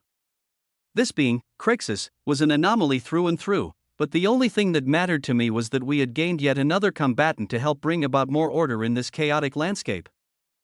I took the words of the Grandmaster in stride, as this Crixus apparently held the same noble fate like me, this development being one of the things that sparked my interest, as for too long I had been asking myself, what exactly did fate want from me? What noble fate was waiting for me at the end of all of this being in front of me having a similar fate? I wanted to know more about him, and exactly what the influence he would have for the future. Yeah, my body moved across fluidly as I found myself closing my eyes, using my senses to more clearly observe the flow of mana, and the numerous lines of fate pulsating in my own body, and the body of this being in front of me. Clang! Brilliance exploded out as the two hammers clashed again, making me realize this Crixus could freely match the pace of the battle, as he seemed to be adapting to the first and second stages of the abilities of Fate's Guardian fairly easily. This means we can increase the difficulty. Empyrean Guard. Empyrean Armament, Rumble. I cast the skills multiple times as two more celestial guardians wielding hammers full of strength appeared, only to turn into streams of light soon after as they attached onto my body, completing the lower half of my armor as the usual cooling helmet covered my head. I made sure that the strength was still only being taken from 9,999 fate lines as I observed the reaction of this junior disciple. Would he be able to keep up? My expanded senses observed a smile of confidence as Crixus waved his hands, two Empyrean guards appearing as they quickly became streams of light that attached to his body, granting him a similar set of armor as mine. You can still keep up? Good. I felt a small smile appearing on my own lips as my love for battle was slowly bubbling forth, trying my best to contain it so that I wouldn't accidentally destroy this junior disciple in front of me. He moved first this time as he seemed to be enjoying the feeling of strength that Empyrean armament provided, my body evading to the side as the oppressive hammer smashed onto the area I was just standing on. Good. My body moved automatically as clashes of light began to resound throughout the expanded room we were in, Crixus surprisingly keeping up with my movements as time passed. Clang! Clang! Boom! A few craters were left behind as I could only see dark eyes locking onto my figure from the slits of the golden helmet that covered his head, his body moving towards me yet again as his movements gained a similar fluidity I had worked so hard to achieve over the years with ease. His use of the innate strength of fate lines was seamless as with every clash, I could feel the strength he let off increase more and more. I could feel essence palpating on my body as his attacks increased in speed. My eyes watching in slow motion as I bent back and watched the merciless swing of golden hammer barely pass through the tip of my helmet. A junior brother, you shouldn't have done that. My closed eyes opened as a burst of golden light released from me and pushed back the being that was sticking around me tightly while throwing out attacks, a slight trembling running through my body as I realized I could no longer withhold the need for battle that had been brought forth by his stupendous attacks. Forgive me, junior brother, but I'll have to enjoy myself for a bit. Rumbly essence converged as yet another Empyrean guard was summoned and quickly turned into a stream of liquid light that attached onto my body. The feeling of having gloriously fluttering wings appearing once more as my speed was increased yet again, my eyes that were filled with a thirst for battle locked onto the figure that still seemed to be in top shape, a small smile appearing on my lips as I observed with stupefaction as yet another Empyrean guard appeared next to him, turning into a stream of light as this Crixus gained a resonantly shining set of wings similar to mine. Junior brother, aren't you adapting to these techniques too fast? The thought did not match my actions as my body was already moving by itself, turning into a streak of light towards the being that seemed to have no problem pulling out the power of abilities he was just introduced to with precision and grandeur I had not come across before. Boom! The golden hammers clashed yet again as the impact smashed the figure of Crixus back, his armored body hitting the wall on the opposite side as I stopped briefly, wondering if I had gone overboard. My expectations were defied yet again as the only thing I observed was a streak of light shooting towards me, a peal of childish laughter ringing out, Good rumble. All reservations were let loose as it seemed this Crixus was capable enough to withstand my attacks, even if they were limited to only 9,999 fate lines. My body began to feel the joy of battle as my figure shot through the skies to meet this mysterious being that could match my pace of battle with ease. Was he truly like me? Is this really a being with a noble fate waiting for him in the future? Boom! The last clash actually pushed the both of us back as my questions weren't answered, but I knew I had found an interesting being to play with as essence coursed through my body and was released in a splendor of colors once more. Come, junior brother, a cry left my mouth as the thrilling battle continued, my focus tightly wrapped onto this rapidly adapting Crixus as I wanted to peer through his defenses and everything that surrounded him. Chapter 335, Never Before Seen. Noah's eyes moved rapidly as he easily kept up with the streak of light letting out valiant cries in front of him. The streak of light seemed to be fluid at times and extremely rapid a second later, causing the state of a battle that was filled with unpredictability. When the battle began, the thought it would be a simple spar that would allow a junior disciple to learn the ropes of the abilities, but he found the pace becoming faster and faster as this Athena seemed to be enjoying herself after a while. His own body was rapidly adapting to the feeling of strength that the close to 10,000 fate lines provided, going with the flow as he gradually added skill points into Empyrean Guard and Empyrean Armament to match the pace of the battle. After placing 3 skill points into Empyrean Guards, the summon limit was increased to 4 as he then cast Empyrean Armament to take on the form of resplendent being covered head to toe with a golden armor and wings of golden light that he had only seen on Athena. He could feel his body buzzing with power as he sensed a unique form of strength being released from the numerous fate lines now surrounding his body, confirming that the energy required to cast the skills under the Fates Guardian skill tree were extremely minimal, with their power being higher than any skills at the same level. He finally understood why the celestial disciple Drax at the transcendent rank could match those in the Saint realm, and how Athena so effortlessly matched an infernal aberration that was stepping into the soul-forging realm. Their techniques that utilized fate were simply that powerful, with much less energy being required for use while their damage was great, only increasing the more fate lines one held. Boom, a clash occurred yet again as Noah found himself slowly on the losing ground. This woman in front of him, long forgetting this was supposed to be a spar, as he could see her figure expertly predicting his next moves with ease, dodging fluidly as she then counterattacked aggressively. Alright then. An imperceptible smile appeared on Noah's lips as he looked at the many skill points he had with adding full points into Empyrean Guards and Empyrean Armament. As the 2 skills were maxed, Empyrean Guards, 5/5, a Guardian is called forth to defend you and stand against your enemies. The Empyrean Guards are capable of healing and offensive magic, their strength only increasing depending on how many fate lines the user has. Current summon limit, 6, Empyrean Armament, May 5th. The user is covered with the brilliance of the summoned Empyrean Guards as every point in their body gains extreme boosts. 30% soul damage, physical damage, speed, and defense for every Empyrean Guard absorbed. His body dodged the oppressive attacks of Athena as he looked at the expanded boosts of the 2 skills after their skill points were maxed. Feeling his body trembling with power as he already had 120% soul damage, physical damage, speed, and defense for the 4 Empyrean Guards he had already absorbed through Empyrean Armament. Now, he could summon 2 more, something that he hadn't even seen Athena do while battling with the aberration. His smile only became wider as he knew he was about to do something that would most likely surprise the watching Grandmaster and the valiant Athena, but since he had planned to show off a talent unlike any other in the eyes of the Celestials, he would go all the way and show exactly what genius was. Rumble, his essence moved as he summoned 2 more Empyrean Guards in the skies. His senses observing the Grandmaster standing up with his calm gaze changing as Athena's eyes bulged out from the thin slits of her golden helmet. They observed the summoning of 2 more Empyrean Guards, something that they knew to not be possible as even the most proficient users of Fate's Guardian could only summon 4 Empyrean Guards, no matter their level. They watched as these extra 2 Empyrean Guards turned into streaks of light and attach onto Crixus's body, a transform they had not come across before occurring as it went past the simple full body armor and golden wings. From Crixus's back, the wings of golden light became more physical as they began to observe with stupor the appearance of brilliant white-feathered wings that expanded magnificently.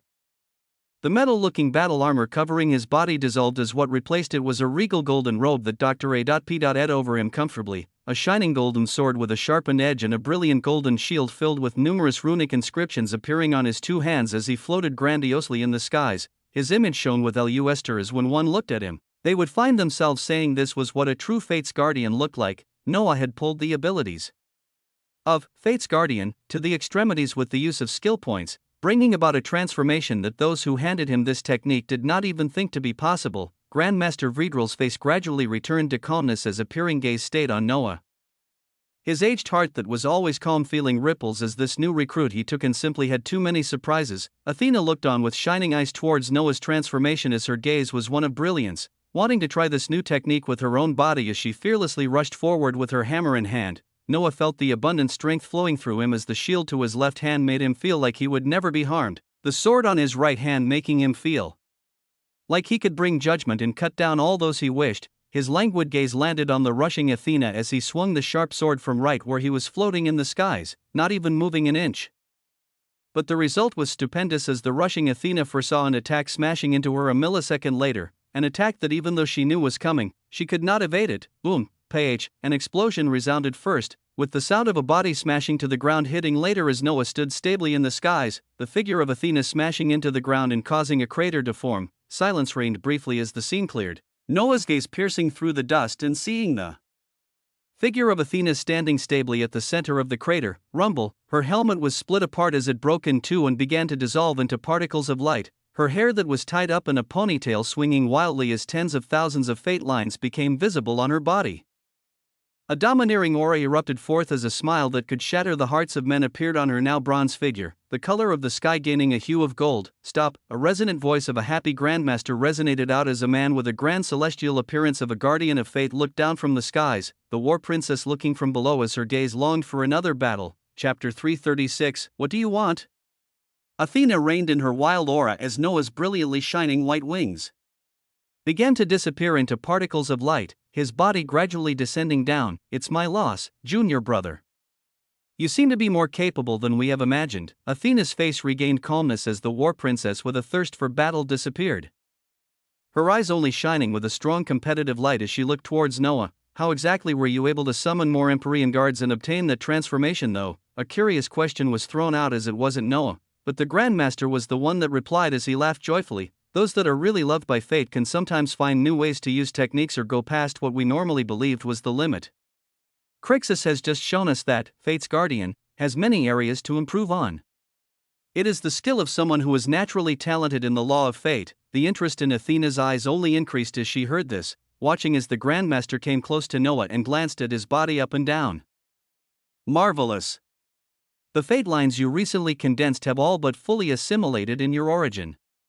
Do you know why you were only able to condense 9,999 the first time you tried? Noah shook his head as a profound look appeared on the Grandmaster, replied as his eyes continued to gaze deeply towards him. Passing the 10,000 fate lines is a mark that makes you a red-robed celestial, but it is also a point of distinction for a being that is only stumbling in the light of fate, to a being that can actually influence it and use techniques to even probe it. No matter how high your talent is in the law of fate, your body still has to take some time assimilating this new source of power. And you will come to find that even condensing tens of fate lines in a day becomes harder as time passes. Noah listened carefully as the Grandmaster continued on. Over the next few weeks, as you assimilate more fate lines and get used to the abilities of Fate's Guardian, I will provide you with even more skills that will be hard to comprehend, or even with your monstrous talent it would take you quite some time. Noah nodded as the gaze of the Grandmaster finally moved off of him, going towards the valiant Athena on the side. Athena, show Crixus to his living quarters for now. Let him absorb the experiences of the spar today and all of the new abilities. I'll be inquiring your help to conduct more sparring sessions with your junior brother in the future. The war princess's eyes shone as she heard this, nodding respectfully as she beckoned towards Noah, their figures leaving the expansive area of the monastery that was filled with broken walls and craters. Noah followed along as numerous thoughts passed through his mind, his body lifting to the skies as the figure of Athena flew off the mountain into a lower elevation where an expansive clearing with 3 dome-shaped buildings stood. He was about to speak when Athena broke the silence first, and it was with a question he didn't expect as their figures landed on the clearing next to the large dome-shaped buildings. What do you want? Noah turned his head to the side as he replied in a confused manner. Pardon me. Athena turned towards him with her eyes clear, her gaze impassive as the figure of a being relishing battle was all but gone, only piercing eyes gazing towards Noah. What is it that you seek? What is your goal? The question was very straightforward, taking the calculating Noah by surprise as he adopted a pondering face on what exactly to reply. Athena continued on as she looked around at the expansive clearing. My goal is to pierce through the mysteries of fate and understand exactly why a celestial saved me from a dying world and brought me to where I am today. It is to understand this apparent noble fate that I hold, and what exactly it wants from me in the future. Noah's outward gaze continued to be one of pondering as his mind was impassive. There were many thoughts running through at this moment, but in his mind, this war princess in front of him was marked for death long ago. He was just beginning to delve into the ideologies and secrets of the Celestials, understanding very briefly about their motivations and how they tied into the law of fate, but that still did not change the actions that this woman in front of him had carried out. One could say it was a mission given by the Celestials.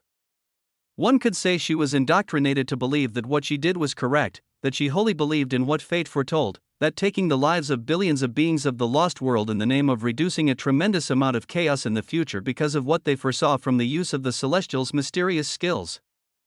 It was these same skills that Noah was patiently waiting to get his hands on, skills pertaining to fate that would allow him to see exactly why the Celestials would give missions to destroy entire stars. I want to understand why a clueless girl was saved and elevated to the position she is in today, all the while doing my best to reduce the chaos constantly spreading across many worlds. So, what exactly do you want? Her gaze landed on him again as her calm eyes locked with his, each one thinking their own thoughts as Noah replied with a smile. I want certainty, plain and simple. Over the years, I have seen that strength and power are the only things that guarantee a level of certainty in life. They are the only things that grant me the ability to keep my life, and the lives of those around me, without something unexpected coming and taking everything away. Noah's eyes became firm and more determined as he gazed upon this being he still held the same mindset about. I want strength that allows me to live free of worries, for me to enjoy my life and do whatever I want without worrying about an exceedingly powerful force that could disrupt everything I have out of nowhere. Fate is just something that I will grasp along the way towards that level of strength. Athena's eyes shook as she heard this, her ability confirming that not a single lie could be found in those words. This being that held a tremendous talent in the law of fate, wanted to simply use it to amass even more strength to himself. A light smile appeared on Athena's lips as she heard this, nodding her head as she felt like she understood the being in front of her some more. She had always been asking herself what fate wanted from her. As she looked at this being who apparently held a noble fate similar to her, she now wondered what exactly did fate have in store for him. Chapter 337 Chaos Across Worlds. Athena's intense gaze stayed on Noah for a few seconds before she turned around and waved to one of the spectacularly designed dome-shaped buildings in the area they landed. This will be your dwelling for the near future. It is located on this inquiring mountain that is under the watch of Grandmaster Vredril. It will contain a dwelling as well as an expansive training field, medicinal garden, and a dining area where servants will bring food whenever you wish. Noah followed her gaze as he looked at the unique architecture that reminded him of ancient cathedrals with a hint of something new. He nodded towards Athena as she began to move towards the adjacent building next to it, saying a few last words before she disappeared from Noah's senses. The Grandmaster will continue to train you based on your talent, so expect an even harder training regimen and much longer sparring battles as you increase your understanding of fate and the spectacular abilities you can use with it. The war princess disappeared with these words, leaving a calm Noah looking at the expansive building in front of him that would be his new abode for who knew how long. He went inside to familiarize himself and think over the many things that had happened today, his heart still hungry for even more information, and the abilities of Celestials that continued to show wondrous uses. Over the next few days, Noah's life would take on an interesting schedule as he spent a majority of the time in his dome-shaped dwelling as he amassed more fate lines, the rest of his time being divided into lessons from Grandmaster Vredril, who would go on to talk about fate, or the occasional sparring session with a woman that seemed to live for battle.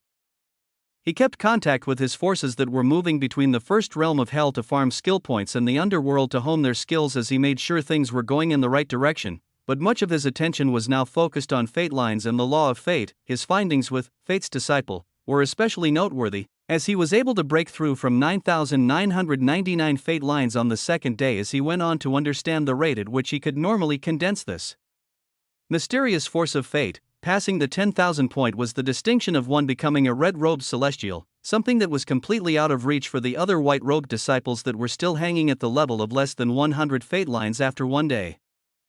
Noah's monstrous rate of collection of 9,999 in a single day completely went against the norms and caused a huge blow to some of the geniuses watching on that day.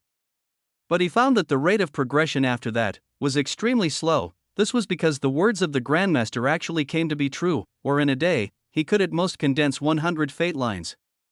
This was still completely out of the Grandmaster's expectations, as he looked at Noah with even more attention, as he had predicted even condensing a few tens of fate lines a day would be the limit. To others, this would be an unbelievable rate of growth, but it was extremely slow for him who had pulled in a few thousand in a single day. This fast rate of condensing fate lines that he did not make a secret caused numerous ripples on the seventh celestial star that he still was not aware of. But this level of genius caused the favors of the celestials to descend down like pouring rain on a stormy night. This caused Noah to begin receiving the high-level techniques of celestials every week, the techniques that could be considered mysterious as they worked to directly influence fate, or pierce the veils of secrecy surrounding it. By the end of a single month of his stay in the seventh celestial star, he had amassed enough skills for the system to classify them in form of an absolute skill, and this one was from the hands of the celestials themselves. As Noah spent his days in the seventh celestial star continuing to learn about the supreme law of fate and the abundant secrets of the celestials, time continued to pass as numerous figures in a wide array of worlds moved with their own goals. A month was neither a long nor a short time, but it was enough for huge movements to occur behind the scenes. In the prime world that was the underworld, sparks had begun to fly between the border of the pure-blood vampires and the lineage of the royal silver-born werewolves, the surrounding forces preparing for war. As they noticed this change early, many people had begun discussing in knowledgeable tones as they held a similar view across the board. The pure-blood vampires had finished consolidating their power as made a power grab for the entirety of the underworld. Small-scale battles had already begun here, and there is rumors of monstrous combatants that looked even more fearsome than those in the lineage of the silver-born werewolves appeared on the side of the pure-blood vampires.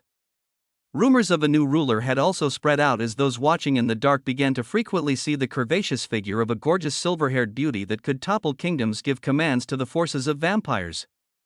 On the hands of this gorgeous figure, one could always see the outline of a miniaturized penguin being carried around like a fluffy plushy toy, many people not trusting their senses as they were feeling an extreme aura of arrogance coming off of this small penguin. War was on the horizon, but not just for the underworld, as across the vastness of space, a shocking truth had come to light that directly put two prime worlds against each other. The forces of the time immemorial sect, a sect in the lands controlled by the profound astral sect of the world of cultivation, had uncovered a heinous scheme by the forces from the Magus world after their encounter some time ago. Grand Elder Amos has begun investigating the reports that Elder Dan returned from the devilish abode with, following the trail of exactly why the Magi from the Magus world were targeting the people of his sect. After Elder Dan was saved by the mysterious entity that held numerous draconic heads and tentacles, he moved rapidly to report this and chase down any leads as to why the Magi were targeting them in the devilish abode. Grand Elder Amos had thought it was a grudge that he didn't know about or an old offense that was just uncovered, but as he followed the trail, he came to realize that many forces all over the world of cultivation were being targeted by Magi from the Magus world. He quickly brought this information to the attention of the profound astral sect as a thorough investigation was carried out. This investigation revealed a shocking horror as the powerhouses of the profound astral sect were able to catch and imprison a Magi in the act, and the things this Magi revealed made a chill run down the spines of all those listening. A shocking truth was revealed on that day, with the grand designs of the major organization of the Magus world specifically targeting the beings in the world of cultivation to obtain their bodies for experimentation and the creation of abominations that moved without souls. This shocking truth enraged the entirety of the world of cultivation as all travel was closed off, the portals connecting it to the Magus world being the first to be destroyed as everything single remaining Magi on the world of cultivation was purged that day. Blood and mayhem ran through the mountains and clouds, the single action heavily offending the forces of the Magus world as they denied any wrongdoings and called the actions of the world of cultivation baseless murder, sparking a chain of conflicts as the two prime worlds now stood at the cusp of a war. It was not just these two powerful prime worlds that were on the precipice of war and conflict, as ever so slowly, chaos spread across the worlds as many other powers faced their own rising issues and conflicts, many thinking they were isolated incidents, but only those commanding higher levels of power being able to look at and realize that restlessness and chaos was spreading across the stars. Chapter 338. Discerning Fate. In the inquiring mountain that was under the control of Grandmaster Vredril, Noah was sitting on the lush greenery outside of his expansive dome-shaped dwelling that felt too much like a cathedral. His eyes were closed as he had, Fate's disciple, activated, his body gaining an luster of gold as wisps of light converged above him and ever so slowly descended onto his body in an orderly fashion. He felt like he was some wizened being pondering on life as numerous fate lines descended within the next few hours, his face that of calmness and peace as the environment around him was really too conducive for this sort of mental state. He was actively condensing fate lines while expanding his senses to cover the well-ordered plants that held an array of colors surrounding the location where he and Athena stayed on this inquiring mountain, many of these plants creating snaking paths that went up or down the mountain as simple roads were visible. The mountain was thick with essence everywhere you turned, causing one's body to bubble in excitement just by being there. He remained in this state as he thought back to the events of the past few days, being interrupted when he heard the familiar voice of a particular war princess. Noah's sharp eyes opened as he received a message from his senior sister, Athena, who was staying alongside him in a similar expansive dwelling on the same mountain. "Master is calling for us." The message was curt and simple, Noah cutting off the manna he was supplying to Fate's disciple, as he got up with a calm expression and began heading out. It had been over a month since his intrusion into the seventh celestial star.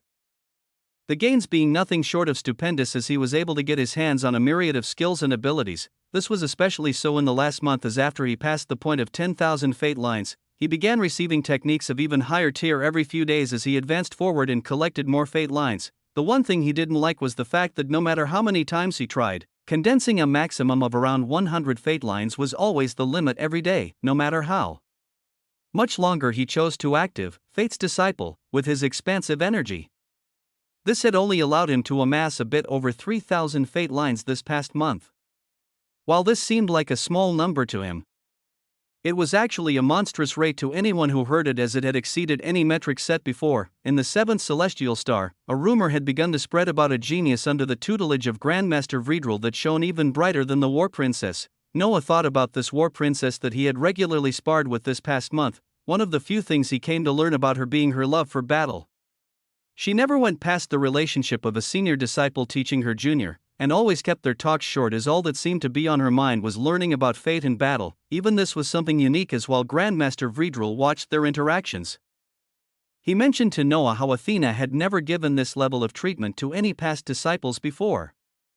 There was a level of interest and importance she placed on Noah, as the both of them carried the title of those with a noble fate. None of this mattered to Noah though, keeping his mind on the prize as he kept being spoiled with techniques and spirit stones freely, under the guise of his monstrous talent and the numerous treasures they handed him. He had publicly shown Grandmaster Vredrel that he had a breakthrough into the void realm a few days ago. The Grandmaster nodded deprecatingly at this level of genius as he advised Noah to take a slower pace and consolidate his foundation.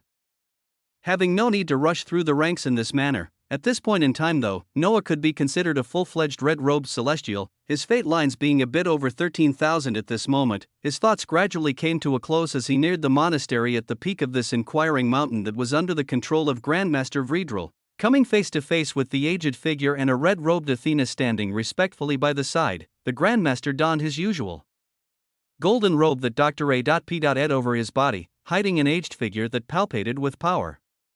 One could see the numerous wrinkles that covered his face, along with the abundant white hair and a long beard that shone with luster vitality, making one think of both age and power. "You have surpassed all my expectations so far, and now have the chance to join in on an extraordinary mission that would have fallen solely onto the shoulders of Athena.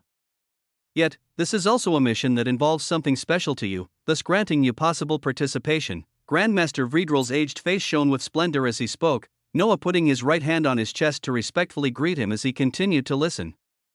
The Grandmaster waved his hands as a projection of two worlds appeared in front of them, Noah observing closely as he recognized a few features from one of the worlds. "We will test your proficiency in the absolute techniques of fate that you have been studying to see whether you will qualify for this mission.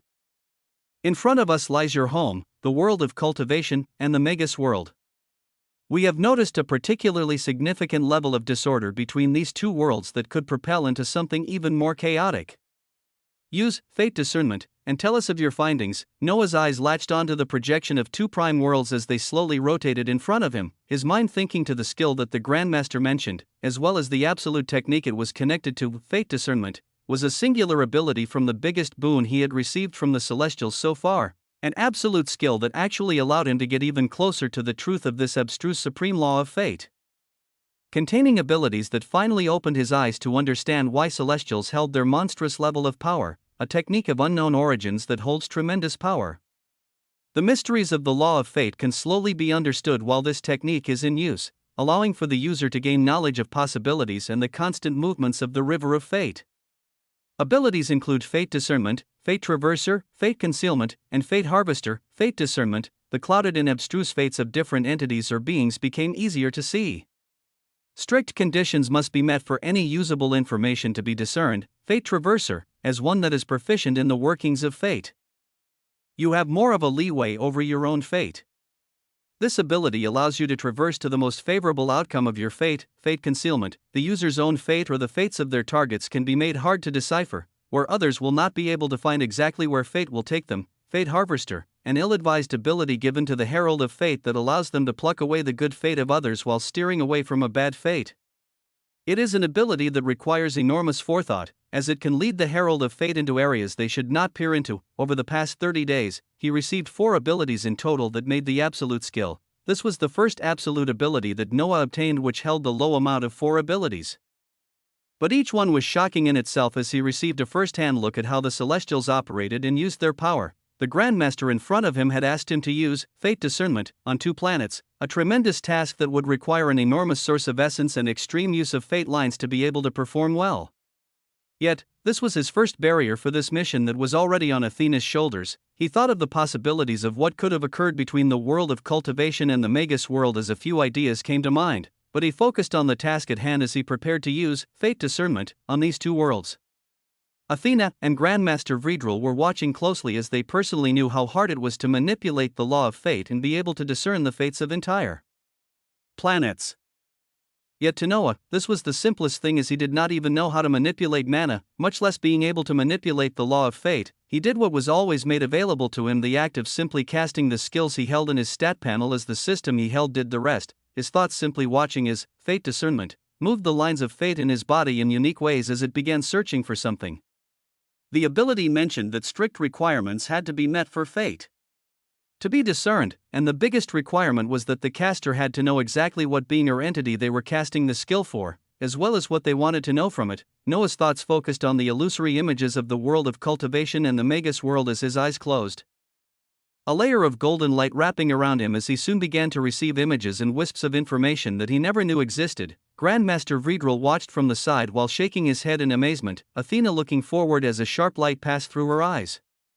Even to these monstrous beings, they had to admit that this disciple in front of them was too monstrous, being able to so seamlessly cast Fate Discernment, and even be able to get it right on his first try. Just exactly how much of a monster was he? Chapter 339, A Mission of Destruction. Bountiful information entered Noah's mind as he focused on the images of the world of cultivation and the Magus world. Golden light continued to converge and disperse from his body as Fate Discernment worked to show Noah something he never knew before. This process continued for a whole 30 minutes before Noah finally came to the end of it, the end which caused him to feel a chill run down his back as eyes snapped open. Rumble. The fate lines within his body trembled from the unexpected impact as the Grandmaster reached out and clasped onto Noah's body to stabilize his energies. His gaze was one of wonder as he looked at Noah like he was some prized possession. What did you see? Noah breathed heavily as he was not even acting, the things he had seen while using Fate Discernment being that shocking. His eyes calmed down as he replied, I saw the utter and complete annihilation of the world of cultivation and the Magus world. Yes, Noah's first use of this stupendous ability allowed him to see that in the near future, both of these 2 worlds would actually face destruction. This thought drove him to cold sweats as these were 2 prime worlds. What exactly could bring worlds at this level to be destroyed? What exactly was coming in the future? Fate Discernment had only shown him that at this moment in time, the flow of fate was going towards both of these worlds being destroyed. It did not tell him when, nor did he know how. He just held the simple knowledge that both of them would be destroyed. He looked over to the Grandmaster, who had begun speaking in a serious tone. In the past months, the major force of the Magus world has been harvesting the bodies of the cultivators from the world of cultivation for their own uses, the Grandmaster began, but Noah's mind received a bolt as he recalled the Magi he had come across the moment he finished taking down the devilish time unveiler in the world of cultivation. He had chanced upon the one called Black Serpent who was hunting the cultivators from the time immemorial sect, choosing to save them as he devoured the Magi and actually obtained memories of their plans in the world of cultivation. Their memories told him that the Magi were holding grand designs to build up a force similar to the Punishers that the Celestials held. From the celestial side, the punishers were beings from the elven race that had lost their will, giving rise to a force that dutifully followed the orders of the celestials with strong bodies to aid them. The main powers of the Magus world sought to create a similar fighting force, and they found their experiments to be working the best while using the bodies of the cultivators from the world of cultivation. Thus they had begun targeting them as they conducted a project to build creations that fully followed their orders while holding tremendous power. Noah found out and knew about this plot more than 2 months ago, but he had simply put it out of his mind as he simply did not want to add another thing on his plate. Focusing on infiltrating the profound astral sect as he put this information about the Magus world in the back of his mind, yet now, he was receiving this same information again, and this time it was linked to the cause of the possible destruction of 2 prime worlds. They hunted down and massacred countless cultivators before their doings were found out, creating a situation where both stars are now on the brink of war. We saw this increasing chaos and discern fate just like you did just now, but at an even higher level, coming to know that the result of this conflict between these 2 worlds would result in the destruction of both of them. Noah was listening with rapt attention as numerous thoughts swirled in his head. Still shocked at the fact that he knew, fate discernment did not lie to him, and that these 2 worlds really were facing destruction, but the chaos does not just end there. Both of these worlds have their own allies and enemies, where their conflict will embroil numerous large world and prime worlds, contributing to a rapid increase in disorder that will only exacerbate across the surrounding stars. The Grandmaster waved his hand as a golden plaque appeared on it, his aged eyes reading it as he revealed the contents of the mission that would shock many. Thus, we have to act in accordance with our beliefs and bring about order and balance, preventing this chain of chaos that will begin with these 2 worlds at the center. This brought about the mission that would have fallen on Athena's shoulders, and now it had fallen upon yours as well, so that you can gain more experience on the workings of fate as you observe the changes to occur with the completion of this mission. To prevent the chain of chaos and disorder, we have discerned fate and looked at numerous possibilities, the verdict coming down to a singular path that would allow for the most order and balance. The mission you 2 will carry out is to oversee the destruction of the Magus world before this conflict can continue any further. Noah couldn't help but look towards this Grandmaster in shock as he continued with an impassive face. The Magi have played with forces beyond their control while in a quest for power. Their actions culminating to the eve of a war between 2 prime worlds that would go on to cause tens of billions of deaths over the next few weeks as many surrounding powers get pulled in. To prevent this fate and bring about order and balance, you 2 will use a prime warship to act out the verdict of celestials and bring an end to the instigators of this war. Thump. Noah could feel his heartbeat increasing as he continued to listen to the words of the Grandmaster, a shocking mission landing on his lap, and this mission required for the destruction of an entire planet. Chapter 340 Chaos Reduction. Fear, silence reigned in the area of the monastery that Noah, Athena, and the Grandmaster were in as the 2 were looking closely at Noah. The words of the Grandmaster repeated in his mind as even more came. I realize the concept of a destruction of a world is very foreign to you, even more so when you have to act to personally cause it, but the fact that doing this would save the world that you came from should act as a buffer and cause you to come out of this with even more experience. The Grandmaster held a passive look as he casually mentioned the destruction of an entire star along the lines of training. Noah's mind went back to the lost world that had received a similar verdict of destruction months ago. Where Athena had been the one to initiate the destruction under the watch of a celestial, he was trying to think what exactly the celestials had observed while using fate discernment that made them pass a verdict of a destruction of a world similar to what they were doing to the Magus world now. Noah took a deep breath as he looked at the Grandmaster while wrapping up his thoughts, speaking in a thankful but difficult tone thereafter.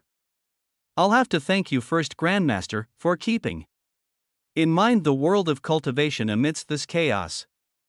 I will gladly do anything to prevent the destruction of the world I was born in, but, he looked at the impassive Athena by the side who was watching him with a piercing expression and the impassive Grandmaster as he continued. The destruction of the entirety of the Magus world, is it really the only way to stop this possible chaos that would come from this conflict? Silence reigned in the room as for the first time since his entrance into the 7th celestial star, a look of disappointment appeared on the face of the Grandmaster as he observed Noah.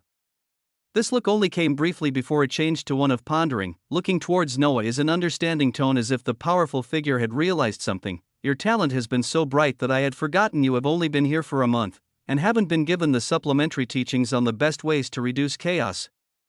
The Grandmaster pointed to the illusory figures of the rotating world of cultivation and the Magus world as he continued. Over the thousands of years that we have been influencing fate and honing our techniques, we have come to create the best course of actions that we follow strictly. Such actions range from the destruction of worlds to the saving of numerous more. It is these actions have guaranteed a high level of success in reducing chaos and instituting order. When it comes to a case like these two planets whose conflict will only expand to the surrounding stars, the routine course of action is the destruction of the star and the beings responsible for instigating such chaos. Noah's eyes gazed upon this Grandmaster as he controlled his thoughts and put on a quizzical expression while asking, "Grandmaster, what about those that had nothing to do with the course of events that the major force of the Magus world undertook against the world of cultivation?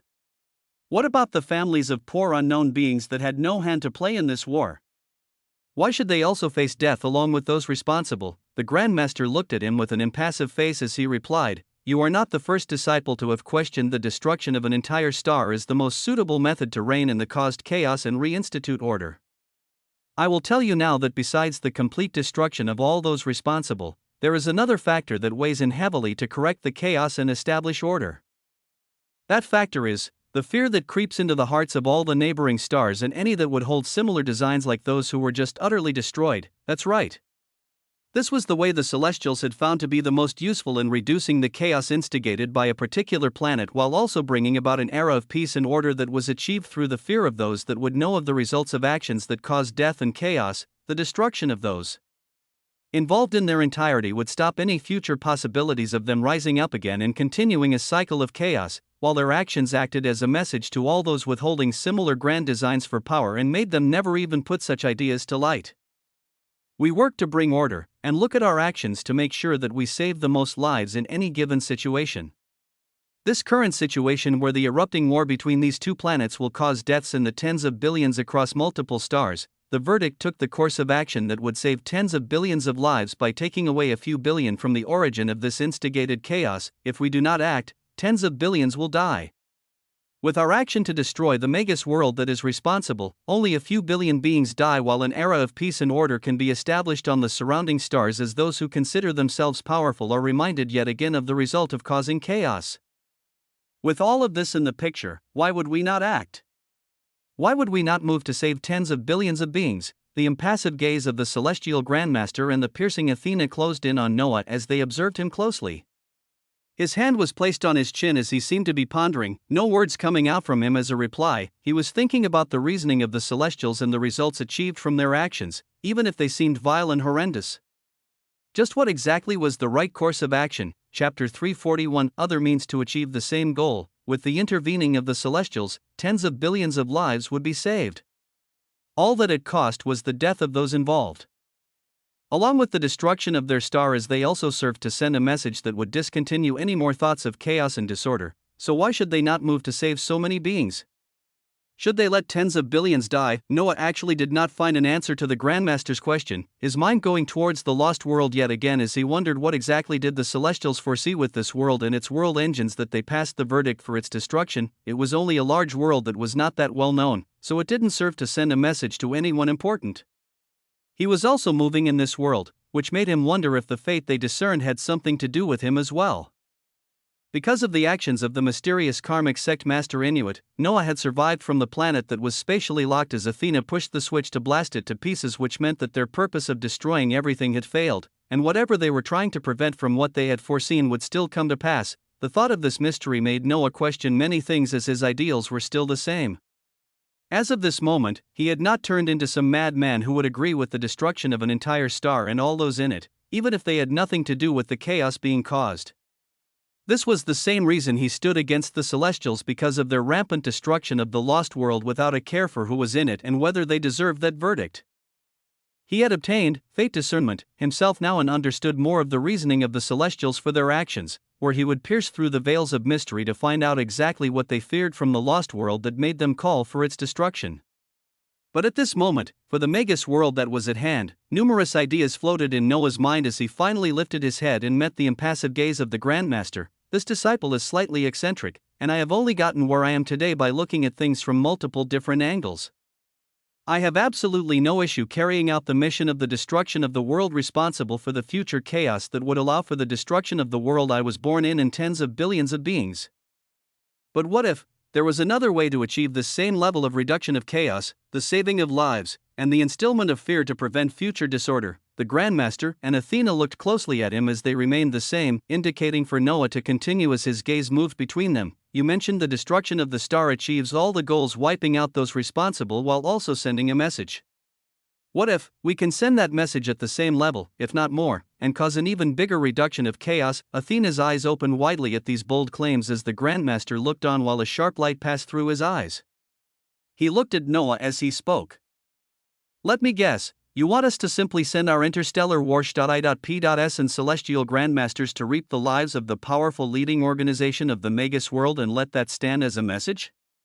It will not be effective, nor as efficient as simply using a prime warship to simply destroy the star. The words were laced with a reprimanding tone of an elder teaching a junior, Noah shaking his head as he replied with a determined expression, no.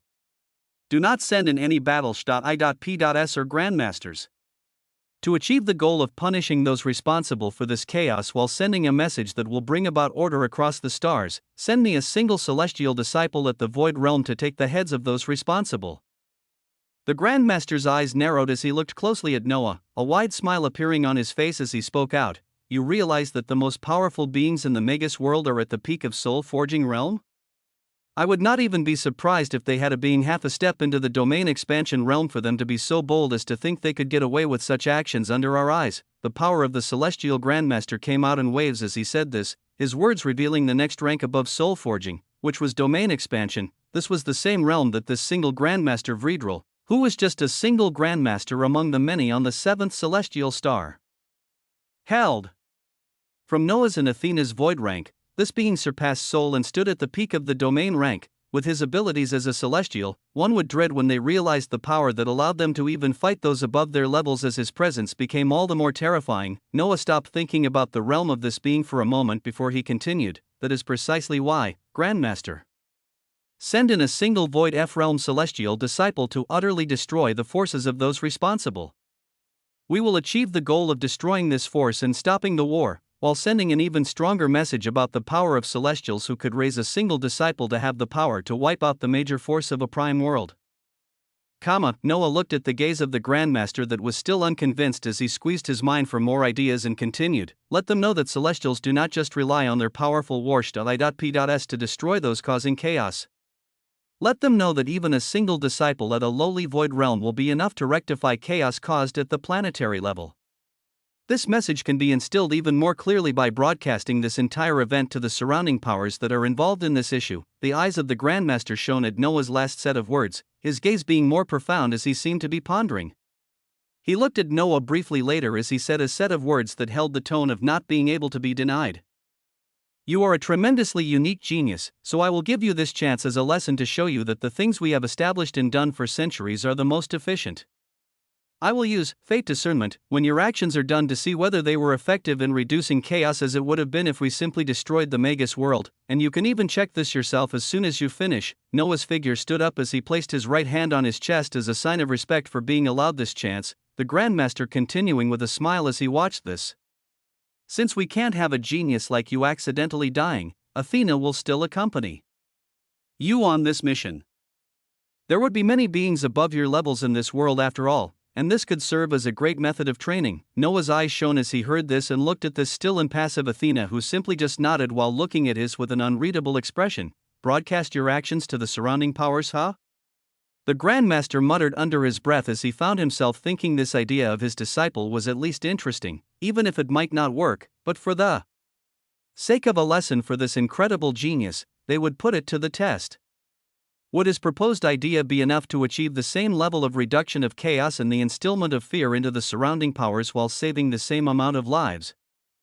Or would something entirely different occur? A wide smile appeared on the face of the being at the peak of domain expansion realm as he looked at the bowing disciple and the valiant Athena by the side, his mind already working and sending multiple messages for a change of plans and new preparation to be put underway for a particular mission. Chapter 342, An Inevitable Conflict. Across the dark and shining vastness of space, the Magus world floated serenely, its position surrounded by numerous stars, with some being tens of thousands of miles away and others being more than a couple 100,000 miles away. It was a prime world that was known for its power and unique use of rune magic and bloodlines by the many magi populating it.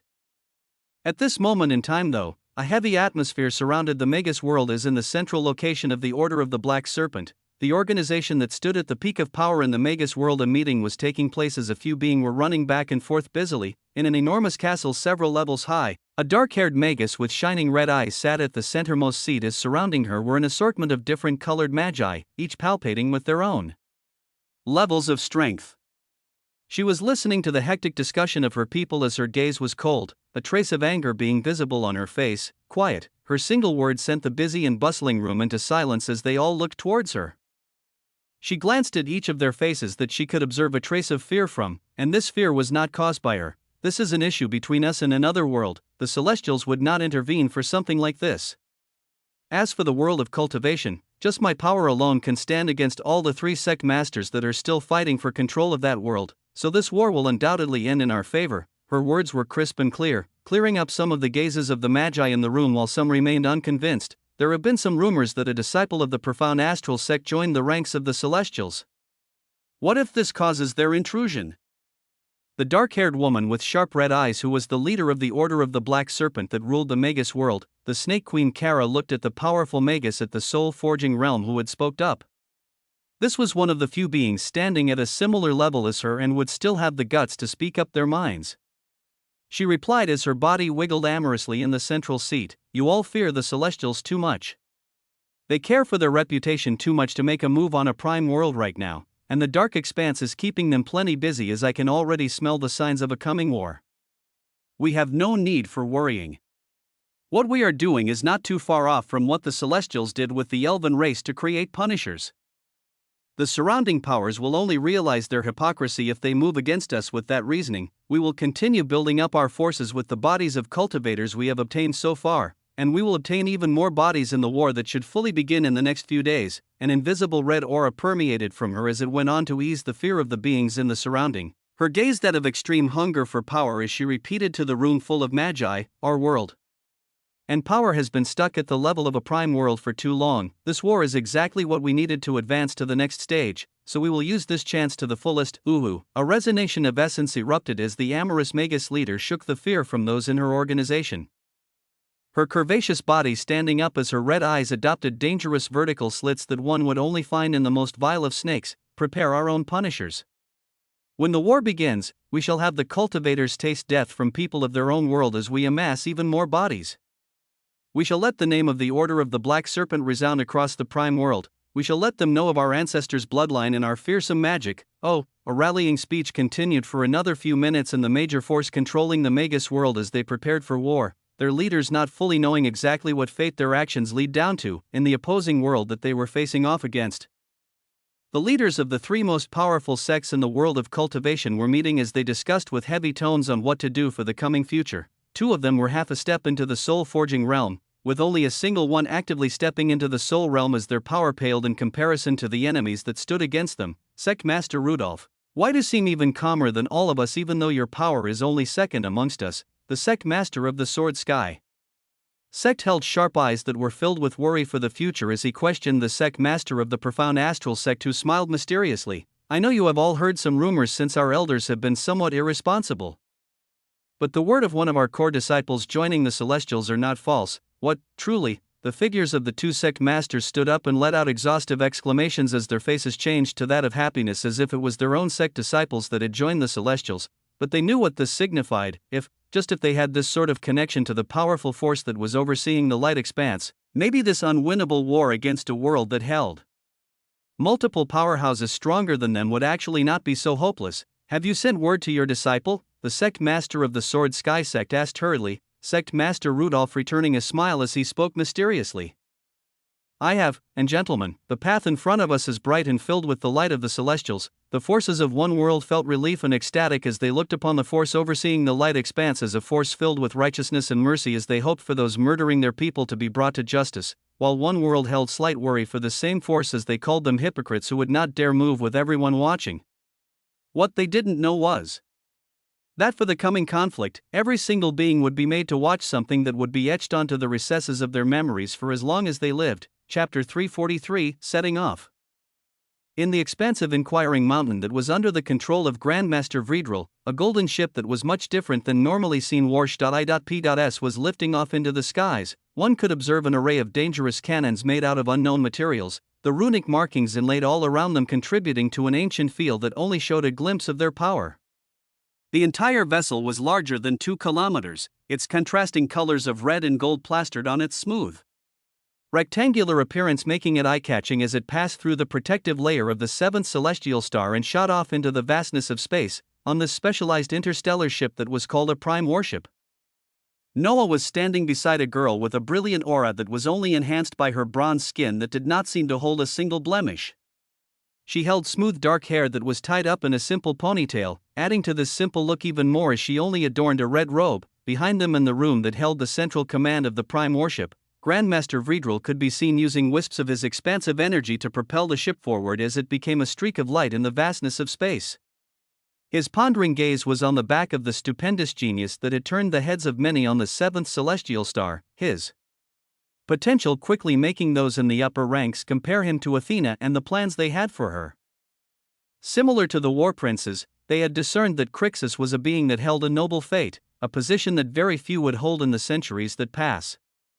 Those with a noble fate held very distinct positions as it was extremely hard to discern their future, making it critical to raise them well in the eyes of the celestial. Vredril had only given this young celestial the chance to try his new method of reducing chaos in the upcoming conflict for this reason, as he knew of the unpredictability that those with a noble fate could bring. It would serve as a lesson should he fail, and on the off chance that his method reduced the level of chaos and deaths as much as what they originally planned with the complete destruction of the Magus world? A smile appeared on the Grandmaster's face at this thought as he observed Crixus turning and talking towards Athena. Noah's now calm aura of a celestial bounced off his body as the abundant fate lines brought forth a unique air, his face turning towards Athena as he fished for more information. Have you done a mission similar to what this one was originally supposed to be? Have you overseen the destruction of an entire world? An indiscernible light crossed Athena's eyes as she heard this, staring towards the constantly changing vastness of space as she replied calmly, once before. On a large world that went under the name of the Lost World, oh? What did their forces do? An interested look appeared on Noah's face as he listened closely to finally get the history for the reason of the destruction of the Lost World. The world was first brought to our attention because of the beings of a few other worlds that they held skirmishes with, coming to our knowledge that they were creating cursed items which directly went against the universal laws. Usually, this alone isn't enough to warrant the verdict of destruction, but when a Grandmaster used fate discernment on this world, they came to find a terrible fate that would arise from this world. They foresaw that a being would rise to usher in a new rule above this lost world, going on to use the cursed items created from this world to usher in an era of chaos across the light expanse. Noah's mind shook briefly as he heard these words, many thoughts coursing through his mind as he continued to listen. The verdict for the world's destruction was made soon after, the mission of overseeing it falling on my shoulders. We were successful in reducing chaos with its destruction, with no more information being able to be ascertained after its destruction. Noah outwardly nodded outside while an array of thoughts rapidly came and went in his mind. Athena's words possibly held a shocking meaning as they repeated in his mind, a big question appearing as even though he didn't want to think too highly of himself, he was most likely the being that the Celestials foresaw to take the reins of the lost world after he defeated Baal. Using their world engines as he was already planning to write at this moment, this thought felt ludicrous, but it was also the most straightforward one. Through fate discernment, the Celestials had foreseen him coming to power, and they had almost succeeded in killing him in the lost world. Were it not for one particular sect master Inuit, Noah adopted a thoughtful look as he stared out into the changing vastness of space as the prime warship they were on got ever closer to the Magus world, a variety of feelings coursing through his mind as he realized even though it was not his fault, the reason that the Celestials destroyed an entire world with billions of beings was because of him. This thought lingered in his mind as he tried to get past it and look forward to the future. He could not change what occurred then, but he was trying to look at the possibilities of changing things now. There was another world in the near future that was marked for death, and this one also had a singular force that was the target for the Celestials, for the sake of tying off all loose ends, permanently cutting off the cycle of chaos, and sending a message of fear to the surrounding powers to reduce any further disorder. The Celestials would accept the loss of a few billion lives. They justified this because were they not to act at all, the chaos that would unravel would cause tens of billions of lives. Noah knew they weren't wrong, as he himself had confirmed this with fate discernment. But he just didn't want those that were completely innocent finding their world placed under a spatial lock as they watched destruction close in. He did not want a repeat of the Lost World where he saved the Ocean Master and tens of thousands of others in Atlantis, but left behind billions more. In this brief moment in time, his humanity pushed back the ever-so-expanding bloodline of the vampire progenitor that gradually made him colder and more calculating as he was now focused on achieving the same goal as the Celestials, but through different means that did not require the destruction of an entire star and all those in it. But this possible path would be much bloodier and much more cruel for the instigators who would have just faced quick deaths. A gaze of determination overcame his face as he looked forward, the reality of the past and future much clearer in his mind. Chapter 344, a show for all to see. The prime warship was much faster than the vessels Noah had been in before, where in just a few hours they were nearing the location of the Magus world. The outline of this prime world was slightly bigger than the world of cultivation, a thin barrier enveloping it that looked ready to break at any time. It was less for protection and more of a message that they held the power and strength to erect any kind of barrier over their world. The prime warship that was capable of laying waste to entire stars appeared near the Magus world silently, its enormous size of more than 2 kilometers paling in comparison to the grandness of an entire planet, but the weapons it held still as terrifying. The instant it appeared, Grandmaster Vredrel calmly tapped a few things on a red crystal connected to the prime warship. Its many weapons locked and loaded as a few specialized ones released a film of golden light to rapidly begin wrapping around the entirety of the Magus world. The Snake Queen Kara, who was overseeing the continuing operations in the Magus world, was the first to feel the changes as her awareness was much more sensitive than others. Realizing a second late that a spatial lock was rapidly spreading throughout the Magus world, her face turned ashen as her gaze shot to the skies, piercing through the layers as the snake eyes located an enormous ship with runic markings and weapons that would cause fear to creep into any knowledgeable being's soul. The vessel that towered over the Magus world paled in comparison to the world's size, but its significance caused the Snake Queen to see an image as if this single ship was bigger than the entire planet. This was because this prime warship was known and feared among the knowledgeable powers of the light expanse. It was the only piece of technology that was unique to the Celestials, its power being unmatched as when piloted by the powerful grandmasters that made up the ranks of Celestials. This vessel could lay waste to entire worlds. This prime warship could only be piloted by a being in the domain expansion realm, the level of energy required being immense for anyone lower. Along with this requirement of energy, the unique essence of Celestials was required before one could ever get close to this spectacular weapon of mass destruction. Its appearance above the Magus world only meant one thing, and the Snake Queen who stood at the top of the Order of the Black Serpent understood this as her ashen face became enraged. Hypocrites! She screamed out towards nothingness as the other powerhouses on the Magus world quickly noticed the situation, their gazes turning to those of despair as they understood what was about to happen. No, they can't. Fearful feelings of terror began to creep into the hearts of many powerful beings all over the Magus world as they expected a horrendous scene to occur in the next moment. But minutes passed as nothing else but the solid spatial lock that covered the entire planet appeared thereafter. Some breathed easier as they tried to send communications out to their allies to see if any would be capable of stopping the hands of the Celestials that had appeared above the Magus world, but no communications were coming in or out of this locked world as they watched on helplessly. The horrendous activation of weapons they had come to fear over the years did not activate as the beating heart of the Snake Queen still held a furious expression as she looked towards the skies. Her expression remained one of rage as it didn't seem like she feared death one bit if it came for her. Many of the powerhouses of the Magus world looked on to see what their fate would be among the despairing atmosphere as they observed an enormous illusory screen begin to materialize right above the Magus world. This screen was humongous in size, even passing the size of the prime warship, as any beings at the void rank or above would be able to observe things with clarity as long as they focused on the skies. The image in the huge illusory screen became clearer within a few seconds as they observed it to be the point of view of two red-robed figures. One was a dark-haired man who held a calm expression. The other was a dark-skinned woman that had a tight ponytail waving valiantly behind her as her eyes shimmer with light as they looked forward to what the screen was showing, which was simply the view of these two beings as they stared at the Magus world from the ship they were on. This mystical illusory screen did not just appear in front of the eyes of the powerful forces of the Magus world. Another one just like it appeared above the world of cultivation. Another one appeared on the underworld, another one appeared on the automaton world. The illusory screen showing the point of view of two red-robed Celestials was being portrayed across many of the surrounding prime worlds that held connections in any way to the Magus world and the world of cultivation. even adding along other prime worlds that simply held many powerhouses: the lone moon, the infantile globe, the storm territories, the burning archipelago, the flameborn world. Numerous prime worlds were introduced to this humongous illusory screen that showed two beings looking at the expansive Magus world. The knowledgeable powerhouses of these worlds felt an eerie atmosphere as they recognized what the red robes signified. Their assumption confirmed the moment this ridiculous capability of allowing an illusory screen like this that portray an entirely different environment hundreds of miles away above their worlds, confirming all of their thoughts as they wondered just who had earned the wrath of the Celestials. What they didn't know was that to make this a possibility, Grandmaster Vredrel had instructed numerous Celestials to direct interstellar warsh.I.P.S. besides the prime warship he was in with Crixus and Athena to move out to the numerous prime worlds in the surrounding quadrant that the Magus world was in. This amounted to tens of interstellar warsh.I.P.S. being spread out to cover the distances of over 100 prime worlds that either had connections to or knew of the Magus world and the world of cultivation, as well as the war that was brewing with these two powers at the center. These numerous sh.I.P.S. held the technology similar to what Noah had observed them do outside the doors of the first realm of hell.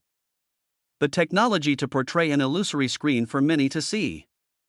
This same technology was being used now as numerous sh.I.P.S. traversed near numerous prime world to portray an illusory screen that showed a video with extreme clarity. The Grandmaster held slight interest when Noah further explained how he wanted to enact his different path that wasn't the destruction of the entire planet, and that was to put on a show. To prevent the destruction of an entire world while only taking down those responsible, and at the same time achieving the Celestials' goal of using fear to reduce the compounding chaos, Noah would put on a show for all to see. Chapter 345 Merciful Saints, Cruel Tyrants. Many of the beings seeing the screen above the skies of their worlds recognized the image of the War Princess that was already widely known, the one that became even more renowned recently as she took the #1 spot in the recent Infernal Hunt. A few recognized the image of Crixus, being mostly those in the world of cultivation, as they looked on with shining eyes as this disciple appeared grandly on the screen. In the underworld, the curvaceous Elena was surrounded by forces of pure-blood vampires as they looked on with faces of solemnity, her infatuated gaze landing on the dark-haired male as intense lights shone from her eyes. There was a small miniaturized penguin sitting on her shoulders as its beak rose high. Its beady eyes trying to focus on the screen above as its Saint Realm essence could not see the images clearly. The monstrous figures of the other harbingers that held different transformations after absorbing the bloodlines of vampires were also observing the screen above them, with a few missing it as they were in the infernal realm along with the abhorred Lich Emperor continuing to farm skill points. Their eyes gazed at this stupendous illusory screen as something finally changed. The Magus world has sown an enormous amount of chaos and had received the verdict of destruction long ago. But a resounding voice began to echo from the illusory screen, spreading through the targeted worlds that Grandmaster Vredrel wanted to spread the message across as he continued to speak. My new disciple wanted to try things a different way, and bring justice using a brand new path. That is what you are about to watch: justice for those responsible for sowing chaos, and the return of order and balance from it. His words finished as the faces of many powerful beings turned somber, their gazes fully locking onto the events that had begun on the screen as a sense of unease spread throughout. The disciples to enact this verdict will be Athena and Crixus, disciples at the Void Realm who will descend into the Magus world to bring to justice the forces responsible for this chaos. The influential and powerful figures turned quizzical for the first time as they thought they had misheard something. They knew that the force that controlled the Magus world was the Order of the Black Serpent, a powerful organization that held numerous Void Realm powerhouses, and even a few beings at the soul-forging realm standing at the top. To carry out this verdict of the Celestials, only 2 Void Realm disciples were being sent out to combat all of these forces? Skeptical looks began to appear among the faces of many beings across the stars as they wondered exactly what type of message the Celestials were trying to send with this action. In the humongous prime warship that Noah and Athena stood on, a small door opened in front of them as their bodies became enveloped in the aura of the Void Realm, their figures floating out serenely as they began flying towards the Magus world. This image caused the eyes of many to skip a beat as they realized the Celestials were truly serious about sending in 2 talented disciples at the Void Realm to stand against powerhouses that reached the soul-forging realm. They watched on with rapt attention as the illusory screen closely followed the viewpoint of Noah and Athena, the features of the Magus world becoming more and more clear as their figures descended down and passed through the golden film of light that was now covering the Entirety of the world, this barrier of golden light did not just prevent spatial movements. Any being that tried to break past it without the permission of the domain expansion expert that was piloting the prime warship would find their actions being all for naught, as the barrier locked everything in completely. The instant the figures of Noah pierced through the stratosphere of the Magus world, they began descending down in a particular direction, as both Noah and Athena were using fate discernment to see where the aura of chaos originated from the most. Their findings were leading them directly to the central lands of the Magus world, where the Order of the Black Serpent was located. Rumble, their bodies trembled with essence as they shot forth speedily, soon arriving at the skies above grand buildings of a now tense capital. At the forefront of these forces, the Snake Queen looked towards Noah and Athena with a look of furious unwillingness as her overflowing aura began to rise from her body in a maddening fashion. "This is how you hypocrites wish to humiliate us. Sending weak disciples to send the message of your strength." Her voice was laced with poison, as she was not even speaking directly towards Noah and Athena, simply speaking in their direction, as her words were aimed at the Celestials and all those that she knew would most likely be watching a similar illusory screen like the one they were seeing. "Don't you all see? These hypocritical Celestials have no moral compass. They will kill whoever they wish under the name of justice and order. In this light expanse, they are simply tyrants. It may be my world targeted today, but what's to stop them from doing the same thing to your worlds next? What's to stop them from proclaiming a verdict of destruction on the flame-born world or the underworld in a few days?" Her unwillingness was portrayed in her voice as her figure became flanked by two beings of similar rank to her. One was a middle-aged man with furrowed brows that held a tall stature. The other was a scantily dressed woman in her prime that held a similar venomous look on her face. The many worlds being shown the events occurring in the Magus world reflected as they heard the words of the leader of the Order of the Black Serpent, the one to reply being Athena, as around her numerous Empyrean guards had begun to appear en masse. "We, the Celestials, care not whether you see us as saints or abominable tyrants." Rumble, a golden hue covered the skies above them as tens of thousands of fate lines could barely be discernible by those proficient in fate.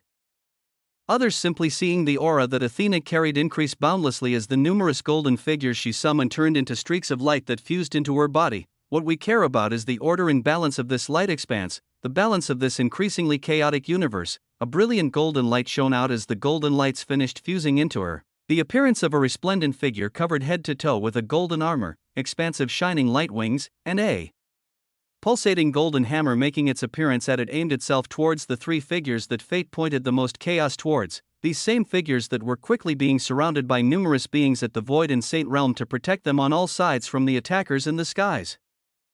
"You all have sown discord and chaos in the surrounding stars, and your verdict is death." Rumble, a brilliant light shone out as she finished these words. Noah, glancing at the thousands of beings he could sense above this single central building where the Snake Queen stood at the forefront of, tens of thousands more moving around this central base of the Magi, who all held an aura of chaos on their bodies. Accompanying their ranks were the lifeless bodies of numerous cultivators that wore robes hiding their features, many of them mixing into the ranks of the Magi as they followed their given commands lifelessly. Noah observed all of this as he sighed and began summoning numerous Empyrean guards himself, committing to fully saving this Magus world from complete destruction. But for him to be able to do that, he had to dye its central lands red from the blood of all those responsible for initiating this chaos to begin with. Chapter 346, Devouring Winged Serpent. The Snake Queen Kara that stood at the top of the Magus world stared at the golden figures shimmering with light as the ideology of the Celestials reached her heart with extreme precision. They cared not how they were perceived, as long as beings feared and obeyed them, as long as they knew of their terrible power, this was all that mattered. Her furious expression softened as it soon became devoid of emotions, her senses catching the many Magi that were grouped all over the central base CL. Around her as they prepared to fight against the two invading Celestials. Looking at this scene, something seemed to have clicked in the mind of the Snake Queen as words devoid of emotions left her red lips as her body began to bubble forth with power. "So be it. Devouring Winged Serpent." Rumble, a red light shot to the skies as a skill was cast, an immense aura overflowing with power at the soul-forging realm was released maddeningly. This aura held a significance that could be felt by every being around, as those standing at the soul-forging realm had stably begun strengthening their souls. The aura of power they released causing a coagulating pressure to descend down upon those that stood against them. This was the power of the soul, an abstruse force that very few could grasp. But the beings that the Snake Queen was up against held even more fearsome techniques that allowed them to use the supreme law of fate, the numerous fate lines that they condensed on their bodies, giving them the capability to inflict soul damage, as well as granting them a level of protection that nobody else had. The aura of the Snake Queen continued to overflow as Noah observed her body begin to expand rapidly. Numerous dark red scales that were meters thick enlarging at an alarming speed as this being began the transformation into a monstrous creature. On either side of her expanding figure, two magi floated in the skies as they looked at the Snake Queen's transformation. Their expressions those of unwillingness as they turned towards the shimmering figures of Noah and Athena, and even further above to the horrible worship that could disintegrate them and their entire planet. They did not fear the two void realm beings in the skies as they were confident in their own power at the soul-forging realm, but what they feared was the actions these celestials would ultimately take once they killed the two disciples in the air. They felt like an aura of death was approaching them as their gazes focused on the humongous ship that was barely discernible in space, but their gazes were in the wrong direction as this would most definitely not be the cause of their deaths. The two magi activated their own bloodline abilities as their bodies also expanded and began to change, numerous scales spreading as one held a fully black aura, with another shining with a red light as their sizes quickly exploded to tens of meters. The numerous powerful beings watching across worlds wore grim faces at this show of power, the illusory screens above their stars showing the majestic form that the leader of the Magus world had transformed into, and it was the terrible form of an expansive nine-headed winged serpent, roar. The air trembled at the resounding roars of its numerous heads as the devouring winged serpent floated magnificently in the air, its 9 heads waving menacingly as each one shone with its own color that symbolized expert control of multiple elements. Many watched this overwhelming power at the soul-forging realm as they affirmed that the opponents the Celestials sent were extremely mismatched. They knew the power of the being called the Snake Queen from rumors and the spies, but they never witnessed it close hand as her grandeur was clearly portrayed in the illusory screens above the numerous stars. This was affirmed even more as her resounding voice that was laced with fearsome power rang out as if she was standing right in front of them. If that hypocritical grandmaster above doesn't come down to face me himself, then he can simply come to collect the bodies of his disciples along with mine. Yes. The devouring winged serpent floating in the skies knew that with the intrusion of the Celestials, she, along with all of her forces, would be facing their death today, but still, amidst this terrifying feeling of unfairness and despair at a greater power coming out of nowhere spouting what seemed like bullshit in their ears, they could not do anything to stop it and had to simply accept it. So they would accept it, but they would also take down others as well, especially the disciples of the once responsible. The numerous eyes of the devouring winged serpent focused on the shimmering golden figures of two beings standing less than a mile away from her, her tremendous body nearing 40 meters in size trembling with power as it was joined side by two slightly less fearsome winged serpents. The two soul-forging realm magi that were standing beside her had transformed into a dark winged serpent and a flame-winged serpent as they each adopted their own spectacular forms that were just a few meters smaller in size than her own. The dark winged serpent had tendrils of darkness rolling through its scales as its body pulsed with menacing power, while the flame-winged serpent had molten flames spurting out all around its body, rapidly increasing the temperature of the surroundings. An overwhelming feeling of strength released from them as slowly, the gaps in the skies began to be filled with numerous different forms and colors of snakes and basilisks that held fearsome expressions. The forces of the Order of the Black Serpent had fully withdrawn their fear as they used the power of their bloodlines to transform into a frightening army of an assortment of fearsome serpents. The skies soon became blotted with dots of beings from the central base of power of the Magus world, their numbers nearing tens of thousands as they ranged from legendary and all the way to void realm. Among their ranks, the dead cultivators devoid of souls that were turned into beings similar to the Celestials' punishers were filling the gaps of these ferocious magi. These were only the members of the Order of the Black Serpent that held power above legendary rank, with millions more that held lower power levels spread out across the central lands of the Magus world as they watched the unfolding events with uncertainty and fear. Leading the gathered forces in the sky, at the forefront was a devouring winged serpent at the peak of the soul-forging realm, her power seemingly being able to overflow into the next realm at any moment. Flanking her two sides was a dark winged serpent and a flame-winged serpent that trembled with elemental energies of their respective bloodlines, the most powerful beings of the prime world that was known as the Magus world. The bloodline magi of the Order of the Black Serpent that all knew in their hearts death was coming for them in the hands of the Celestials. They had all fully prepared and transformed as their angered and despairing gazes turned towards the two beings calmly floating opposite to them. In front of this ever so expanding army, The brilliantly shining golden figures of Athena and Noah raised their weapons forward, their eyes shining with confidence as they didn't seem to think this tremendous force was anything much. Chapter 347 Shining blades pierce the skies. The numerous forces of multiple prime worlds watching this scene portrayed in the point of view of Noah and Athena found it breathtaking to watch as they could so clearly observe the converging of essence from the army of the many serpents standing opposite to these two beings. In their hearts, they knew they never wanted to be in this situation in their lifetimes, yet the two beings facing this terrible army held calm eyes as one was shining a resplendent gold. Her body covered in full golden armor and shining golden wings where only her unshaking eyes could be seen. The other held an even more unique look as a golden robe. Dr. A.P. Ed over him regally, from his back the appearance of grandiose white gold feathered wings erupting out in a glorious array of colors as his face was that of calmness. The two celestials were completely unfazed by this tremendous scene of an entire army in front of them, in the prime warship floating above the space of the Magus world. The Grand Master was looking at this scene closely, his power ready to jump in at any instant if something went wrong, even though it seemed like his actions of allowing Athena and Crixus to go into the Magus world were easy to arrange. He had to send messages to various grandmasters before he got his way. He affirmed that this experiment would only be for the training purposes of these two exemplary disciples, and that no harm would come to them under his watch.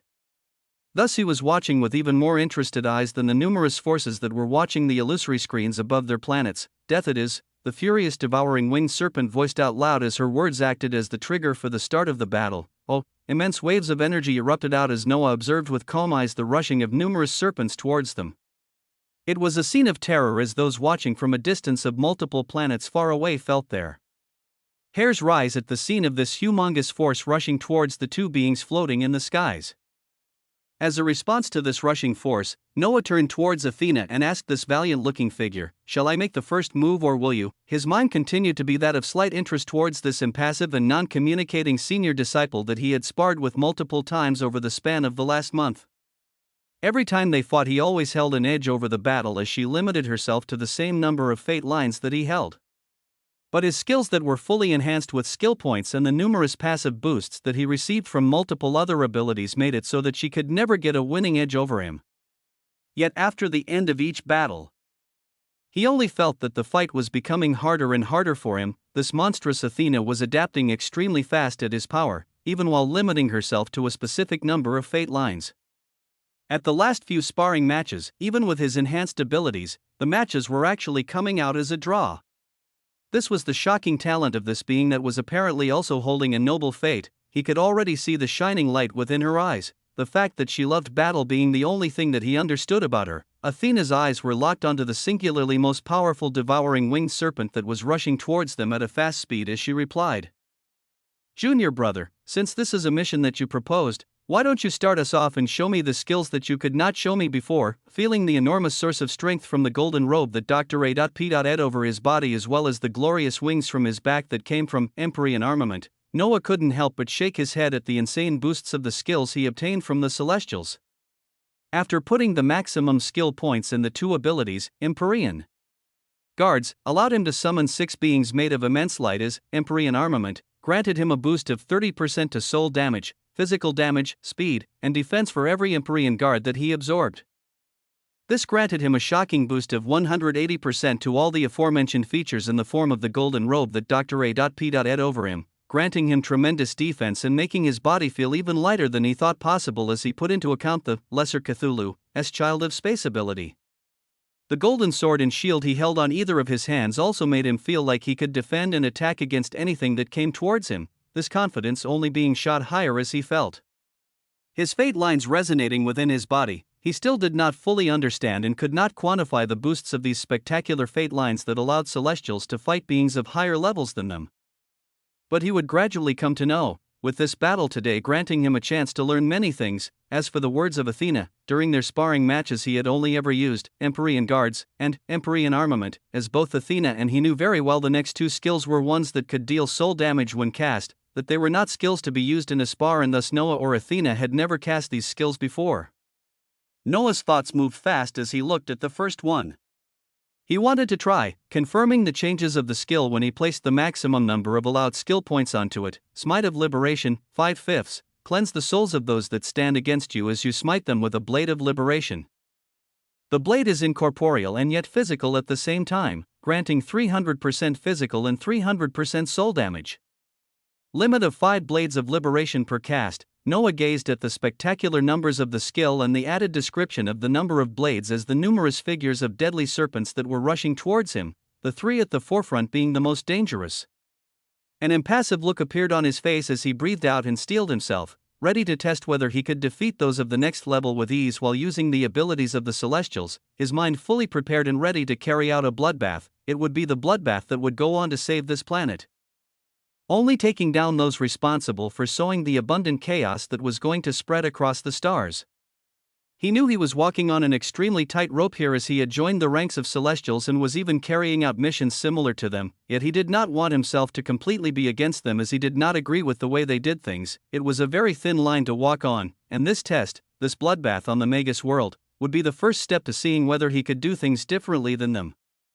His gaze met the ferocious charging army of serpents as light words escaped his lips. Smite of liberation. Rumble, a golden hue spread across the skies as a droning sound could be heard by all those in the surroundings.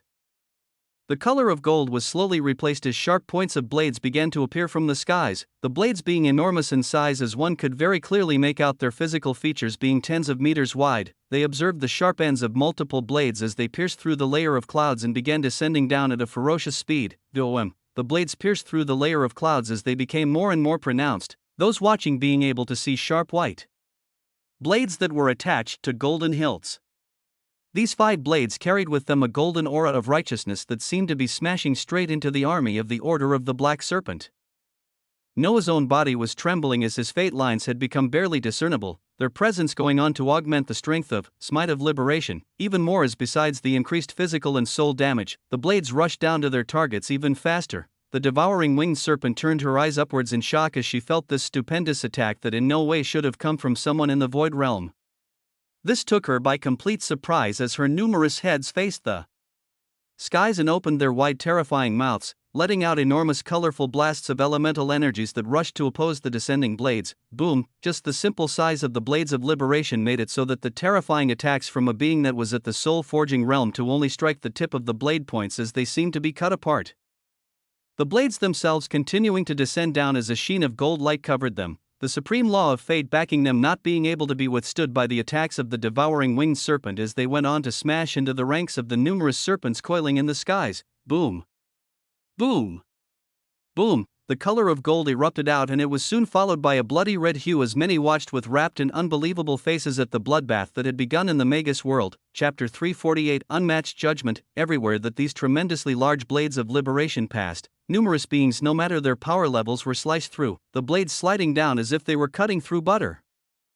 Only the tremendously powerful bodies of the soul-forging realm's experts felt their scales being ripped apart as they suffered heavy injuries, just the sizes of these blades going on to inflict a horrendous amount of damage that they never thought would have been possible at the beginning of this battle. As the numerous forces that were watching from the multiple prime worlds watched on, their jaws were slacked wide open, nearly reaching the floor as they observed the being with golden white wings and the shimmering golden sword and shield cast a single skill that went on to disrupt an entire army. In the underworld, the arrogant Emperor Penguin stood on the shoulders of Elena as its flippers rose victoriously in the air, its eyes full of pride as it nodded vigorously. Elena's eyes showed even more infatuation as she watched her vampire progenitor go on to cast skills she never thought to be possible for someone like him to cast so seamlessly. The simple casting of Smite of Liberation was just the beginning of a very bloody battle as Athena's eyes shone at the destructive extent of the damage caused by this simple casting of the skill, which allowed 5 blades of liberation to descend down compared to the 1 blade she could summon with a single cast. Even more questions erupted in her head as she wanted to drill into the secrets of the exemplary being next to her, but her thirst for battle won her over as she looked at that disordered army of terrible serpents and instead rushed forth towards them. Her resounding scream acted as a reminder as the shocked devouring winged serpent lit up with numerous abilities, its expert use of the many elements granted to it by its numerous heads coming forth as enormous balls of fire appeared in the skies. They were followed up by a sharp formation of ice spears that threatened to pierce any that stood to oppose them. The leader of the Order of the Black Serpent continued to cast numerous innate skills as she felt an unbelievable feeling while looking towards the shimmering figure with white wings. She affirmed his power was at the void realm, but the ability he cast was enough to even injure someone in the soul-forging realm. This unbelievable reality caused a sliver of fear to appear in her cold heart, as this simply did not make sense. She continued casting abilities as enormous boulders of earth also began rushing down, while destructive bombs of darkness and blades of wind and numerous more elemental attacks appeared in the skies with ease. The devouring winged serpent was enraged and no longer underestimated the two beings in front of her, seeing the horrible color of red spreading out all around her as hundreds of beings faced death from just that one attack. Oh, a battle roar rang out as the numerous elemental attacks cast by her flew towards the figures of Noah and Athena. The two of them were fearlessly rushing in as the shield in Noah's left hand shone as a shimmering golden barrier appeared to wrap around his body. Athena's own body was fully protected by a golden metal armor as she weaved in and out of the dangerous molten balls of fire, boulders of earth, and ice spears, the hammer she wielded in her hand smashing into any attacks that neared her as spectacularly. Her body pulsed with tens of thousands of fate lines. It was an image that struck itself into the minds of all those watching as they observed two winged figures weaving into a destructive storm of elemental attacks cast by a soul-forging realm bloodline magus, their bodies effortlessly weaving in and out in a beautiful fashion. The Grandmaster watching from above had his expression shining with pride as he observed the thrumming of tens of thousands of fate lines on Athena's body. His aged heart looking forward into the future as he waited for a similar number of fate lines to appear on the monstrous genius fighting alongside Athena, who had shown them yet again how different their own techniques could be used. When it came to Athena, she only held the power of the void realm, and at the peak of it at that, but her power was augmented into insane levels because of the tens of thousands of fate lines that she held in her body. Even Noah himself currently only held a bit over 13,000 fate lines, but even he felt an enormous sense of power from them, not to mention the strength Athena could draw out given how many lines she had already condensed in her origin. The Grandmaster continued to ponder how this genius was bringing out even more exemplary effects from the techniques of Fate's Guardian, as he watched the resplendent blades of liberation disappear in the bloodied army of serpents, wondering exactly how monstrous the perception of Crixus was. The War Princess weaved in and out of the numerous attacks thrown by the devouring winged serpent as she placed more energy onto the golden hammer that she carried in her hands to strike down towards one of the heads of the huge serpent as she targeted the strongest beings in the opposing army. Boom! The descent of her fierce hammer was actually also a prelude as from the skies, a bright blade of liberation with features different from the ones Noah had cast descending downwards rapidly. Its target the many necks of the weaving devouring winged serpent. The battle continued explosively as the two soul-forging dark-winged serpent and the flame-winged serpents turned their red eyes towards Noah, their bodies already moving as numerous destructive skills were cast towards him. This was accompanied by the attacks of tens of thousands of other bloodline magi as runic inscriptions beautifully colored the skies, the product of these runes being deadly elemental spells that rushed towards his position. Noah's gaze was impassive as he pointed his blade forward and cast the second skill that he had yet to cast after placing the maximum number of allowed skill points into it. Judgment, 5/5, a declaration of death for all those that stand against you is called forth. Those that cannot defend themselves will have their bodies destroyed and their souls shattered as they become lost in the river of fate. The ability has been enhanced further, becoming an area of attack ability that affects targeted beings in an area of 100 meters. The description of the skill was nothing to scoff at, with the possibilities of who could be affected when the skill was cast nearly endless, as the last added description was ridiculous to even think about. The skill stated that it was a declaration of death for all those that stood against him, so Noah wielded the golden blade of light in his right hand as he pointed forward at the numerous magi snaking towards him and simply cast the skill. His gaze landing on the centermost location where the two soul-forging magi were moving along with all the beings surrounding them. Judgment. Rumble, he felt an enormous amount of mana leak from his body, an amount that was greater than any of the other celestial abilities he had ever used before, as he instinctively realized he would be going overboard and moved to stop supplying mana to the skill a second later, but his enormous reserves had already given a significant amount of mana as a ridiculous area of attack ability that used to be for a single target. An extremely high damage dealing skill that even brought death to an aberration in the infernal realm came to life in the most stupendous way possible. Ah, whoops, a single thought coursed through his mind as the very skies screeched and trembled at the appearance of this attack. The numerous powerful forces watching from the illusory screens above the prime worlds, the ones who believed they couldn't be shocked anymore, found themselves questioning their eyesight as an ability of ridiculous proportions presented itself in front of their eyes, numerous golden spears appearing en masse in the skies as they descended down to skewer everything in sight with a righteous light of judgment.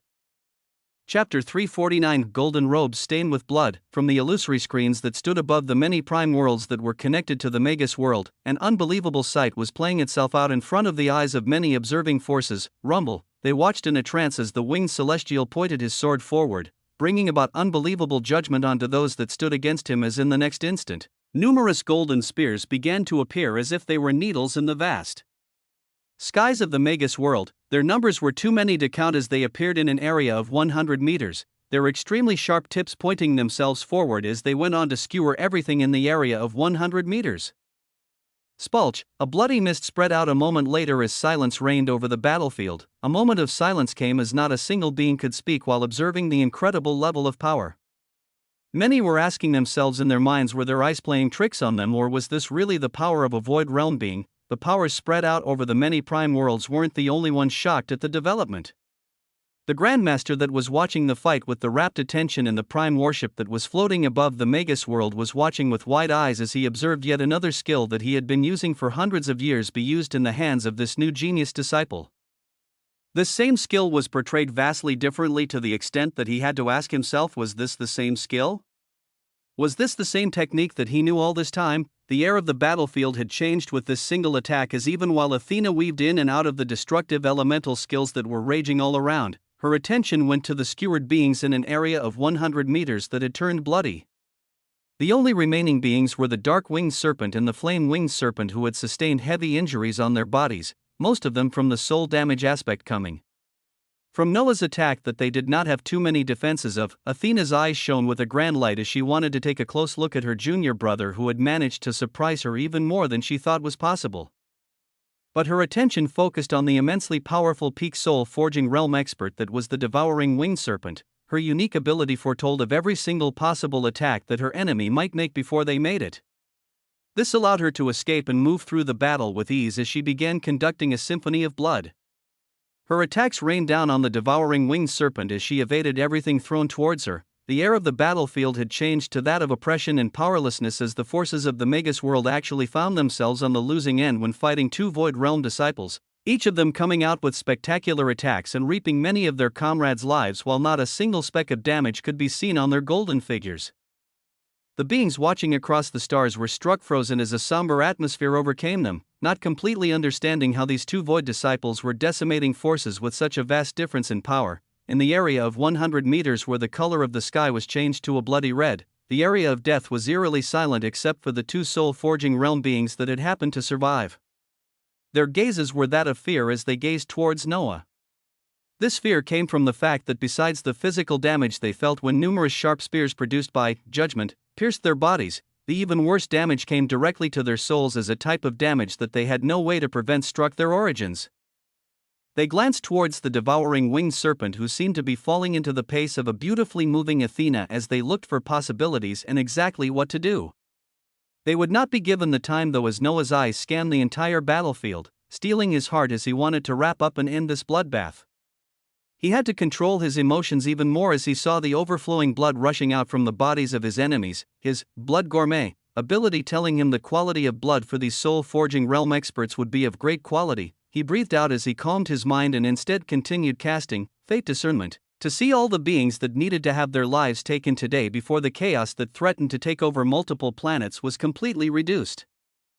To reduce the same amount of chaos that destroying the entire world would have caused, they had to erase this order of the black serpent out of existence. The shimmering golden sword in his hand vibrated as his body turned into a streak of light, choosing to put the close combat skills he had learned over the past month while sparring with the war princess to the test and going down towards the two soul-forging beings who could not decide what they wanted to do. This would also be training to make sure he would control himself in the battlefield filled with blood, as he was only playing the role of a celestial disciple right now. Unwilling roars released from them as they went on to clash with Noah's winged figure. Not being able to do anything as they saw from his speed that they could not even run, boom, a shower of blood erupted out as Noah swung the golden sword down, the immense physical and soul damage boosts that he carried with him being deadly with every strike. A single sword slash landed on the chest of the dark-winged serpent as it felt horrendous damage course through its origin. Its body lit up with essence as spears of darkness exploded out at Noah's position, the explosions only making apparent the shimmering golden barrier covering his body from the shield he carried in his left hand. his fate lines looked to be pulsing in his body as he effortlessly withstood the attacks of the dark winged serpent. Using the shining sword in his right hand to land even more deadly attacks, at the same time, the flame-winged serpent had blazing fires raging around its body, using this chance where Noah was preoccupied to try and bite down on his golden shimmering figure. Its many heads let out molten breaths of fire as the extreme heat pushed away any nearing beings. Noah did not even turn his gaze as he continued to focus the attacks of his deadly sword onto the dark-winged serpent, his left hand that held the shield turning towards the attacking flame-winged serpent as he called out slowly, "Sever!" Zing!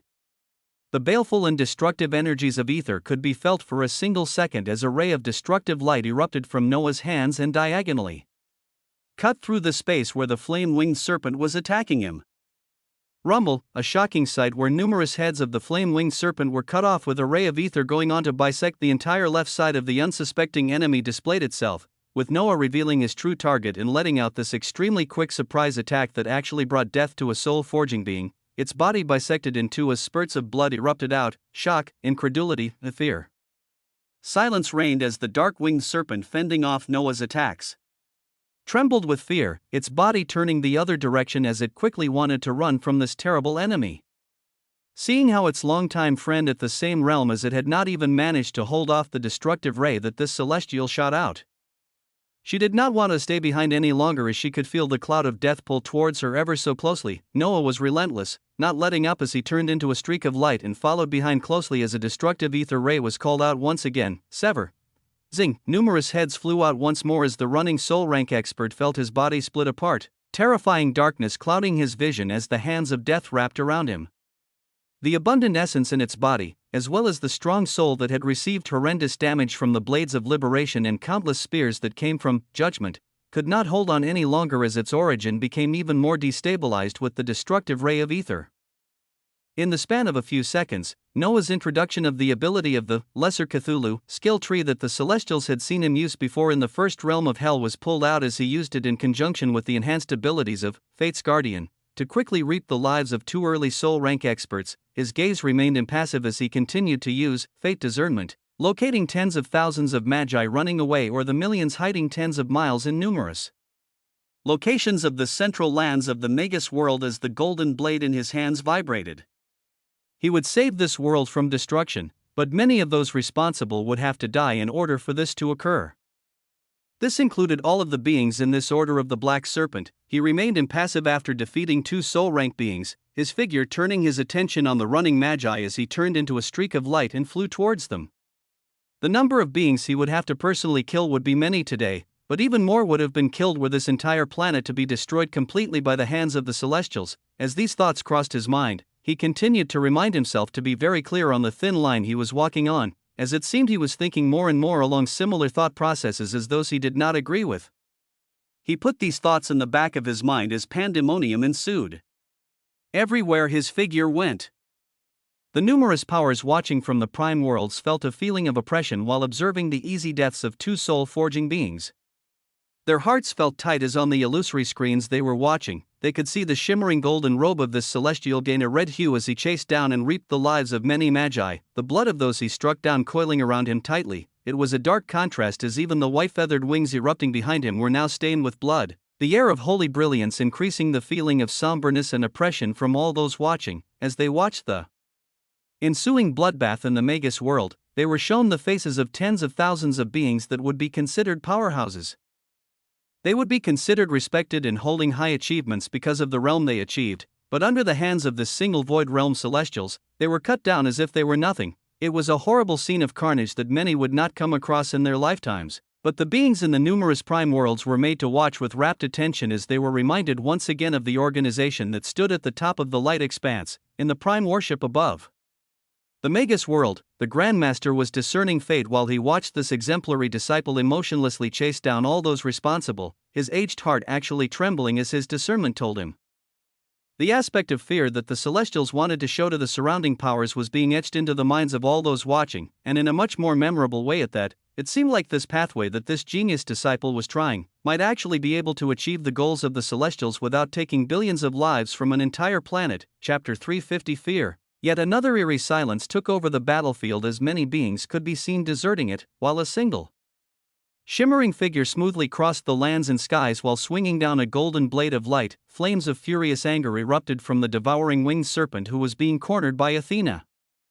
Its aura bubbling forth as it found its forces were decimated and those that were remaining were running away in fear. Its gaze looked at the figure of Noah, whose golden robe now held a bloody sheen, the rivers of blood erupting from the bodies of the numerous serpents that he had just cut up, wrapping around him and diminishing the shine of his regal robe.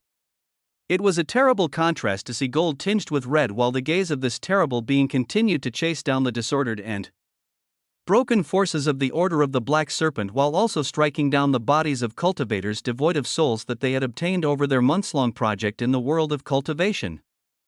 The reality that he had just simply killed two soul-rank beings not even seemed to register in the mind of the winged Crixus as he wielded his blade and continued the bloodbath.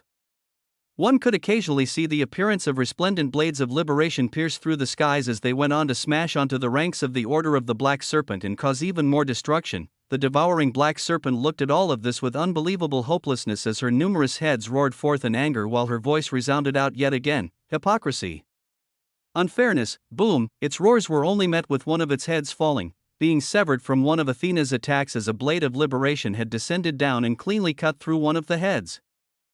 An exciting look was on Athena's face as she continued to attack this being an entire realm above her.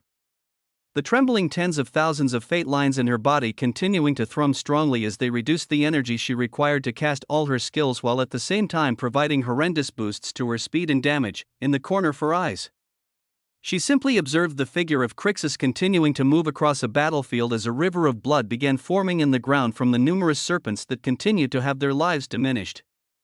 It had now turned into a simple scene of a massacre as even those watching from the numerous prime worlds looked on with fearful and somber eyes.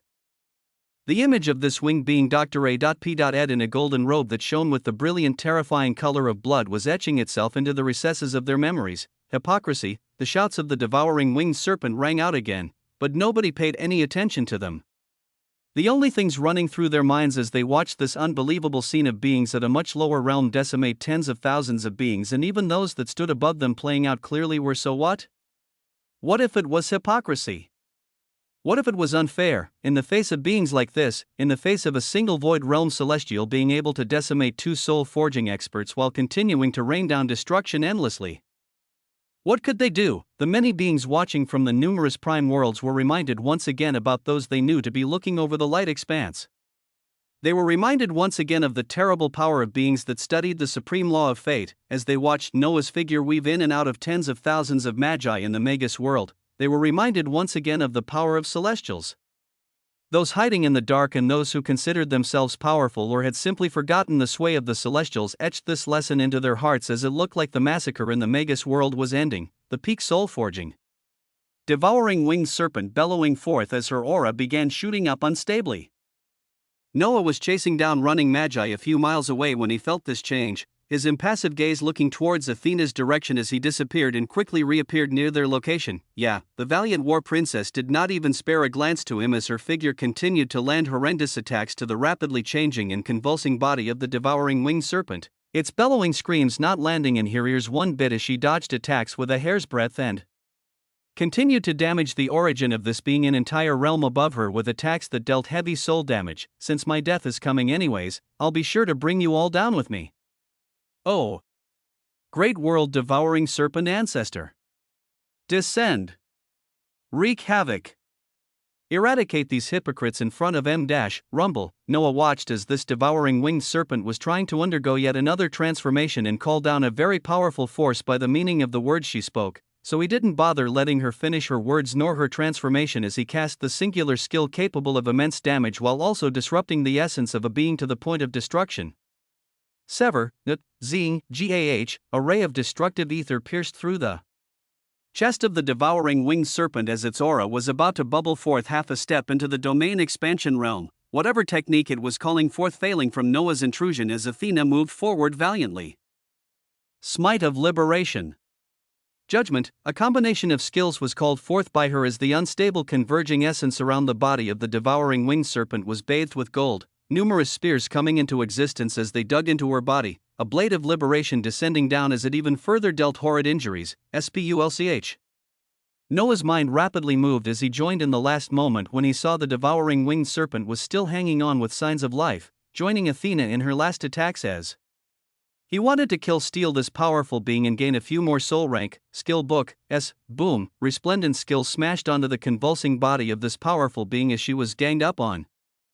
Not given any respite as her calls for unfairness and hypocrisy were only met with a single verdict: death. Her body exploded in a shower of blood as Athena's figure breathed heavily, having withstood the power of the peak soul-forging devouring winged serpent the longest, as she didn't hold even a single scratch of damage, her golden armor and wings bathed with blood. It was a terrifying and yet an enticing scene to watch this resplendent figure, Noah turning his gaze as he used fate discernment. Yet again, after the death of the head of the Order of the Black Serpent, he found that his goal was actually nearing completion, with the war against the world of cultivation completely evaded and an enormous amount of chaos reduced.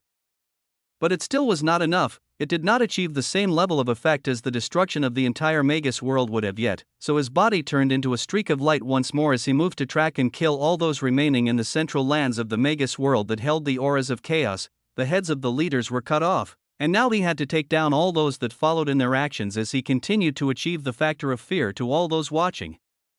They all had ingrained in their minds that what they were observing now could happen to any of them, and that the only way to prevent this was to not do actions similar to this Magus world. What Noah didn't know was that fear had already completely crept into the hearts of those watching the ridiculous strength of two Void Realm disciples decimate an entire army of a prime world. Fate discernment didn't show this yet, as time simply had to be given in order for this fear to spread and reduce chaos even more, as many forces would turn careful with their future actions.